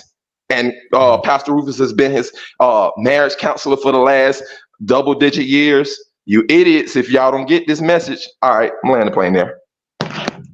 Bless you, Brother Z, man. And be careful on that road, my brother. Brother Z, man. And be careful on that road, bro. I'm sorry about that ticket, man. Be careful on that road. But absolutely, brother. Yeah, Becker and also Bell leaving. That is a testament right there. And then not only that, your fearless leader, the airsoft Dowell, that coward. He can't say that I'm over here selling wolf tickets. He can't say I'm over here bearing false witness. He hadn't said it not once. All the receipts that's being pulled is crazy. Not only that, I got audio recordings of these brothers in Houston admitting to everything that I was talking about. And then if they ever drop that park video, it's going to make them look even worse. It's going to make them look even worse. That's why I'm begging for them to pull that park video, because I want to do a live reaction to it. And when I do this live reaction, you guys can see the level of manipulation that goes on when they disagree with a person and they don't hold a position in Straightway. You're going to see the level of manipulation and the way that they treat and love their brothers, right? You can see how they truly love on them. So this is what I'm saying about this guy. He's a low level. They don't even care about talking to this guy. When he's giving his whatever he's saying right now, he's doing it on his own validity, because he's a hatred type of person, and he's been hating on me. And he hates the level of success, the truth that comes out from the Warsheep Podcast, right? But it influences other people. Like I said, I'm not the only one who has a hand in this. The chat does a great job with talking about a lot of these situations. The people who have featured, just like Brother Yoga's on here tonight, has featured here and brought truth, facts straight to this podcast. You understand what I'm saying? That's the reason why Dowell is so butthurt. That's the reason why he's so butthurt about it. That's the reason why before he refrained from trying to say the name, I was like Voldemort over there in Straightway and Straight Gay Ministry. Saying that Dowell, we put so much heat on you, Dowell, with truth. Yeah. You started calling it out. Now, what you did, you put Warsheep Podcast on the same level as Geno Jennings, because you called Geno Jennings out.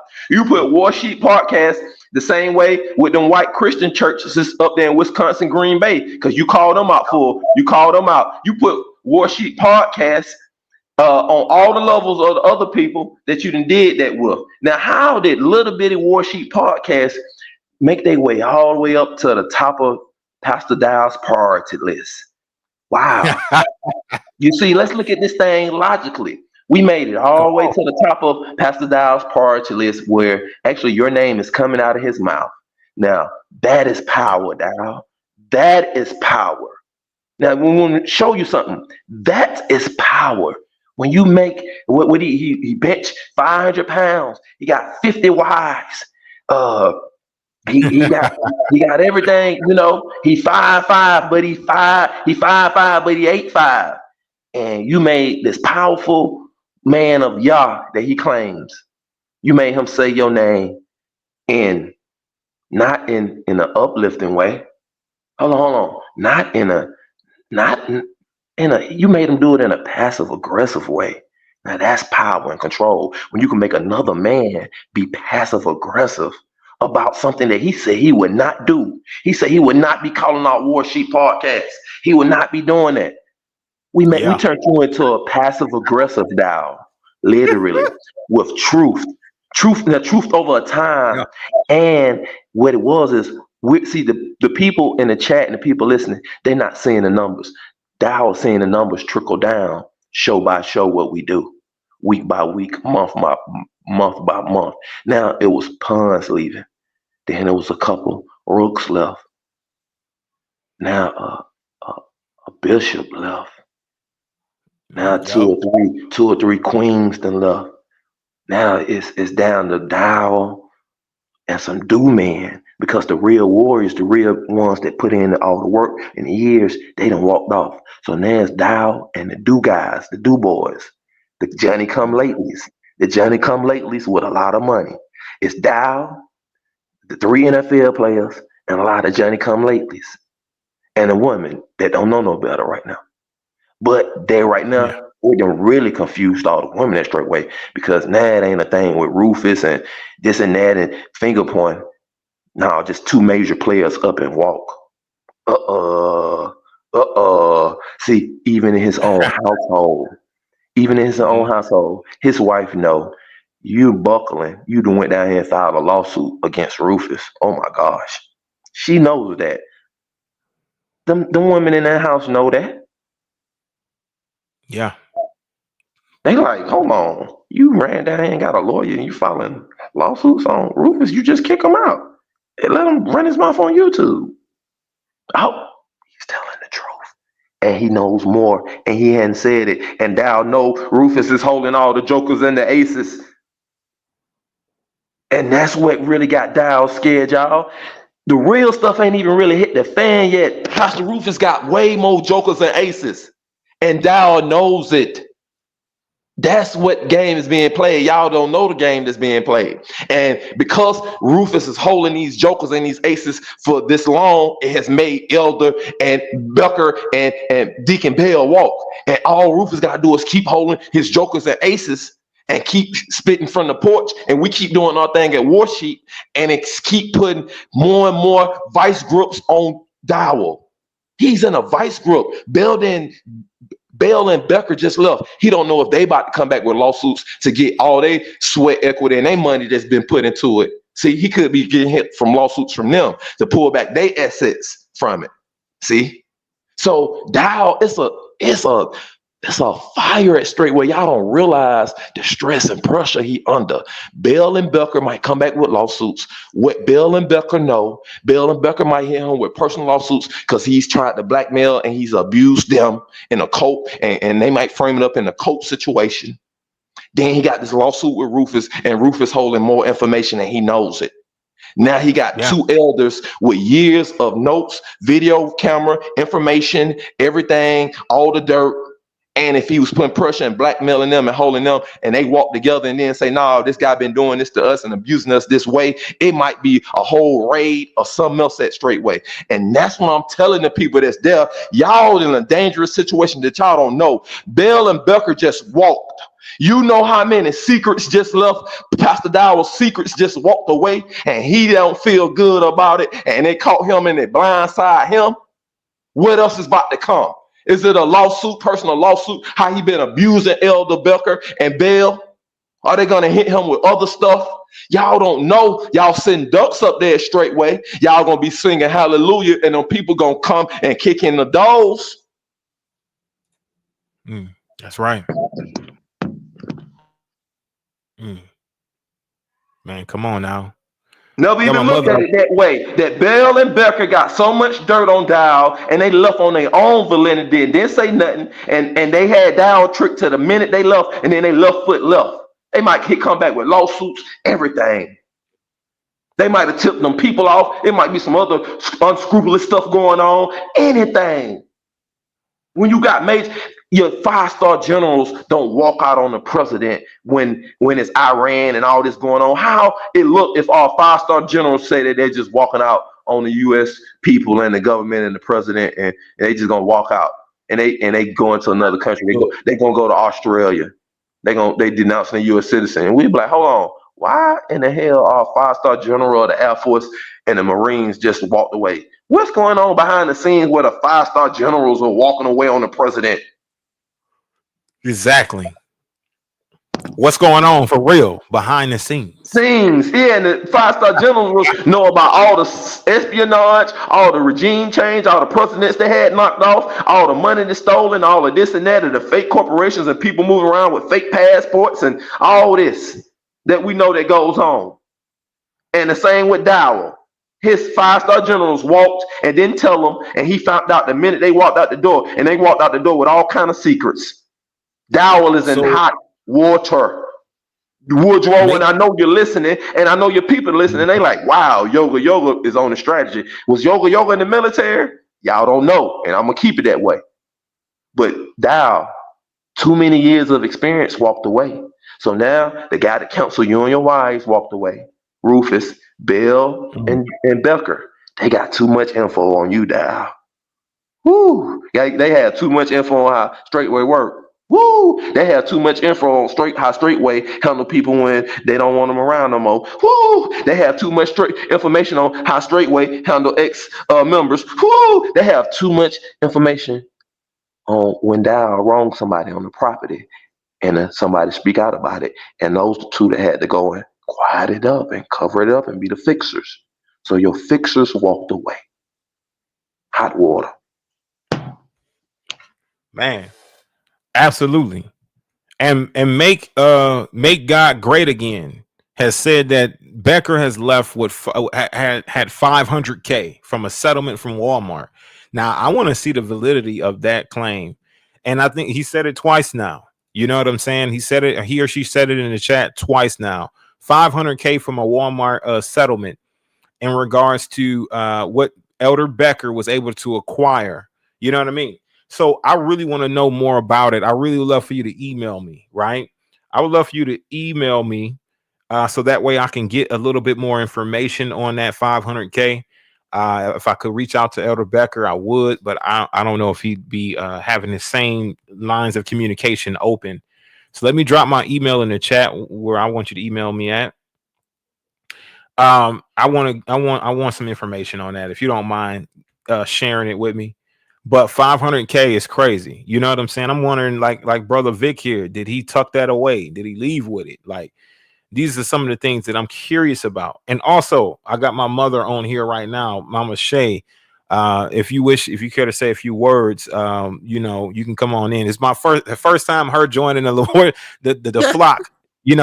She tries to remain in the chat and help me with moderation. So it's like, we be in war mode. So, but bless you, mother. Well, I know that they keep putting their mouth on you, man. I know that this is the reason why you want to come up and say a few words, and I want you to say your piece, because you know what? Me spending my whole life with you, I already know who you are. I know your character. I know what's going on. So you go ahead and you can speak for yourself. I might ask you a few questions too. But go ahead, Mom. What you got? I ain't had this much action in 10 years. No, let me ask. No, seriously though. Despite what they say, right, Mom? Despite what they say, you know what I'm saying? I'm enjoying the fantasy a little. I'm just trying. You feel me? Yeah. But, right. Yeah, I just want to say that I just don't know. I guess there's people that was gossiping when I left. Houston was very it just a lot of division. When I was going, it was everybody was together. We were celebrating, fellowshipping.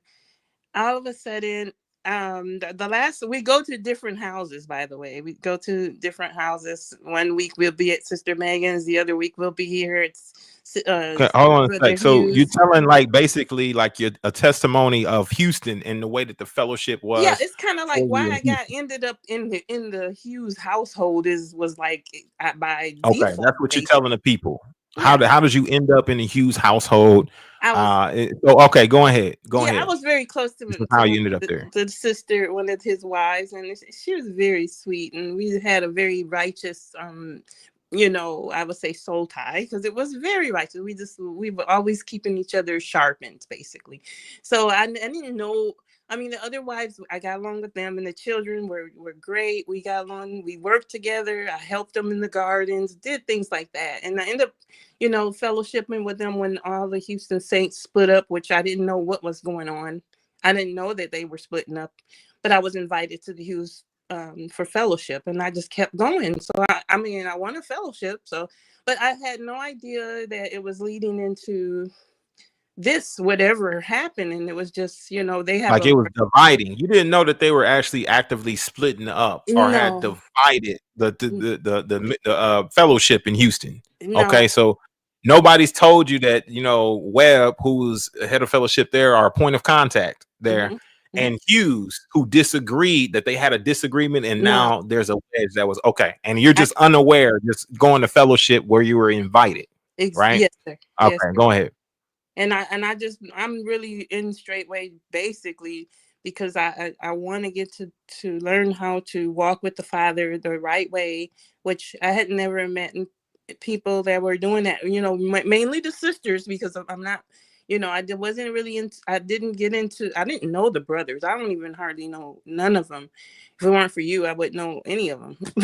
But so that was just, I was there for the sisters, for the Most High first, and then the sisters. So they helped me to learn things and to keep myself to learn how to walk with the Father, and I loved being in that environment. It was much better than being in other environments where it was keeping my mind away from that. And I want to serve the Most High. Basically, I want to serve Him the right way. And I know there was little things I saw about the fellowship that I let pass because I was I was so into trying to be a holy sister and righteous with the sisters. And I ain't saying all of them were like that, but a lot of them were. And there was a lot of good things that I just wanted to hold on to and to be around.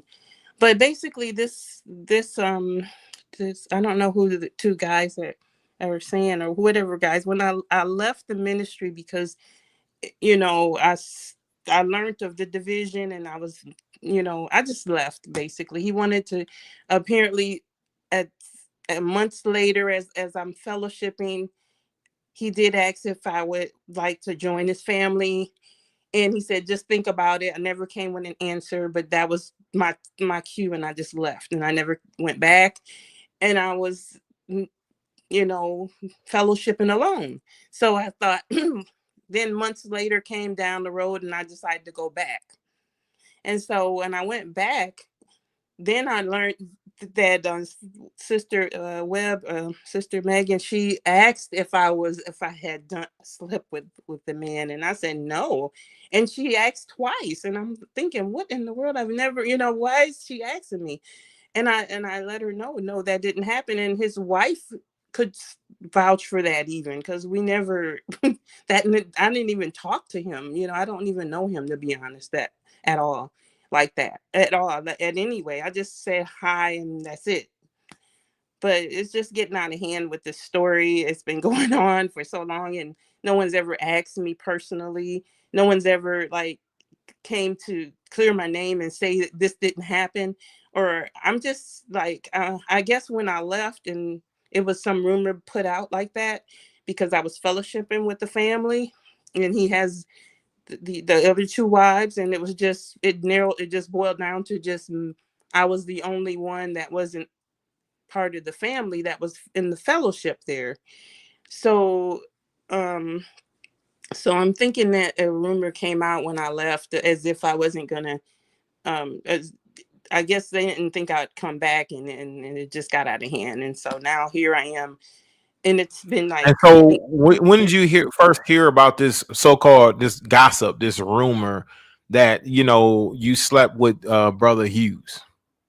I didn't know it was a rumor out there until I kind of thought it was, since Megan asked me if I had slept with him, and I said no, and I didn't understand why she'd asked me that, but the first time I realized it was really an actual rumor is when I fellowshipped in Dallas, and it was about a year ago.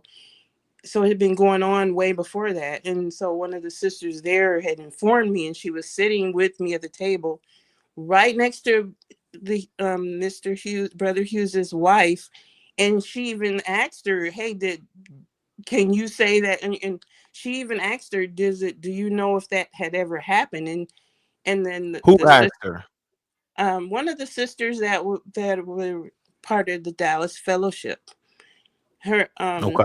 I can tell you her name. And asked her right in front of one of the wives of the Hughes brother they claimed you slept with. And she told her that couldn't have been possible, because I've never been in a place where I never did that. I had my own vehicle. I would just drive myself back and forth to Conroe.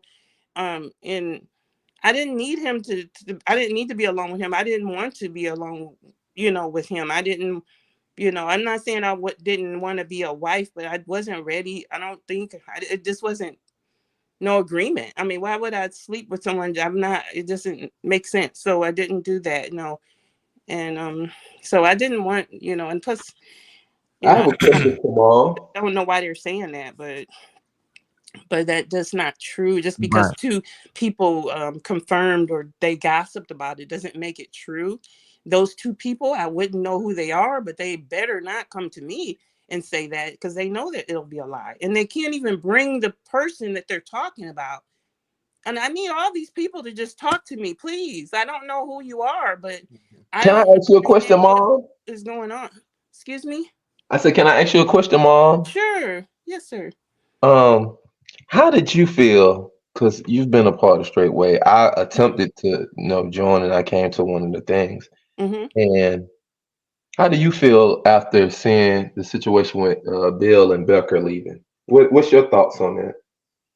I'm so glad that they left, and I'm shocked that they left. I'm not shocked, because I know that it was enough wickedness that they saw, and I felt like that, hey, they had to know it. And it's just I'm just so grateful that they stood up and voted with their feet on the side of righteousness and got out of there, because it wasn't nice, and they were being used. And I and it was even more obvious after he's gotten the big, the football players came in, because I was there before they really came in, and I saw the difference. So it's kind of like, I saw now that they were being totally not, they were being ignored a lot more. It wasn't a fair deal. They should have been elevated to the elders and to the pastors, and they were there sweating and putting. That's how I felt. They were there doing a lot of work Now you gave me insight. I always thought about that. I said, what about the guys that's been there 20 plus years that turned over everything and turned, their houses and built on the land and for real been there and raised kids? How do they feel about these new guys? Because they NFL famous, they can just come in and be elders because of their money status. I always thought about that. You gave a little insight for me. Yeah, because it was so different. I will, when I first joined, it was quiet and peaceful, and everybody it just seemed so like real to be able to be in a place where everybody was truly serving Yah and loving Him. And then once that I saw it just slowly dwindling away. Once that, after the Hebrews to Negroes conference in Michigan. Oh, and that award and stuff. Yeah, I was there. I had gotten really sick during that time, and I couldn't help out a lot, and I couldn't get prayed over, and that's what really hurt my feelings that the You just pastor confirmed, son, Mama. You just confirmed. he wouldn't pray for what I was going. I was on. Sister Betty's a nurse. She was gonna write a prescription for. I was that sick, and I ended up going to one of the brothers' house. He's always there and being good to us. And he sent me over there with his parents, and I got better over there a little bit. And so when I came back, I didn't even get prayer this then. is Brother Eric, and his parents is not even in the faith, and they were willing to receive my mother, and while she was sick during this time. And you went up there for the conference to support him doing him getting that award. Yeah, I was wanting to go to help the sisters. I wanted to be part of the crew that was going to do the work. I really wanted to be there to be part of that. And I was so sad. Wow. I wasn't feeling good. And I stayed in Sister Betty's shower and trying to feel better because I had went vegan, and then I ended up eating a little meat, and it just put my body into a shock. And I didn't realize that that's what made me so sick like that. But that's what happened. And wow. Yeah, and so the change that you say you saw, you said from that dry bones conference and when the football players came, I'm guessing that's the same change that Rufus said, and because Rufus is in the circle, Rufus said something to him. Yeah. Now that was the first time I noticed the football players, kind of not the first, but they were there during that time. But it wasn't obvious to me that things were changing with like Pastor Dowell. He didn't seem to have. I felt like he was going to be the same strong pastor that said, "Okay, you got to start from the bottom too, just like everyone else, because Yah has no respect of persons, and if no one can just come in and just become a pastor."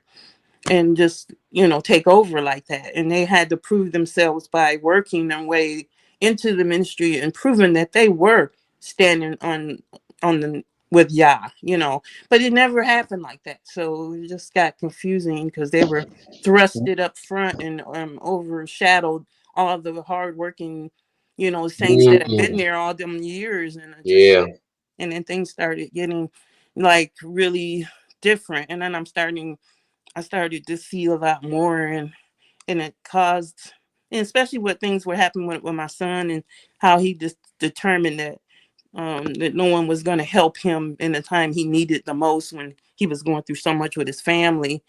I really was disappointed that he just let him drop the ball, and we were left.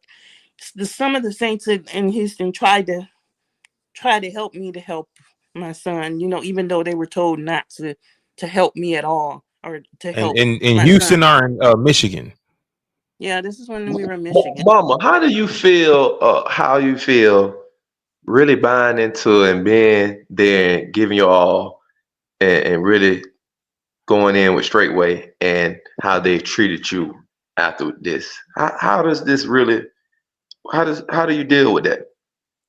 Well, it just how they still treating you, because they're still putting out the false narrative, the rumors, the gossip, and trying to throw dirt not on your name but on my name as well. But just to get to me, they're doing that to you. How do you feel? That's a great question, brother. I feel like they didn't. I feel bad, first of all, because my son really put a lot into. He loved to be a Straightway. He loved to be in the brother. He invested a lot of his hard-earned sweat equity and his money, all his time. He put a lot into it just to prove, because he was showing how good his heart is and how much he loved the Father. And we really thought this was a good place to be. And then all of a sudden, you don't, I don't know, it just changed. And I feel bad because they didn't care about that. It's just like, it was, what were they looking for? It's like we thought it was just about being a good person and loving the Father. I thought it was okay to, but you're shunned if you're not a certain type of person, or if you don't have a certain type of status, I guess you should say, or maybe it's it just, I don't know what it wasn't about just loving Yah, though. I know that. And it wasn't about being there, staying and loyal to coming to fellowships and showing that you are supporting, whatever the Father want us to do, his will being done. We were there, like he says, we didn't take our hands off the cart, he says, the plow, I should say. We did not do that. And we were there and working and trying to make it work out, make everything that we were doing. We were trying to be part of that as much as we could. And it didn't matter. It was like we were just thrown away like nothing. We were shunned, and it was like we were nobodies. And then when we go to feast days, they don't even know us anymore. It's like After this throwing away, like they just threw y'all away, and you was there and really put everything in, and even brought your children. How do you look at Straightway now? You told us how it make you feel. Now, how do you look at the whole system at Straightway? Do you see it as some type of slavery thing? Do you see it as a gateway to God? Do you see it as a helping tool? What do you actually look at it now as, after you went through the whole cycle of Straightway and it spit you out? How do you look at it now? What is it? Break it down to the people what it truly is in your eyes. In my eyes, it's just. In mine, I want you to take a breath, just go through it slowly, and it's fine. But yeah, answer the question. What you think? I think it's a cult, like I should have known, but it just feels like, I know for sure it is. And I look back and I say to myself, it just is a setup for the weak-minded. And I felt really embarrassed that I could have, But this is helping others. I know it do. I know I feel what you're saying, but this does help others. And I asked you that question because I think it's counseling. You need to say this to us, and we love you for it. Thank you. Yeah, it's just a big Ponzi scheme. He calls things all the time. He says it's like it's just a scheme, that some kind of plot. I know they have meetings, and they when the football players came in, it confirmed that that's what I felt, because what kind of discussion was set up that they knew, and it was like some type of agreement, like some blood covenant, and then, but it wasn't about, it was about their plan and how they wanted it to be, but they're using the word to make it happen and work. And they're using people's feelings in the word of Yah to make you obedient to whatever it is that they're doing, which is the wickedness, underlying wickedness that no one will know. When I first got there, I didn't know that he had Mama Nellie was his wife, and she is the first woman I talked to sitting at a table and getting to know me and trying to find out who I was. I didn't know that was his wife. And for a long time, for a whole year, I think it took a while to find out, before he wasn't even talking about polygamy or however you say it. But he wasn't revealing that about himself. It wasn't like he was being honest with everybody until after the Hebrews conference in Michigan. It started slowly coming out, because then he started to bring on the other wife. So he needed to bring her in. So he started to have to now reveal that he had another wife. So I'm like, now that is deceptive. So hold on. I had to stop you, Mama, because you bring in revelations, and then that's what this is about. You bring in revelations. So Dowell was on the land. You were there. And he moved over a year, and y'all couldn't even tell that was his wife. No, I didn't know that, and I didn't know that the other Wow. girl was his wife, and I seen Wow. her around too. I think there was another one Wow. that she left, Wow. ended up someone else's wife too.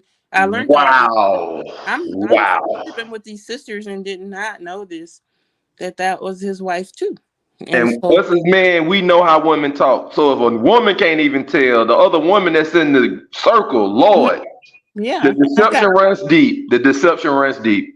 right, and so and and we even had one of the sisters that was living with Straightway for 9 years. She wasn't never telling us things like that, just little things that she would tell us. I'm just beginning to see now what she was really talking about. Ah, So so you it's had a like, sister there was trying to tip you off.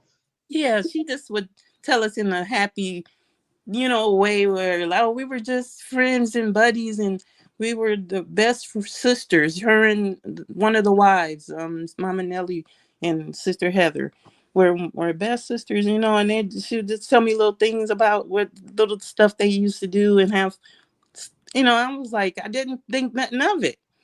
And now I'm hearing all the things that happened really happened, because something in the back of my mind said, well, it had to be more than that, because she has a bond with Pastor Dowell, but it's not talked about. So I didn't know if she was with him. Then it come to find out she was a wife of one of the elders. So it just was, she was giving me broken pieces of a story and making it out of a really happy, story. And Mm. so, yeah, so it just was a lot of deception there. And, and I didn't know. But all the sisters were not That makes like. sense to me when you said, well, you kind of left when they asked you to be a wife. You looking at all the deception beforehand. You can't even tell who a wife and how they moving. Yeah, I didn't And and able if to they tell. moving that close, then they should be husband and wife. But then I can understand why that put you over the limit. Yeah, I wasn't even sure about that being a wife. And I don't know, and it was because of that, and I didn't, and it helps me. It made it where I wasn't really understanding what really was, what that meant to be a. I didn't know what it looked like behind the scenes for the wives. They didn't talk about what they went through. I knew it was something, but I just didn't want to go into it not knowing, Mm. not understanding, and because I don't want to be the one to walk away, because I, saying if I found out that it was a real deception, then I would feel like, okay, I got to get a divorce, or something. It wouldn't be good. So Right. so it. So, Ma, Mhm. so in this whole situation, did at any point did he approach you and was in with a level of interest? The Great question. Let me let me the let only me time he ever approached me was when we were at the house over on the north side in Houston before. It was okay, they had separated, but somehow they decided to fellowship that time back with the there was the Webbs and another family. They had a household together. They had big fellowships and I didn't even know this was going on over there because I wasn't invited. But anyway, I found out. We went over there, and so we fellowshipped with them again. So I was so happy we were all back together again, right? Thinking that's what it was. So he, and at that time, in the middle of in the house where all the brothers were walking by, there was brothers walking by listening to him ask me to join his family, and I was embarrassed. I'm like, oh my God, this is really weird, for him to just ask me out in the open like this. And I really don't want to even decide, because I make a bad decision on God. I'll say, yeah, I don't know what I'll do, but I just told myself not to ever make a decision on dating again or doing anything with anyone. Um, but I did, I didn't. He asked me at that time in front, while I was standing by the front door, if since I know his family well, and I've been around his wives and his daughters, and would I join his family? And he says, you don't have to answer now, but that's just what he's asking me. So many words like that. And so I just was, at that time, kind of, startled a bit. I didn't say anything. I just left. I drove home. I got in my car and we were on our way home from the fellowship at that time. So yeah, after that, I went on Mhm. home. I went on home and Now decided not to go back to fellowship because I was like, Mhm. at the time, I was going through something with all the division, and even though we had come back together in the same house, there was other things going on that I just said, okay, it's time to take a break and step back. Sometimes the Most High have me to do that just because something Right. I wasn't sure of, and things And were that's going. fine. Right. Absolutely. He asked you the question, you didn't know how to handle it. And then you're just like, you know what? I'm going ahead and take a step back. I don't want to face this. Right. And you're facing this alone because Hughes didn't reach out to me. He didn't reach out to your sons. He didn't reach out to me particularly. And of course, they're familiar with me. I'm known in Straightway. He just asked you directly, which is a little out of order, right? Yeah. You know what I Yeah. mean? Mhm. But no shots at Hughes, you know what I mean? Because like I told him, I had a conversation with him over the phone, and he told me that he asked you to join his family. And what I told Brother Hughes over the phone is that I thanked him. I said, thank you for at least offering. She wasn't interested, but thank you for at least offering to cover my mother. She was a single sister in the ministry. That's exactly what I told him. I'm going to keep it a buck. He told me exactly what was going on, and that he did ask you to join his family, and that you did not give him an answer. You didn't really tell him anything. That obviously that did not transpire, unfold, or come to fruition. And I thanked him for at least asking and offering to cover you. And so during that time, I also had the conversation with Webb behind closed doors in regards to you as my mother, and saying and some of the things that were being said and what they had to ask you. And that's the reason why I played the voice recording, and I played it, and that was Webb talking about the time he talked to me about you and asked about the situation, in which I can replay that again. And of course, he said that what you let them know was that you were uncomfortable that Hughes asked you that question, and so you didn't want to return. That's the reason why you left the first time. Right. And so we're getting down to the bottom of it. I got people reporting to me that, of course, Webb was the one who spread the rumor. Webb is defending himself and saying, no, I never spread that rumor. I never made that gossip. That wasn't me. I didn't do none. I had nothing to do with that. And this is what he's saying in the recording. I can play it back. So now we're discovering and trying to figure out who was the one gossiping and saying that this thing that they're now trying to spread, right? And besmirching your good name and trying to make you look like somebody that you're not.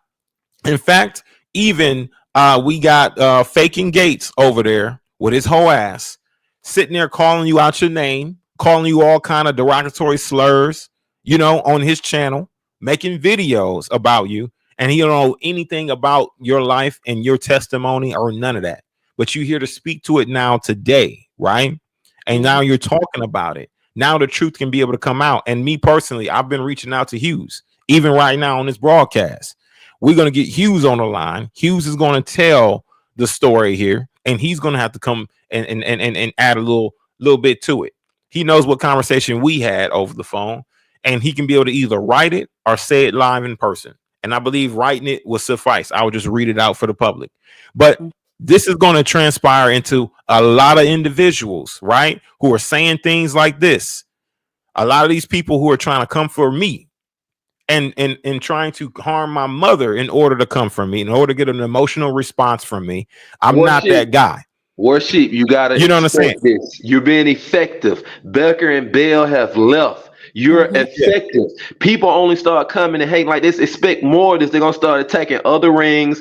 And Momma, they might start attacking your other associates also, because this has been effective to that ministry for real, and people vote with their feet. So this is to be expected. Yes, that's what I told my son. I told him to I didn't even want to talk about it. Just let it go away. And I already know what it's about and why. I'm willing to just say, I'm 54 years old. Who cares? I told him.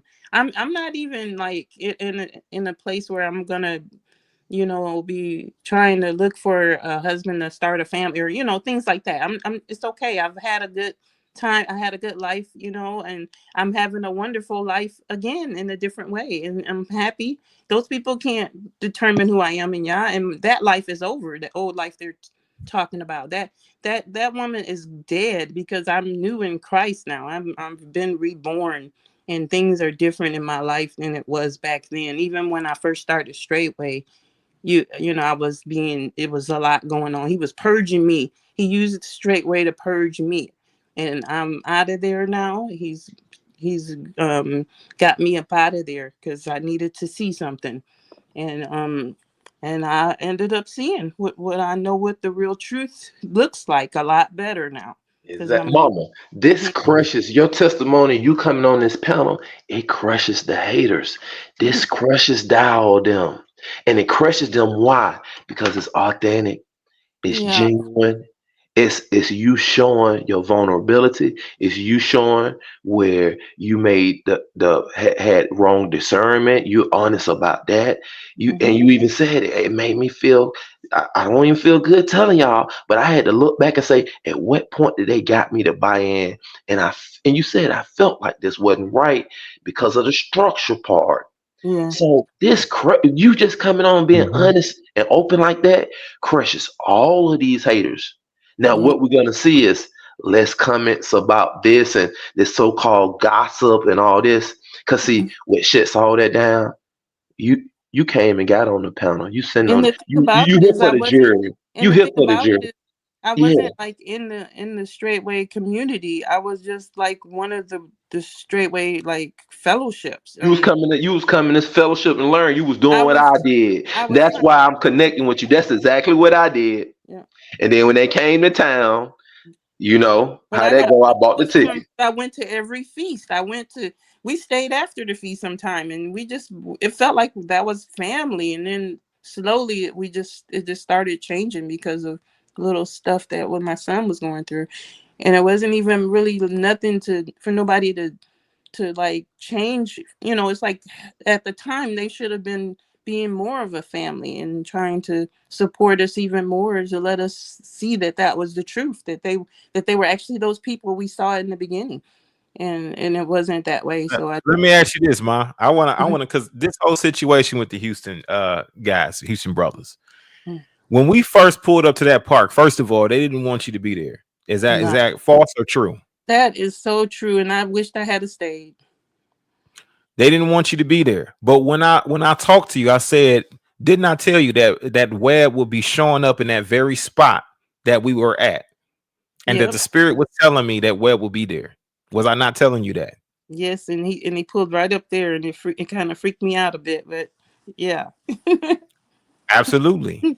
And so my thing is, during that time when you showed back up after we had our conversation, you take me through what was running through your mind, because I know that whatever was going on at that park, you weren't there to actually witness what took place because they asked you to leave, right? Right. And when I got back, I already knew that they were not your brothers anymore, and I hadn't even spoke with you, and it was my heart was afraid. I was so grateful that you were okay, and I knew it was because we were in that public place, because it just was like it was wicked. It was something wicked in that, it was something a really bad spirit. I felt like a real dark heaviness in that area, and everyone they were looking like they had been mocking someone, or they've all like I mean, you could tell that they were laughing about something. It was something that it wasn't any love. It wasn't love. I didn't see any love. Even when I looked at the fellows that you were really more close to, which was the brothers you were going into business, and that other one that's telling lies on you right now, Trey. They were even looking kind of, strange, like they weren't your brothers anymore. And I felt really, really bad, and my heart was hurting so hard. I thought, well, this is it. And I was disappointed, I was real disappointed. Right. And so, I want to take you back to the conversation that we had during the fellowship when I was saying that they were looking like they were trying to jump me, right? Because one of them got up out the seat, came around behind me, and was like ready to do something. Now, you were there, you were present for that conversation that all of us brothers had. Did it seem like they were peaceful with me? Does it seem like they were trying to? It felt like that it was a big setup, because I even saw the sisters. They were preparing themselves for that situation, and they were watching me to see my reaction. I didn't want to jump in it. I felt afraid that I knew you could handle your own. That was the only relief I had. I said, well, they don't pretty much know who they're messing with, but I'm gonna let them let them be men and just do it. And I prayed in my heart and I said, Father, protect my son, or protect with the situation and the brothers, and have them to understand and to be able to, I just prayed. And so I had to sit there and just let that happen until it played itself out. Because I knew that you are a wise man and you pretty much know how to handle the situations, because you've done that in the past with and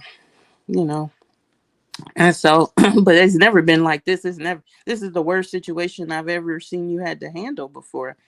So Warsheep, I didn't know about this, man. They jumped you? Yeah, it was almost like well, they were acting like they did. One of them. So they was trying to intimidate you, make you think they were trying to intimidate me pretty well. Yeah, one of them, Micah, the one who can't even handle air without assistance, was like getting real aggressive. If I can say that, they put you out of Straightway with a intimidation ritual.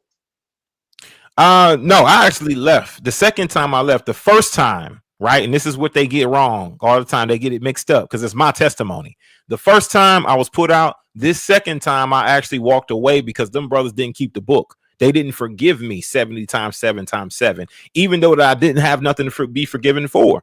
I didn't have any real wrongs that I did, but I took accountability for something that I didn't do. And then they still didn't forgive me for it. They never accepted me back. They never gave me a call and say, hey, so, I didn't even want to come back. To be honest, I didn't. So why did they end up almost jumping you? Why did this come out? So that's you went back to Straightway. They called you talking on the phone. They said pull up, and then it was all like that. I didn't know what they were going to do. I'm gonna be honest, right? I didn't know what they were going to do during that time. But I do remember separated, estranged from them at the time, and this was the first contact. You was estranged. So what was going on was that there was going to be a conversation had between myself and this guy named Brother Christian. And he always had a problem with me because he believed that a woman that he wanted me. So he had an out. He had an immediate problem, and he was constantly trying to test his might, which, of course, he couldn't really fool with me. So, but my thing is, on that very day, he was ready for a conflict, for a fight. In fact, this guy, Christian, he never shows up late to a fellowship. He was late to that fellowship, right? Not only was he late, but when I stepped out to use the bathroom, you had Micah, right? The one who can't handle air without assistance. We got that guy. And we got Christian, the one who never shows up late, showing up late. And they were talking, deliberating on something outside the door. I just happened to need to use the bathroom. I went out there, saw that they were talking quietly, came back in, right, from using the bathroom. At some point, they were checking this other brother about some content he put out. He put out some content and they disagreed and they were checking his ass. And I'm like, look, why don't y'all let this brother do what he needs to do creatively? And then you give him a thumbs up or thumbs down. You don't need to control everything that he's doing because of the simple fact, let him be creative with what he needs to do in his craft. Simple. This guy starts to get into a conflict with me. And then that's when the conversation started. Webb said, look, I've been meaning to get y'all two together so y'all can talk. Christian already had animosity in him before he even really started to engage with me. He was looking at me and we're really honing in on my energy, right? Trying to see if I disagree with anything he was telling the other brother about his content. He was just honing in on me. And so he would call me out and single me out about what I had to say about it, how I disagreed with him. And he had an animosity towards me from the jump. So we finally sat down and talked, right? They were asking Christian to sit next to me. Christian didn't want to. So Micah sat next to me. And when Micah sat next to me, hold on. So Micah sat next to me. That confirms everything right there. Now I was riding the fence, but that confirms that this guy had some animosity. If they say, "Hey, sit down next to this brother, show us no animosity, no beef," and you say, "No, I can't do that," you saying, "Yeah, I got some beef with him." Yeah, he had problems. And so Micah, at some point, because I guess he got upset that I was making a face whenever this guy Christian was talking and he was saying something that was not accurate. He got upset that I was making a face, and he decided he wants to slam his hand on the table and start getting aggressive, right? So he slams his hand on the table, spills my drink. I don't know if he thought I was finna jump. He thought I was finna flinch. Brother, I don't know what he thought I was finna do. But he was this close. He was this close to getting these goddamn hands. I was finna start boxing his mouth because of the simple fact of the level of aggression he was showing. It pissed me off. You understand what I'm saying? Yeah, and when I get pissed off, it's just like I start zeroing in. Well, so I just let him know. That was aggressive. What he did was he tried to get you to response. So that was disrespectful to do something aggressive for a response. All of it shows setup, entrapment, intimidation. They broke it. That's actually breaking the law. You can go to jail for doing that. You can't surround somebody like that. And when this guy say something, go to slap your hand down inches from his face. You can get locked up for that. That's an actual felony, people. That's an actual felony. Was aggressive. That was definitely. You cannot do that. You cannot call somebody in, surround somebody with 5 or 6 guys, and then start a conversation. And then when the person answers, go by their face and their head looking like you finna hit them and slam down and knock their drink down and stuff. No, that's a charge also. See, that was actually a real charge. So now you got your members actually doing military type felonies with these intimidation tactics that are illegal in Houston. That's illegal to do that. That's semi-entrapment. That's semi-entrapment. That's all. Listen, brother, I just seen with domestic violence. I see with domestic violence. Right for self-defense. Yeah, I see it with domestic violence. The police pull up, husband and wife arguing, and whoever walks out the door and slams the door and leaves the other person in, the police will handcuff that person in. And they say, why I'm getting handcuffed? They say, that's intimidation. Y'all are already in something heated, aggressive, and you go and slam the door. That's to send a message to them that they maybe better shut up when the police here. They better say what you want them to say. And so they put the handcuffs on the person. See, in the state where I'm from, that goes on. So I know it's down in Texas. So the sheer fact that they going to call you up like that, they out there whispering, come in, and then get close and surround you, and he go to slam his hand right in front of you, inches from your face. Yeah, that's a charge right there. But go ahead.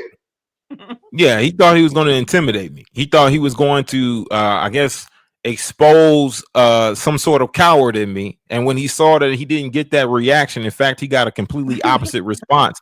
I thought what I was doing the best that I could do was just to remain calm, because my thing is that and so Christian got up, he got out his seat, and he was about ready to jump in if I was going to start, boxing this guy's mouth, right? So he was about ready to jump in. They say, oh, you talking about somebody was ready to jump you. Well, if all you brothers wasn't in on that, at least Christian and Micah was on the same page, and them two are butt buddies. They definitely rolling. You get what I'm saying? I mean, Micah is 50K in the hole with Christian. Christian has paid Micah's bills for I don't know how many years. So of course Christian's gonna cut for Micah. Micah's gonna cut for Christian. There's a bias there. You understand what I'm saying? On tune to $50,000. So my thing is that that's what took place. And what I told this brother, I said, you know what? You're not making this environment. They didn't touch you at the end. They ended up not touching. At the end of the day, no. For some, the Most High protects me. And a lot of times when these individuals start to behave that way, they come to their senses sometimes. You understand what I'm saying? But the way that I handled the situation is I let him know he wasn't making it conducive for peace. He was actually making this a violent situation. Now, it's always peace before war. And I'm good at both. You understand what I'm saying? So, what I wanted was peace. I wanted to have a peaceful resolution to the problem. And what he was actively doing was trying to start war. And so, by the time this was all concluded, and I had to make up with Christian, I came over there, shook his hand, said, brother, I refuse to allow this situation to allow our relationship to be the way it is. This brother said, oh, well, I understand this is not gonna be the last conversation we're gonna have about this. Rejecting the peace. He wants to continue on with the problem. You get what I'm saying? If that's not effeminate, I don't know what's going on, man. If you got to say that when somebody say, "Hey, I'm coming to shake my hand," and go on and tell them, "Let's step outside." I'm not allowing the peace. Not we're gonna have a conversation later. No, you prove to Warsheep that it's not gonna be peace. Say, "Hey, no, it's not gonna be peace. I know your mom in here and the other brothers in here. Let's go over here on the other side of the park." No, it's not gonna be peace. And then. So the sheer fact he said we're gonna have another conversation at a later time, man. Let's stop. Yeah. That's WWE. That's WWE. That's also what influenced me to want to take it up the chain, because I noticed that I was not going to have any peace in this assembly because he did not want to stop the bloodletting. He did not want to stop the problems. So I'm like, I got to take this up. Before I took it up, I reached out to Hughes to get his testimony to see if this is something valid. See the validity of me taking this up to the next level. But if I were to backtrack after all that took place, I walked into the restroom before we all left that assembly, before we all left the fellowship, and Michael was in there by himself. Do you think that he still had that same aggressive energy when I walked into that bathroom? He was extremely apologetic. I'm so sorry. I didn't know that was a trigger for you. I'm so sorry. I caught your ass slipping in the bathroom by yourself. I could have worked your big ass as much as I wanted to right then and there, bro. That lets you know how much mercy that I had for you. Because I literally was completely pissed off. I was livid that this brother was really showing me some aggression. And I'm like, bro, what type of shit is this? And so now you backpedaling and now you apologize. I'm sorry. I didn't know. You should have known that any brother who wants to do that. Listen, I have to he just didn't know I wasn't no whole ass nigga. I have to disagree with you, Warsheep. I have to disagree with you, Warsheep. At this point here, I disagree. You said that they were aggressive with you. Actually, they were not aggressive with you. They were soft with you. That's the softest you can get. They all surrounded you, talked tough, yelled out, "Your mom is there." They weren't gonna touch you. Right. This was all an act, probably sent from a higher up to get you to cross the line so they can kick you out. Right. That's possible. They weren't gonna touch you from the get-go. Because I look at it, I say, hold on. This is a faith-based situation. Y'all going to fellowship. They call your mother is there. They gonna jump you with your mother there. You telling the guy, sit next to me. He don't want to sit next to you. All of that was an act. All of it was an act. Mm-hmm. They was never aggressive. It was all an act. Yeah, it was an act. It was a show. Yeah, that was all sad. It was a show. I never wanted to kick somebody in the head and played around with it, and like I'm surrounding them and I'm on go, and it never happened. I never said I'm gonna talk to you at next time. And when I go in the bank and I say this don't add up to what it's supposed to add up, I don't walk away and they say, well, we're gonna call you later when we get it straight. No, we're gonna get it right here. I'm in Chase Bank right here at the teller right now. We're gonna see the personal banker. We're gonna get it correct now. Now, if I'm planning, I don't have that money in the account, I come in there and say something like that, and they say, yeah, we'll call you, send you home. And I say, okay, and I walk out the door. So they wasn't aggressive. I disagree with you. They wasn't aggressive. What you ran into was a stage play. You ran into a stage play. They were tap dancers. They just didn't know they was up against the real deal. And that's what he meant by I didn't know. Bro, I'm not fucking finna play with you, bro. And that's the thing. Webb know my people. He know where I'm from. He know what side of town I'm from. He from the same side. He know my people. He know we don't play. What Kendrick them say, man, hide the Bible. I'm about to what? Yo, hide the Bible. You feel me? But that's the thing. And I'm going to address this comment because it really does show a lot. When the brother Mike is saying, he addressed Dowell and said, well, bro, Ryan, myself, brother Berean, has started and launched a new construction company, and asked Dowell, why was he not trying to hire my crew, right? Knowing my situation, Let me come labor and earn the money that I need to be able to do what I got to do. Why didn't you hire me? Why did you go to the Mexicans? Why did you go to the essays? And they never show up for you in your project. In fact, myself and Dowell, I had conversations with Dowell about doing his flooring. He never said anything about paying me. He never said anything. He wanted free labor from me. He wanted to be free. So when it comes to the Israelites, you wanted to be free. But when it comes to these Mexicans and essays, no disrespect to anybody who's Latina or Mexican or anything like that. Love my people. You understand what I'm saying? Y'all my people too. But listen, when it comes to them, you'll pay them. But when it comes to real Israel, right, who got a construction company, you don't want to fund a black-owned, melanated-owned business. You prefer to fund and put money in the pocket of Hispanics, of Latinas, of Mexicans. New revelation for me, Warsheep. This is a new revelation for me, Warsheep. You know I gotta unpack this. You know I'm a businessman. You know I have to unpack this. So you're telling me all this marketing that Dowell's been doing, and people bringing their assets and bringing their stuff to the table. Yep. He hiring Mexican and Latino construction workers. Mm-hmm. Instead of hiring Israelites. Oh yeah, he'll hire the Mexican. See, as you can say, that's, hold on. Isn't that how the Roman Empire worked? How capitalism worked? The Roman Empire gonna hire the cheaper labor, no matter what. No matter if it don't circle in your community, whatever is getting sent back to Guatemala, it's getting sent back to Panama, getting sent back to Mexico the next day. That's how the Roman Empire worked. Sound like Dowell working, moving like the Roman Empire. There you go. So he wants Dowell that free leave labor. that border open. Dowell said, leave that border open. That's crazy, right? Completely scrubbed me.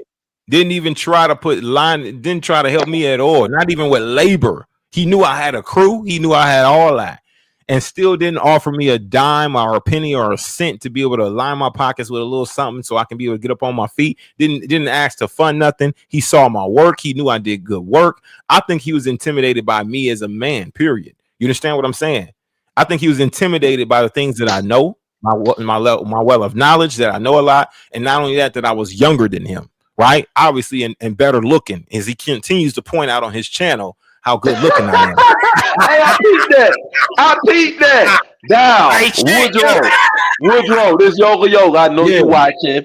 I know your minions watching. I peeped that. Dowell, you talking to Dowell. You done turned into a GQ editor. You coming with you giving the whole, you breaking it down, Dowell. Listen, Dowell. Hold on, Warsheep.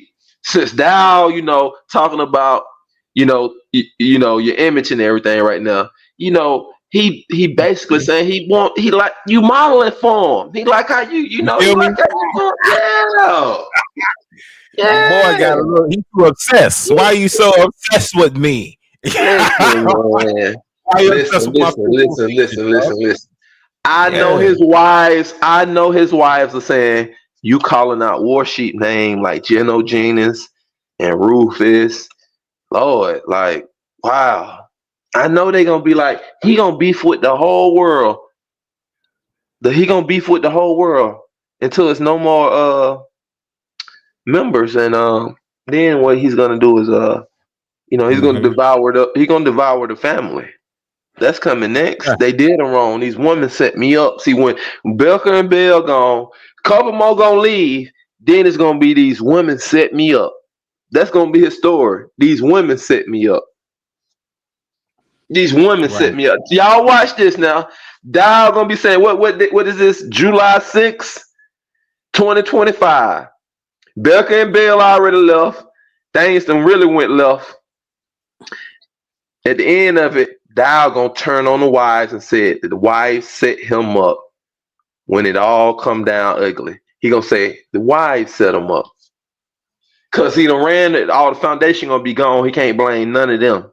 But that's who he gonna get a blame from. But what it's gonna be is it's gonna be all the secrets that Bell and Becker left with.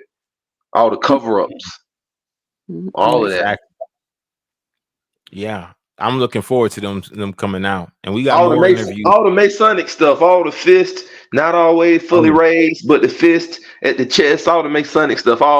See, Kabir and Big Boy Mathis, they did a Masonic ritual and they Masonically tied with Dowell. So they did a Masonic thing. See, that's That's on the Masonic. But I learned that with the law stuff. When that's how I got introduced to Dowell them. When I realized I knew the understanding of the law, but it's a Masonic process of getting it put into the courthouse and on the record. Yeah. And shout out to my brother Eric. Shout out to my brother Left Lane 918. My brother Eric, man. Continuous support. Bless you, my brother. Go ahead. Yeah, so a lot of that stuff is Masonic stuff. And it's just another level boys club. So it makes people feel good and this and that. And it's the same way, like, oh no, they got my back to the end. No, it's just like you be put out of that, just like Straightway. And then when you put out, they excommunicate you, they talk bad about you. None of the other Masons gonna do business with you. It's the same thing. Want me to prove it? Give you confirmation? Look at the black and the white Masons. Okay, you had Masons at the same time, Jim Crow, slavery, and Black Lives Matter going on. What is it? Okay, we see them there, put them out to dry. Same thing.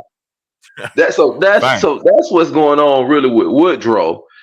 But Woodrow, he say he left the army because it didn't follow the scriptures and was against the scriptures. So he left the army at the last minute and forfeited all of that.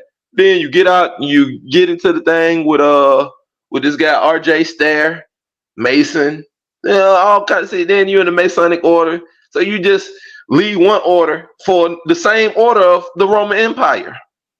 That's what cats kill me. They'll preach saying, "Oh, come out of here, my people.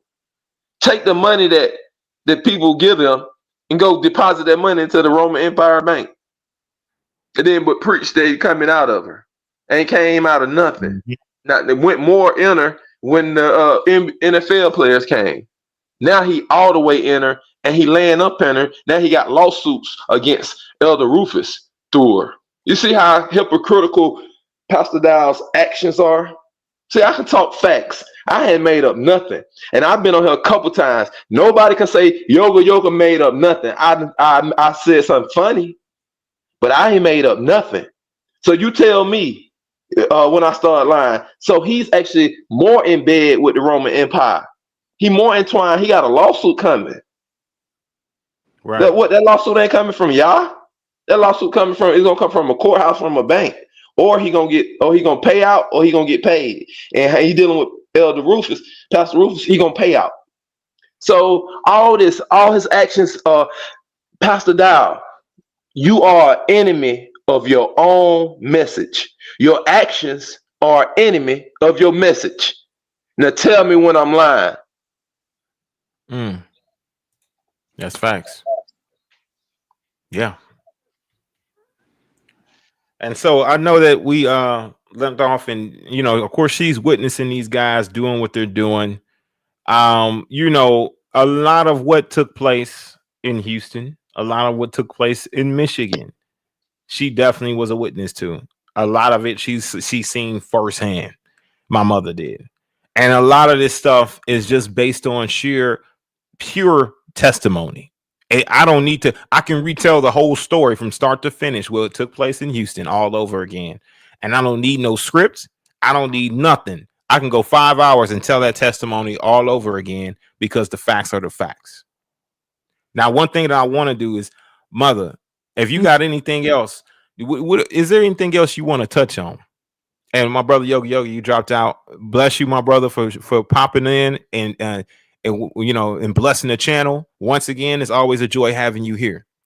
But your phone might have died or something. But Ma, is there anything else you wish to touch on? Because I know that we just touched and addressed on this whole situation with what they're saying about you, whatever took place in Houston, and we touched on it a bit. We didn't go through the whole testimony.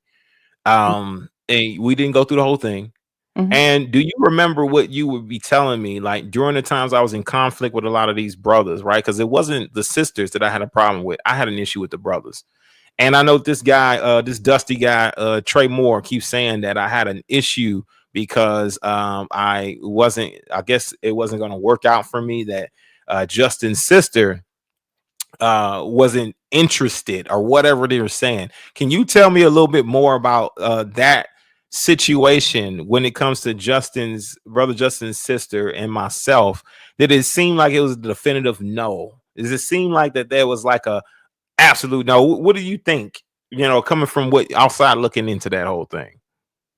Well, it didn't seem like that she wasn't not in. It didn't seem like she wasn't it looked like she was interested in you to me, and from my perspective, and she was very nice to me, and she was a very beautiful young lady, and I could tell she liked you, but she wanted to wait and do it the right way.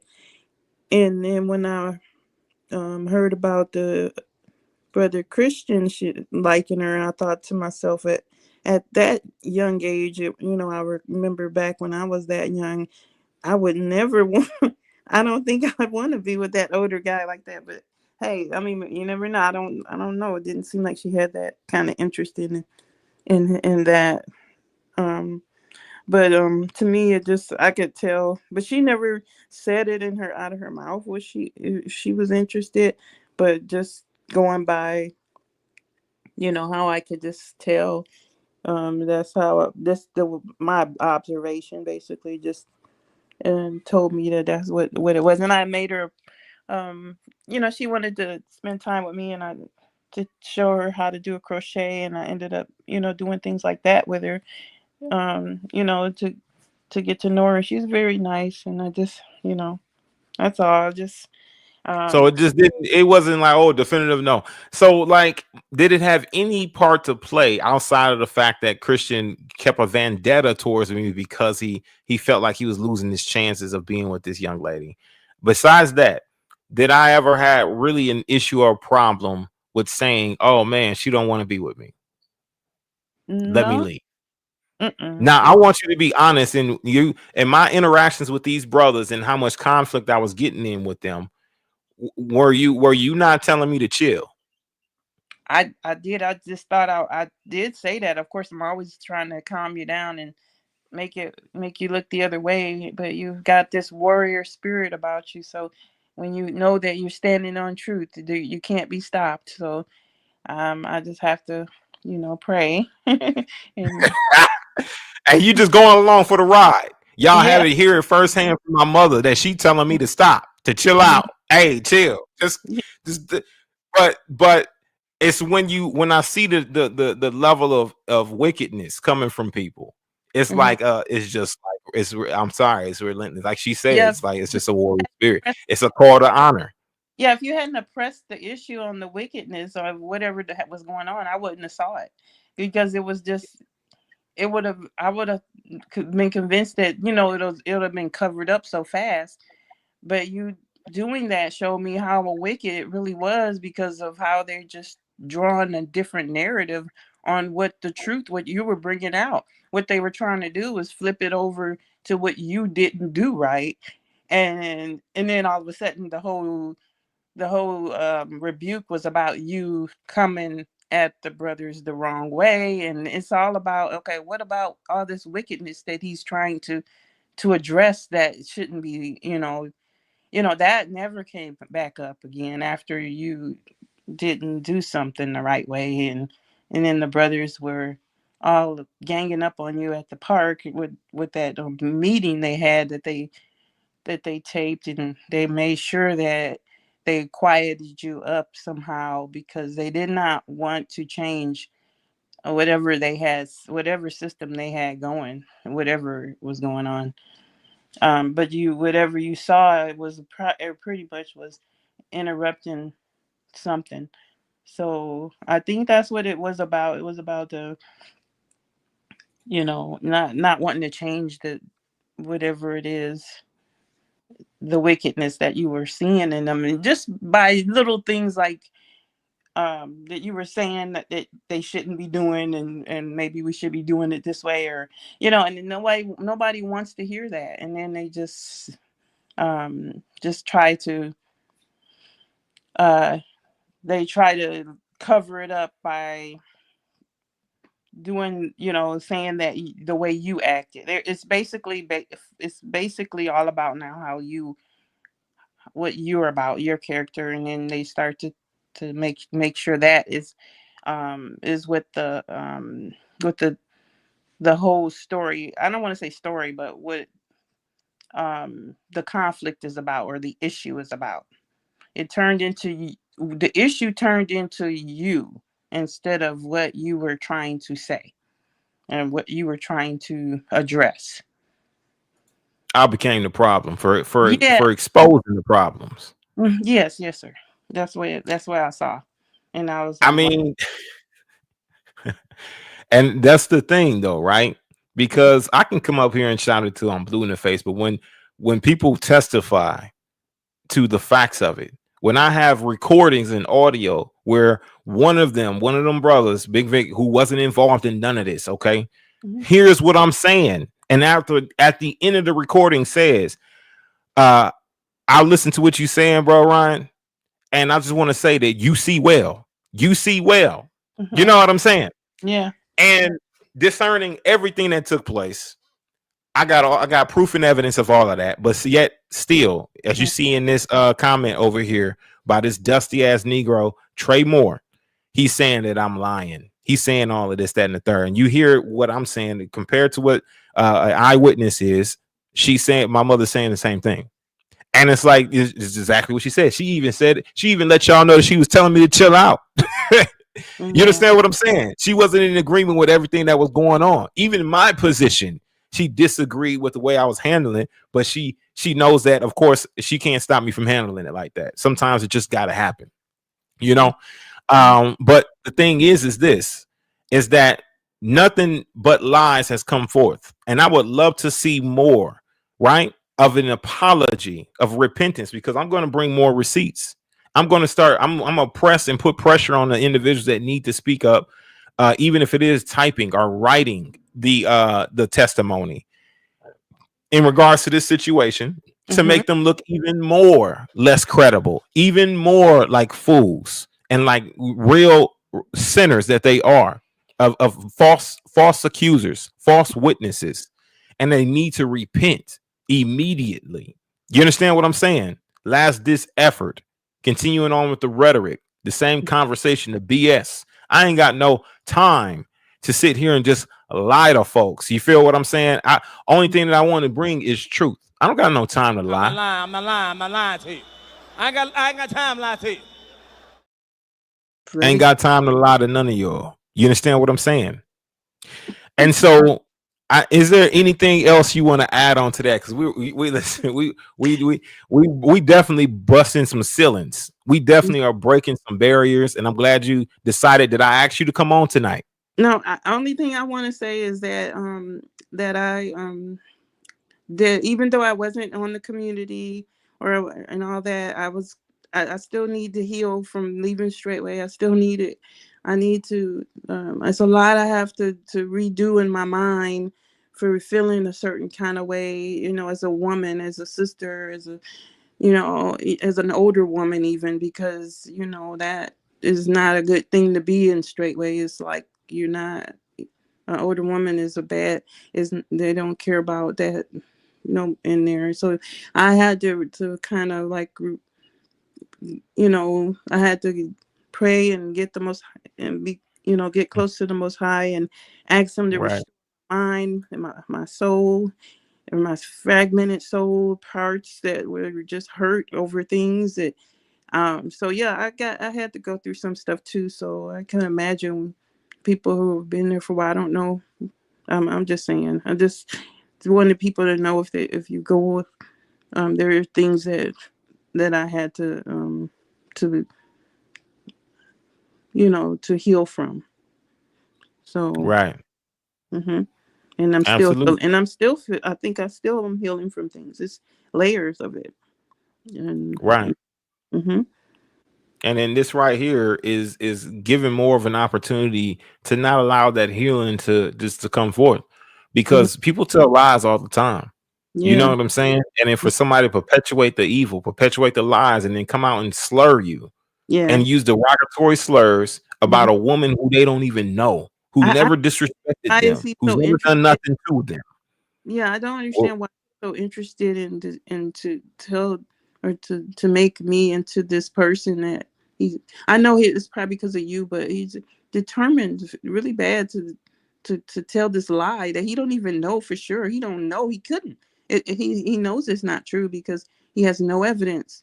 He has nothing but someone who doesn't like you that's gossiping, telling him something. And how could you, as a righteous, if you're a righteous man, how can you stand there and use that weak, information? That is very careless of your manhood. Basically, you're pretty much a follower, and it's not nice. It's not good. Right. I can't tell you, man, how many people actually come to me and give me testimonies about things. I got whole testimonies that I don't know the full story. So I don't bring to this platform because I don't know everything about the story. And I'm very careful and meticulous as to what I like to talk about and what I bring. I got many testimonies and people who said something about not only the background checks of everybody in Straightway. There's some leaders who may have some bad backgrounds going on, things like that. I just don't have enough information to stand on solid ground to bring that forth and then say I can be able to trash somebody's reputation because of something that happened in their past. That's because I can't say that. You have fear of Yah. And when you fear the Most High, you will never let anything just come across your path, and you would not stand with just any topic. And something else is going on inside of a person who can just stand there and just say anything that someone gives them, and don't even care if it's not true. What if they come? What if I prove? I mean, I can prove that it's a lie. It's easy for me to do that. So what does he do in that case? How does he stand as a man? And what does he do? Does he repent? I don't know. It's like, is he really standing for the Most High like he says he is? Because that makes me question. I was just a member on this channel, but I had to unsubscribe because I just didn't want to keep seeing, someone who don't speak truth. I don't, I like truth. That's what I love is the truth. And that's what I'm about. So. Yeah. Sound like you getting tired, Mom. Bless you. Thank you for coming on. And I'm gonna ask you this one last thing. Did I ask you to come on tonight? Did I ask you to come up here and talk? No, I was about to type something in the chat and I said, I can't type all this. It wouldn't even take it. I said, and I was like, I need to get up on there and say this because it's too much information to and for them to just be able to say what they wanted me to speak, apparently, because they're constantly just saying these things to upset you.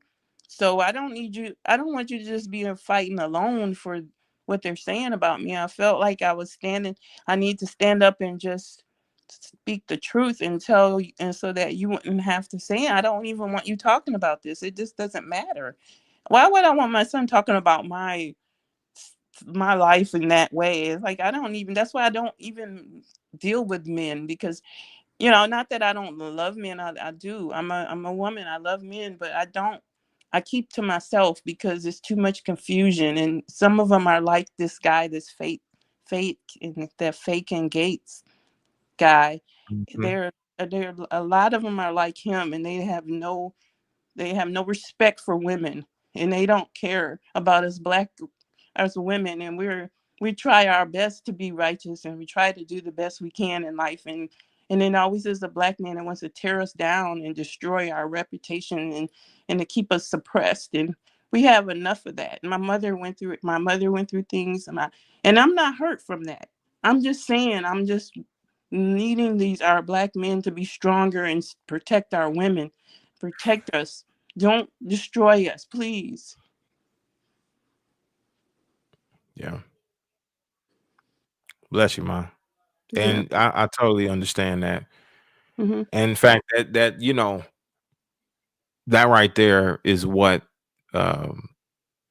just understanding your pain and understanding where you're at with it. Not to say that you're hurt, but just to say that I've known you my whole life. And my thing is that that's the part that I care about is what's going on with that, with you, and and how people are doing exactly what you're saying, not protecting our women, not protecting them.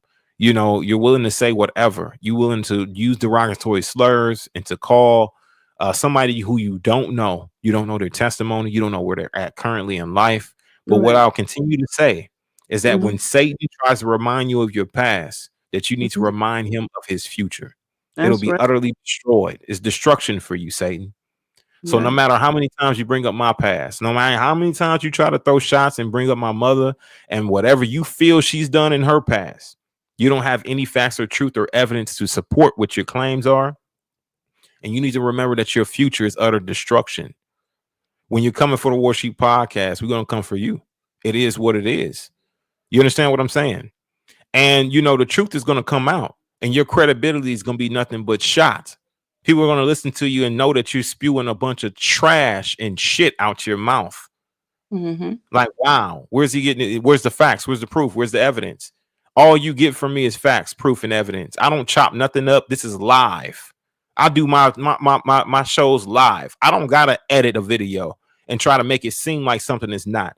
I'm live and in color and in action. And my mother's up here got bigger balls than y'all hoe ass niggas who don't want to come on live and address your lies. She got bigger balls than y'all. She's more of a man than you are. How you feel about that? She came up here and addressed it live for you hoe ass niggas. You understand what I'm saying? Excuse my language, Ma. I know you usually, what I'm saying, at the crib. Up here addressing it live. And y'all don't even want to come to address it live. You cowards. You cowards. Y'all keep on with your lies, though. We're going to land this plane here, y'all. Man, I appreciate y'all joining me here for the Warsheep Podcast. My mother was here with prayer, and I know that they were saying, oh, you're morphing and changing. No, we had the 40 days of Eden. I wasn't in really involved in y'all mess for about 30, 38 or 37 of those days of the 40. We prayed every morning, which I kind of miss it now. The 5 a.m. prayers.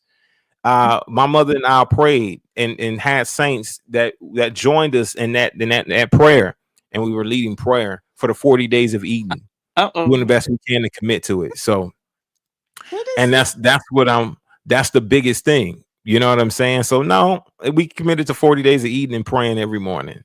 Do you understand what I'm saying? Yeah, I do. I'm just reading it. Sorry. I can do that. That's true. And I enjoyed those prayer. That prayer. Oh, here's my email, y'all. Here's my email. So send me an email. So beautiful. Make God great again. Send me an email. Let me know what's up. And then you say drop the link. I'm reading it in the secondary comments. I'm not reading it in the main one because I'm way behind. So I'll drop the link there. And like I said, links dropped.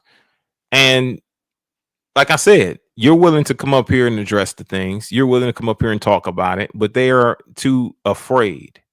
They're too cowardice to be able to do anything publicly. Come talk about their claims. This is my brother. I'm too rocking with him. Hallelujah. Bless you. My brother Eric, left lane. Bless you. Good to see you in there.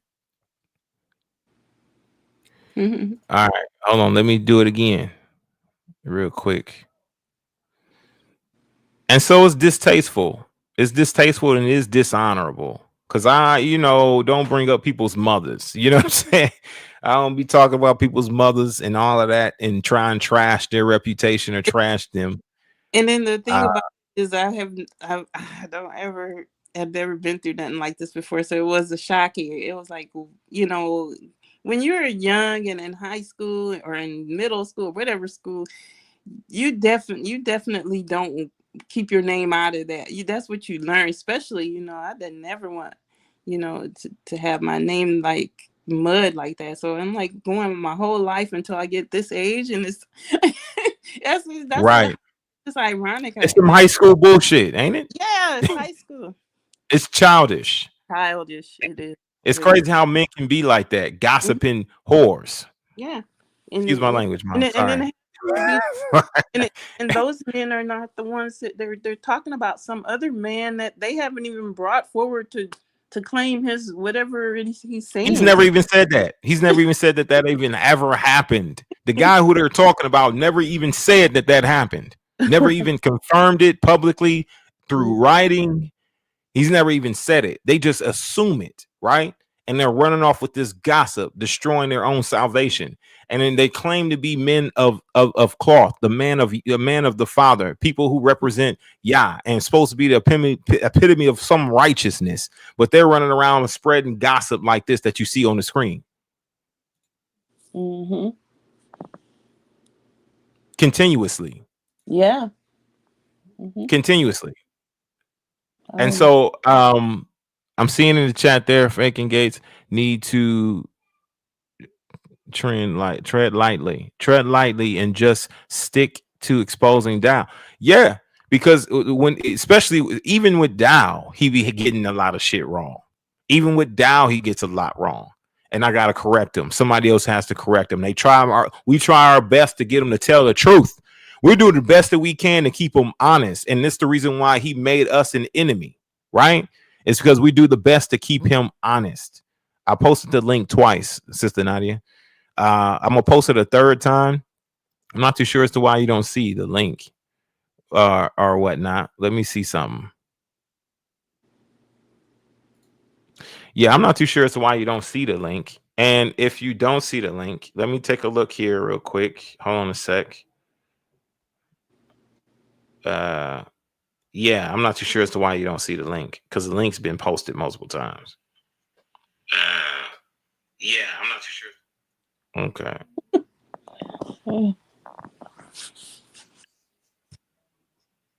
Okay.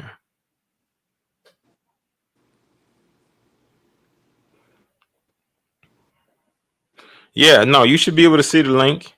Hide user from this channel. You're not hidden from my channel. You're good. I see your stats. You straight. You should be able to click a link. So just so I don't know if I need to take a picture of his screenshot, because people think that I'll be blocking them. And keeping them from coming up here and speaking a piece. Nah, like I posted the link like 3 times or so already. So here, I'll even show it on the screen. You see that? I've posted the link 3 times now. So just so you know, the link to be able to join the conversation has been posted. I've posted it 3 times, not only on Facebook, but also here on YouTube. So I've posted it quite a few times. If you can't see it, I'm not too sure why, but I would love to have you on if you got something you want to add to the conversation. I do see link on the main screen, but it not in the chat. But okay. Yeah, I don't know why not. I think that everybody else sees it. Everybody else sees it in the chat. I'm not too sure as to why, though. I'm not too sure as to why you don't see it. I can't really tell you that. Let me see. You're not banned. No, you're all good. You should be able to see the link. Bless you, bro, Barack, and your mom, sis Shae. Hallelujah. All right, so we're gonna go ahead and close this thing out. And I appreciate you guys joining us today. I'm gonna give a little bit more. If you're not coming on, then we're gonna go ahead and land this plane here. I think we've done enough damage to this wicked ass cult. I think we've done plenty of damage today. I think we really hit them hard. Like, damn. Right. And that's the biggest thing. And that's what it's all about. Just bringing out the truth. That's it. Having dialogue, bringing out the truth, bringing out facts. Go ahead. Hallelujah. Hallelujah. No. All right, y'all. We're gonna go ahead. What did you say? No weapon formed against us shall prosper, and any tongue that rises against us in judgment shall be condemned in the name of Yeshua. Hallelujah. Bless you, man. Absolutely. 110%. Yeah. Yeah. See, yeah, I know. I don't know what's going on with the link, yo. Like, hey, maybe next time, it would be cool and you can come join us live, but I'm not too sure as to why you can't see the link, my sister. Bless you, though. You know, one thing that I'll do, I'll drop it another time. I'll drop it again and throw it in the chat. I like that In scripture fact, they has on there, Psalms 34:7. The angel of the Lord encamps around about them that fear him and delivereth them. Hallelujah. That's what I love it. that's what I'm talking about. Okay. I'm going to try this way, okay? And I'm not going to do it from StreamYard. You tell me if you can see it now, Sister Nadia, because you know, I want to be sure that I'm being fair. You know what I'm saying? And I'm allowing everybody to make their state a piece. That's what the channel's all about.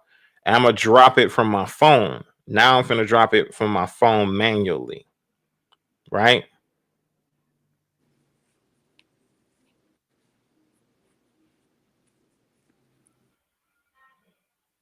My apologies, y'all. I know. I know. My apologies. Listen, I know. She says you just cringe when I say certain things around you. I know. My apologies, but I'm throwing shots at the right people, and I'm defending my mother, even though I'm apologizing to her for what I'm saying while she's up here. So, I know. My apologies. Y'all forgive me for that. Okay, forgive me. But yeah, that's why I'm apologizing too, actively, right? Because I'm like, yo, but I gotta get at him. You know what I'm saying? Because this is my mother. You feel me? Like, come on now. Y'all out of line. Y'all coming for the tea lady. Y'all coming for my mother? Like, that's crazy. Y'all really just trying to get that much of a response from me, right? That you're coming from my mother. Not in the chat still. Okay, hallelujah. Yeah, so that's the one that I posted from my phone. So it might be on your end. You might not be able to see it because of what's going on there. But forgive me. Please forgive me. Like, please forgive me. I agree. I don't disagree with you. I promise you I don't disagree. But so forgive me. But bless y'all. We're going to go ahead and close this thing out. For I'm all righteous alpha men on the way out. Drop a ram in the chat for me, please. And I'm an elegant women who's exceptional. Drop a sheep in the chat for me, please.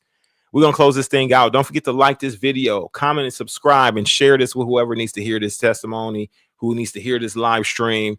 And then holla at your boy at the next flock. All right. We're going to bring out some more truth. We got more interviews coming along. Peace and shalom. Any last words, Ma? No, sir. Thank you. Bless you. Bless y'all. All right. Bless y'all. Bless you, Ma. All right. Shalom, shalom. All right. Shalom.